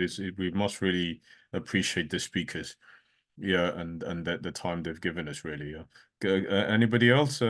Flora, Kush, Flora, Manon, James. If you guys, Banggol, I think has gone. Before we allow. Can you hear me? Yeah, we can hear you, James. Go ahead. Yeah. Sure. Yeah. No, I just wanted to thank all the presenters today, particularly Dr. Mogga, Honorable Acuil, and the presidential aspirants, Mr. Paul Mator, and everybody who has contributed today. Truly, it has been a wonderful session. We have learned a lot. And one of the things that, and I just want to pick it up where Kush left it off. We've heard that, action or execution is really a big problem. And as we go forward, we are really aspiring to move away from subsistence agriculture to commercial and mechanized agriculture and irrigation. So we are speaking business. And I want us to remember that when it comes to business, I have mentioned this before. I just want to reiterate this point that, we have to focus on the three core processes of execution. This is very important in any business that we embark on, particularly in agriculture. Agriculture is, as somebody mentioned earlier, it's one of the most lucrative businesses, but yet very difficult in terms of, the many moving parts.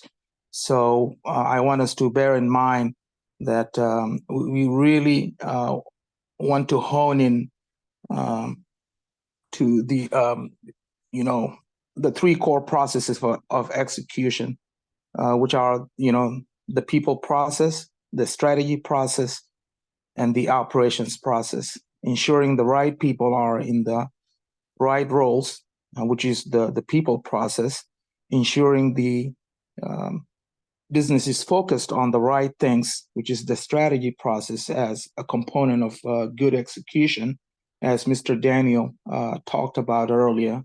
And as we spoke last week, and I commend him a lot, we spoke a lot, and we are looking forward to meet sometime probably next week. So he has really, good strategy, which we can benefit from. And lastly, ensuring operations are aligned to deliver on the business priorities and respond to changes in the market reality. Because indeed, agriculture is a business. If you really want to uplift, our people, our farmers, going forward. I have actually taken a look at agriculture sector policy framework document that was produced by the Ministry of Agriculture, Forestry, Cooperatives, and Rural Development. Everything on paper looks really good, as Dr. Mogga said. But if you are not going to execute, your plan is as good as dead. And all of this goes back to having the right leaders in the right places. And with that, I thank everybody, and thank you so much for coming. It has been truly a wonderful session. Thank you. Thank you so much, Brother James. Thank you. Manon, are you there? Or Flora? Any last words?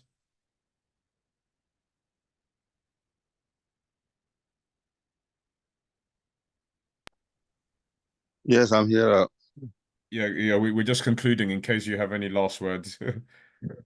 Yeah, thank you, Justin, again. I just want to thank our guest speaker today here. We all agree that agriculture is essential if we need to improve our economy and food security. But I do agree with a lot of people that actually we have to start with action, because the action speak a lot. We have a lot of plans in South Sudan actually that are just been after they complete, there is actually being thrown on the desk, and nobody actually care about the follow up this plan and implementation. So for us here in diaspora, I believe not just working in this document and delivering it, but also we have to think how we can look the source of funding. What are the ways that we can get a source of funding, and if we get a funding, how this fund is going to be used in the way that maybe also we have to focus to encourage. Maybe there's possibility also in encouraging diaspora to go back home also to invest in those small scale agriculture. Maybe they are lacking funding, maybe they are lacking the resource, maybe they are lacking information, so all these things. So because we need people actually who can be target and can deliver in terms of job creations, in terms of supporting food security in the market. Those are the target things, and we can start small. A few people who are interested to engage these type of projects can be the best practice, can be example. You know, if some of us, like myself, started last year, and I'm also going to do this year again. I know it's a challenge. It's not easy, but there's nothing easy. You know, the more it's become challenging, the more always we have to see the way how we can do it. You know, how we can improve it. You know, always we make a lot of excuses, but we don't try it and see how it's going to work out. I do understand also that it's not the job that easy. Farming is difficult, you know, but I think we can do it. It's not. There's no difficulties there. There's nothing can be difficult on that earth anyway. So I think this is what we need to focus based on most presentation here. You know, we need to a practical way of doing it, practical way of engaging it. But we need also to look the practice, you know, especially the NAS. I mean, the Joseph, who spoke earlier, I think Makoi, as long as they have already the agency working on the ground, I think there will be the resource on the ground for us, if they can work with us, to support us, to give us, because they are working ground with the farmers, and they're already on the ground. They will help us a lot how we can figure out to support this. But if we defend in the government and just saying we're going to do this and the government is going to support it, I think there are a lot of proposals, a lot of projects there. Nobody even care about funding them actually, because funding need policies through the National Legislative Assembly and need members from National Legislative Assembly to allocate those funds. And also I think it's good if we can reach out to the University of Juba or University of Barakazal also to look some Department of Agriculture. So at least we can engage them in this form. Some professors or even some students who are interested to be a part of this team. This is another way also of engaging grassroots or people at home or people who will actually be happy to work with us and as a part of their learning experience, but at the same time also to maybe be part of people who can engage effectively in terms of delivering opportunity. I think there is also example of Sudan. You know, I have witnessed in Bashir regime, even though people don't agree with their policy, but they did a lot of plans and opportunities, you know, where they stood in agriculture in different form, whether in livestock or in agriculture. They have been actually given a small business loans, you know, and they have been asked to develop their skill and try to put them in practical actions as students, you know, instead of them graduate and waiting for the government jobs. They have to start to become small business owners and put their skill into practice immediately. And I think that works in Sudan, you know, it works in Sudan. So if it works in Sudan, is another way also of telling our universities that they don't have just to sleep over there and graduate 5,000 or 3,000 who are actually going to be unemployed every year. You know, we have to figure a way how we can employ those people. And if there's no job available in the country, then they have also to put their skill and their practice into action, where they have to be also engaged in agriculture, you know, and later on to become successful people in terms of becoming an owner of the farmer. And I think that's the way we can utilize that skill also. So I will thank everyone, and I will stop here. I think I appreciate the discussion today. Thank you. Thank you so much, Manon. Thank you for all those ideas and ways of moving things forward. So hopefully we'll all be part of the. We'll reach out to everybody to join the follow-up discussions on agriculture. Not next week, but the week after, we'll have another discussion, but we'll probably look at technology and agriculture But before we conclude fully, we want to pass to Mr. Dr. William Mogga to say his last word, then to Acuil, Honorable Acuil, to say his last words, and then we'll conclude for today. Yeah. So over to you, Mr. William Mogga. Hold on 1 second. Sorry. Last word for Mr. Daniel. Last word for Mr. Daniel. Mr. Daniel, are you there? I think you mentioned earlier you were doing something, but I don't know if you're listening. Yes, I don't really have anything else to say. I just want you to pray for the unity of the parties. So, because somebody has said that it's coming together and doing things together, and I think that with James Nyieer and Kush and a few others, the strategy of how to get the money is there, and how to get some of the expertise from American farmers, Canadian farmers, etc., is there. So I think that this unity that you guys are creating within this think tank is marvelous and will help us go after. Somebody mentioned Humans United or United Humans. I checked their website. We will go back to them and see if they want to be a sponsor of what we're working on. That's great. Yeah. Thank you so much. But either way, we will find sponsors with Valmont Corporation, etc. Goodbye. Have a good weekend. Awesome. Thank you so much, Pastor Daniel. Appreciate it. Over to you, Dr. Williams, for any last words.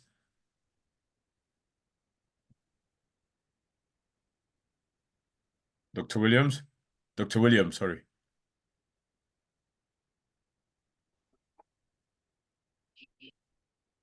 Mr. Acuil, Honorable Acuil, are you there? Go ahead. Yeah, let me, at this juncture, I want to remind everyone that actually all that what we are doing with this forum and all that is mentioned in the comprehensive agriculture program and all that is mentioned in chapter 4 of our revitalized peace agreement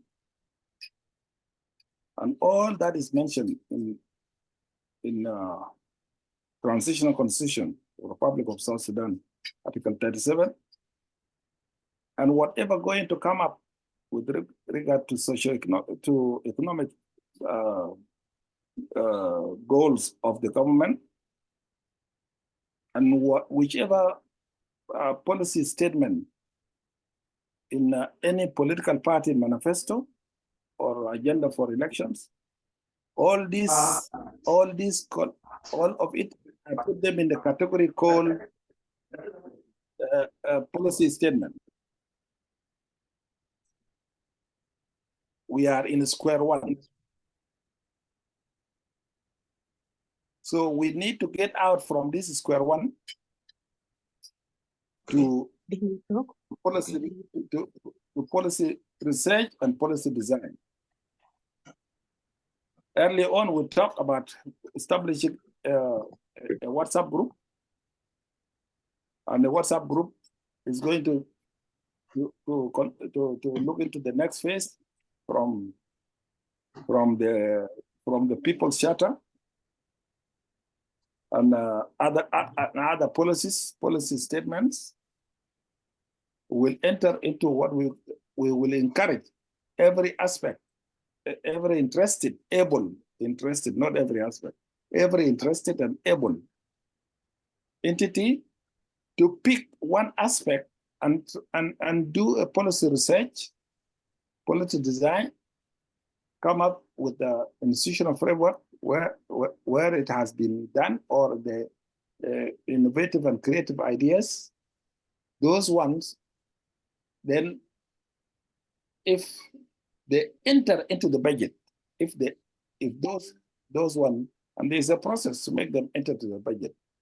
It is when the budget is approved, it will show where is the resource envelope, whether it is locally or donation or through public-private partnership or community public-private partnership. or through grants, or through loans, or through sovereign guarantees.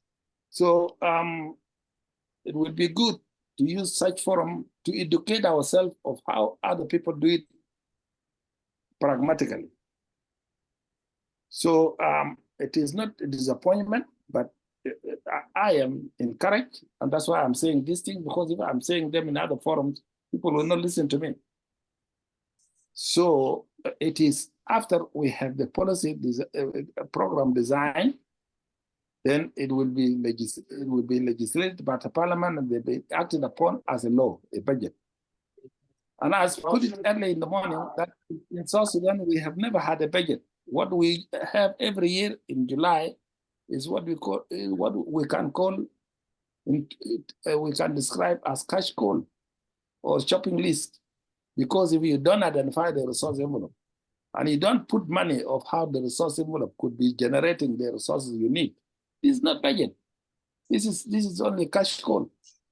And we have been doing this since time of 1972 until today. You have a state, a productive state, asking money from Juba.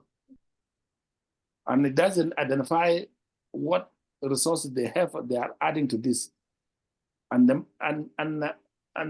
Juba it themselves, they just say, now we say, we are 98, 99 or 98% relying on oil.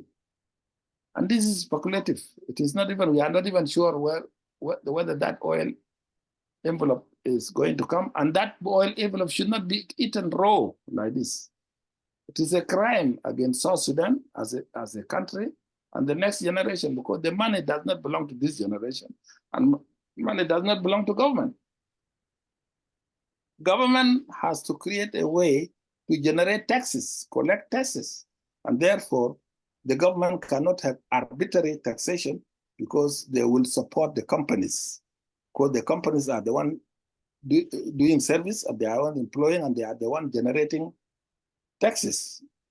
And government budget is supposed to be based on taxes, not on raw income.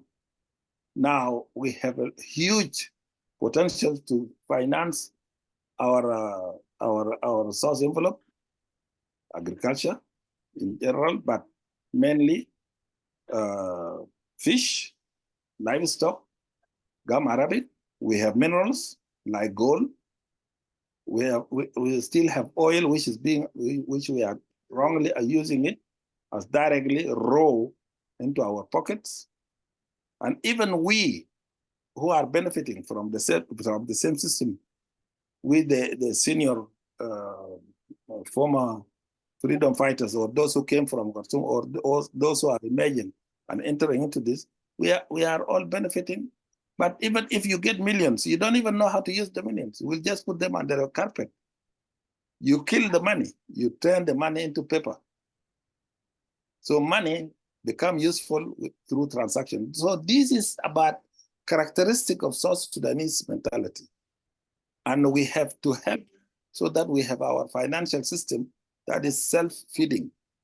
And therefore, such a forum, I am very glad since morning I am here sitting, waiting, and from 2 until now, I'm attached to this because this is the right way to do. We have to change our mentality and do public policy making process, and it has 10 stages. We are only in one stage. And we are even talking about the impact on bad leadership or bad government. No.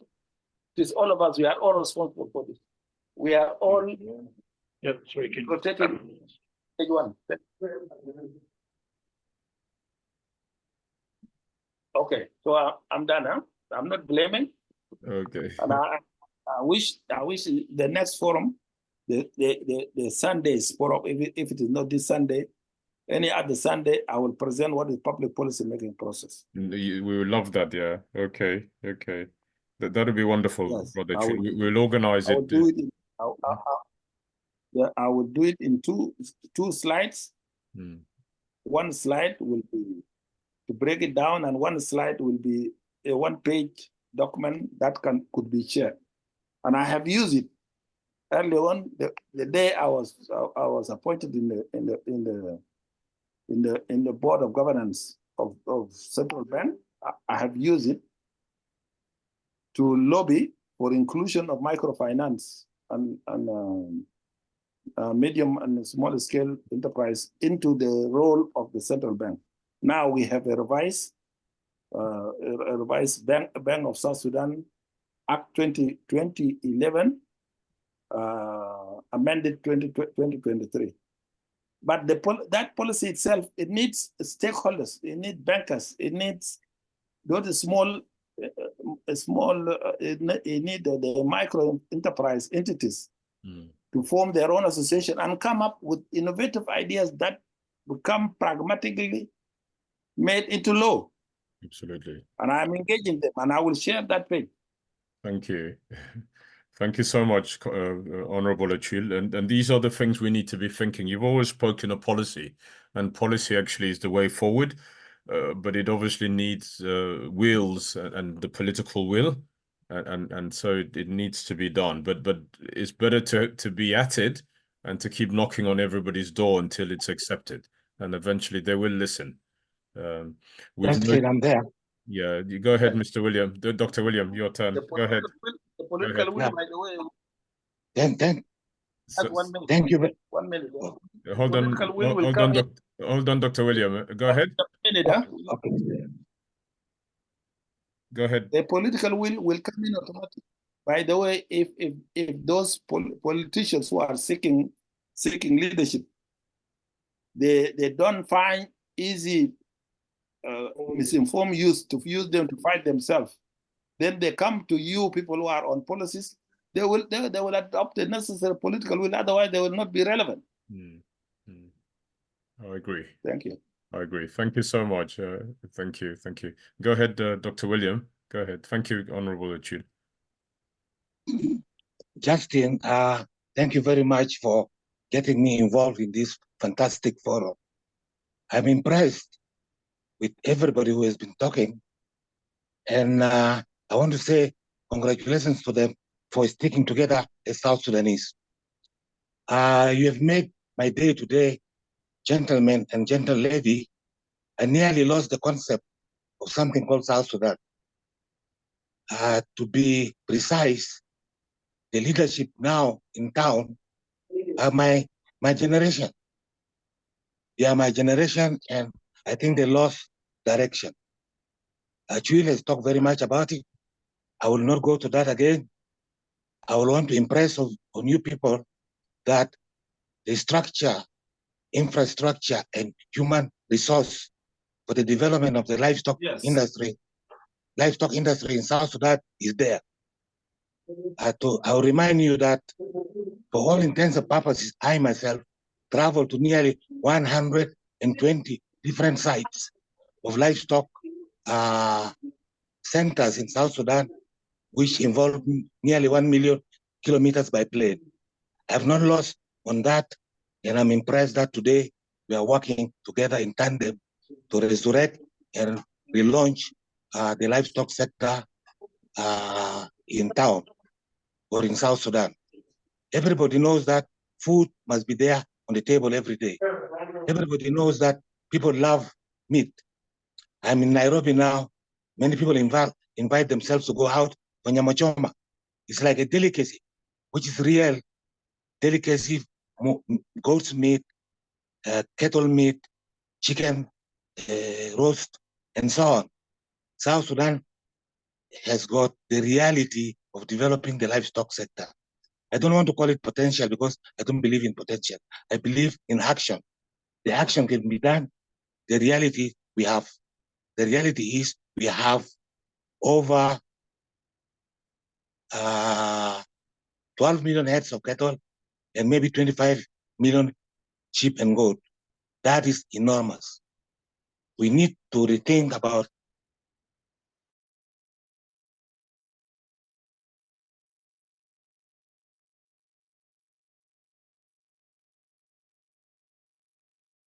Hello, Dr. William. Are you there?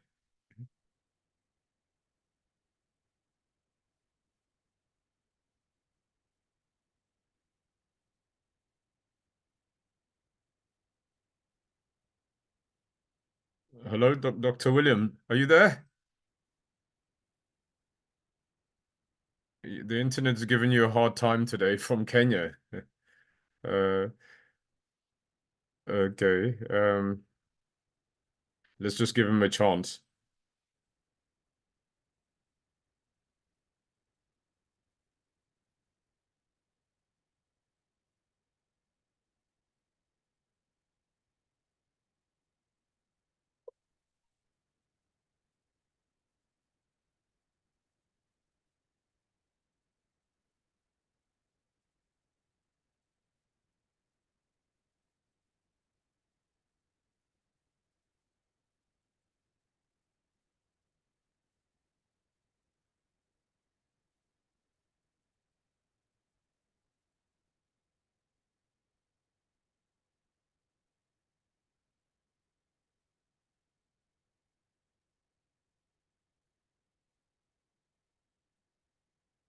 I don't know if we've lost him for good.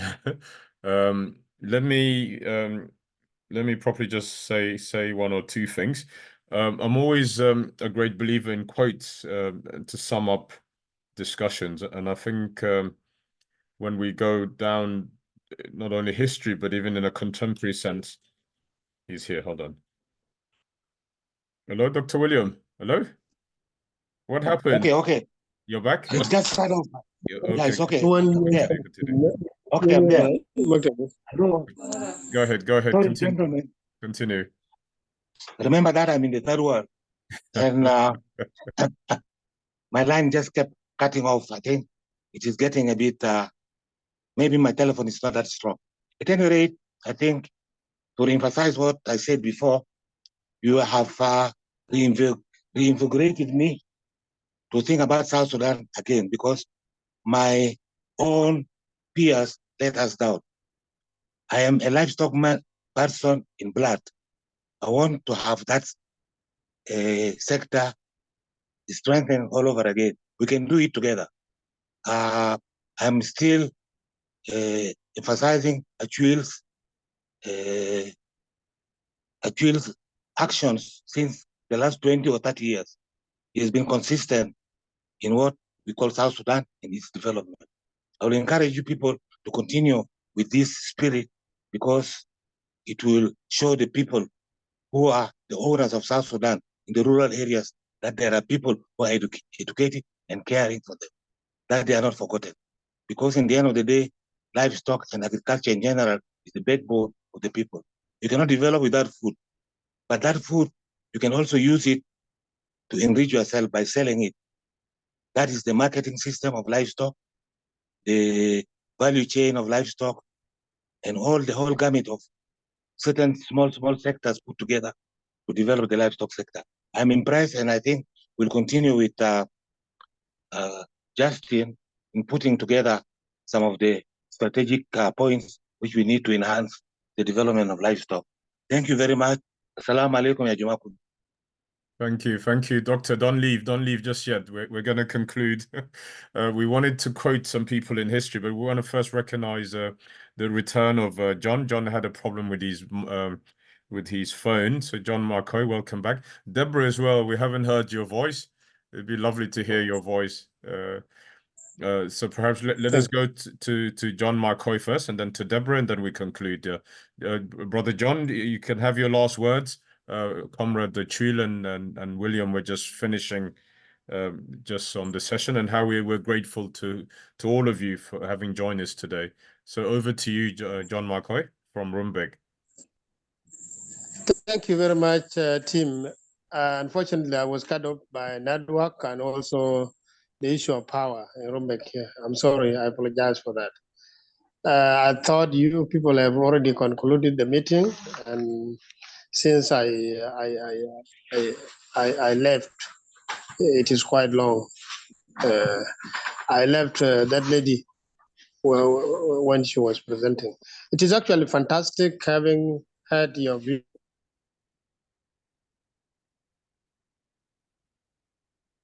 Hi, John. Yeah, your net is definitely giving you a problem today. Can you hear us? Okay, over to you, Deborah, while we wait for John. Yeah, Deborah, over to you.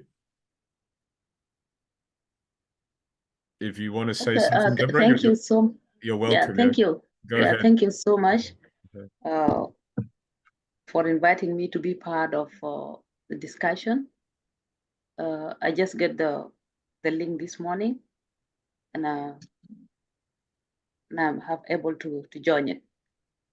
As a Southern Sudanese, I really congratulate you all for the credible discussion you bring it up concern of our country and how we go to invest in agriculture in the country.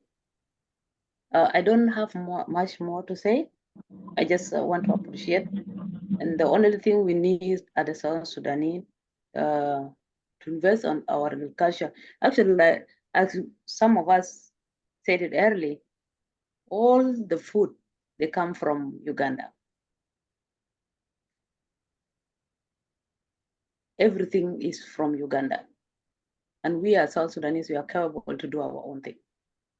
It's not the start like after 2013 or before 2013. It started immediately when we get in the country. And we thought that if the Uganda come in, the Kenya come in, or the Ethiopia come in, we are still neighboring, and we'll be hosting as refugees all these neighboring country.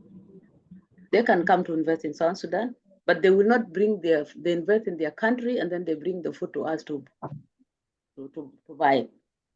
This is the other thing we need to work on it. And for our situation now, all of us, we know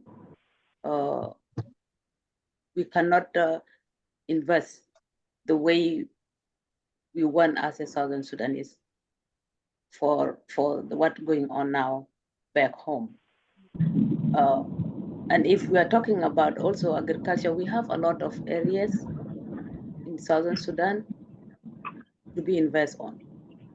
Like when I was a refugee from Southern Sudan, we're coming from Ethiopia. And then we go to stay in the place called Loboni. And this Loboni, twice a year, we have agriculture, very good. It's a very good agricultural land for South Sudan. We have to invest on this because we cultivate every 2 or twice a year.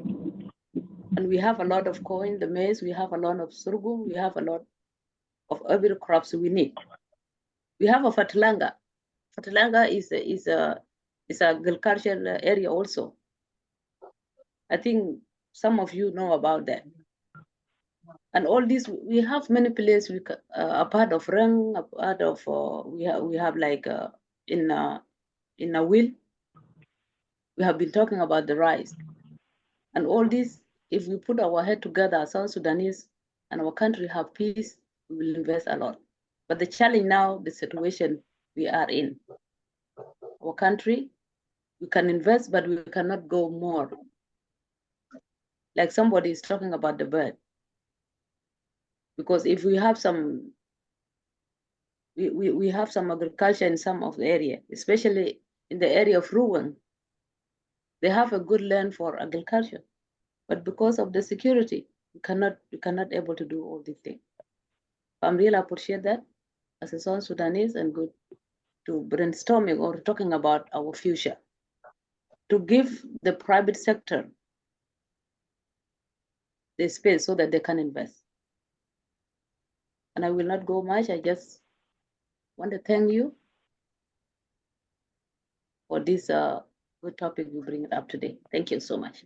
Thank you so much, Deborah. We're honored to have you. Please share your contact details with us, and we will. We as a part of the People's Charter, obviously, we look at agriculture and we're taking it as part of the economy. But I think we need to give it its own legs, and we will set up a subgroup within the charter to look at agriculture. Thomas Jefferson said, so Deborah, please share your contact details with us, and we'll add you to that group. Thomas Jefferson once said, agriculture is our wealthiest pursuit because it will in the end contribute most to real wealth. good morals and happiness. And so we really think agriculture should have its own sphere. Also, the great man from the African Development Bank, Akinwumu Adesani, once said that by 2030, the size of food and the agro business in Africa will reach 1 trillion. So by 2030, the size of the food and the agro business in Africa will reach 1 trillion. So if you are thinking of how to make money, that's the sector to be in. So my friend James Nyieer and all of us here in the Charter, Kush and all of us really think agriculture is the way forward. And really, it should be a way of ushering in peace in South Sudan. So agriculture for peace as a motto, we're saying agriculture for peace, stability and prosperity. Maybe if one of the political parties wants to run with such a motto, you're more than welcome. But we want all of us to be thinking of the importance of agriculture. And so in wanting to conclude this session, we will set up and thank you for the encouragement, Comrade Acuil. As part of the charter, we want all of you to join us because we're not a political entity. We're just a humble group that wants to find a way to realign our natural journey and stride and trajectory to the greatness that the aspirations that our people have had for all these decades, to see a nation emerge somewhere in the Nile, the jewel of the Nile, to emerge as a territory, great territory at that. And agriculture should be our engine for this, as one said. You walk here? So thank you so much. So we will set up a group, a WhatsApp group, primarily linked to the charter, with the view of wanting to influence policy making. And Comrade Acuil will definitely give you one of the sessions to talk on the Sunday Talk South sessions about policy making in general, but is with emphasis on what you, as Dr. William rightly said, have been doing for years. But the important way of influencing policy, influencing politics, is through policy. And so we will definitely give you that opportunity. But thank you all, and thank you very much for Mr. Paul Matar for your participation here today, for also Mr. Daniel Cruz and everybody who has joined us today. Thank you so much. John Makoi, we appreciate you as well. I don't know if you're back because we lost you again briefly. Are you back for your last word? If not, we will definitely meet you on the WhatsApp forum we'll create shortly, link to the charter and its little contribution. So thank you, everybody. Enjoy your weekend, and hopefully we'll meet again next Sunday. God bless. Thank you very much. Thanks. Thank you so much. Yeah, all the best. All the best. All right, bye. Thank you so much. We'll share the recording. Did you share your contact with us, Deborah? Madame Deborah, please kindly share your contact with us. Okay, I will do it. Wonderful. Thank you. God bless. Yeah.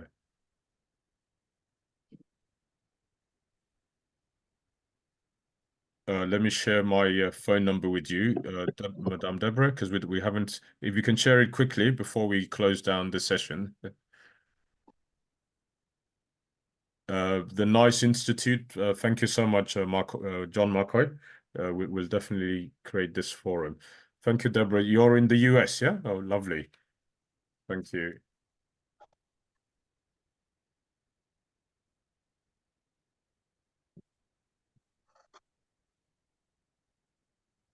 Thank you, everybody. Have a lovely weekend. Thank you. Bye-bye.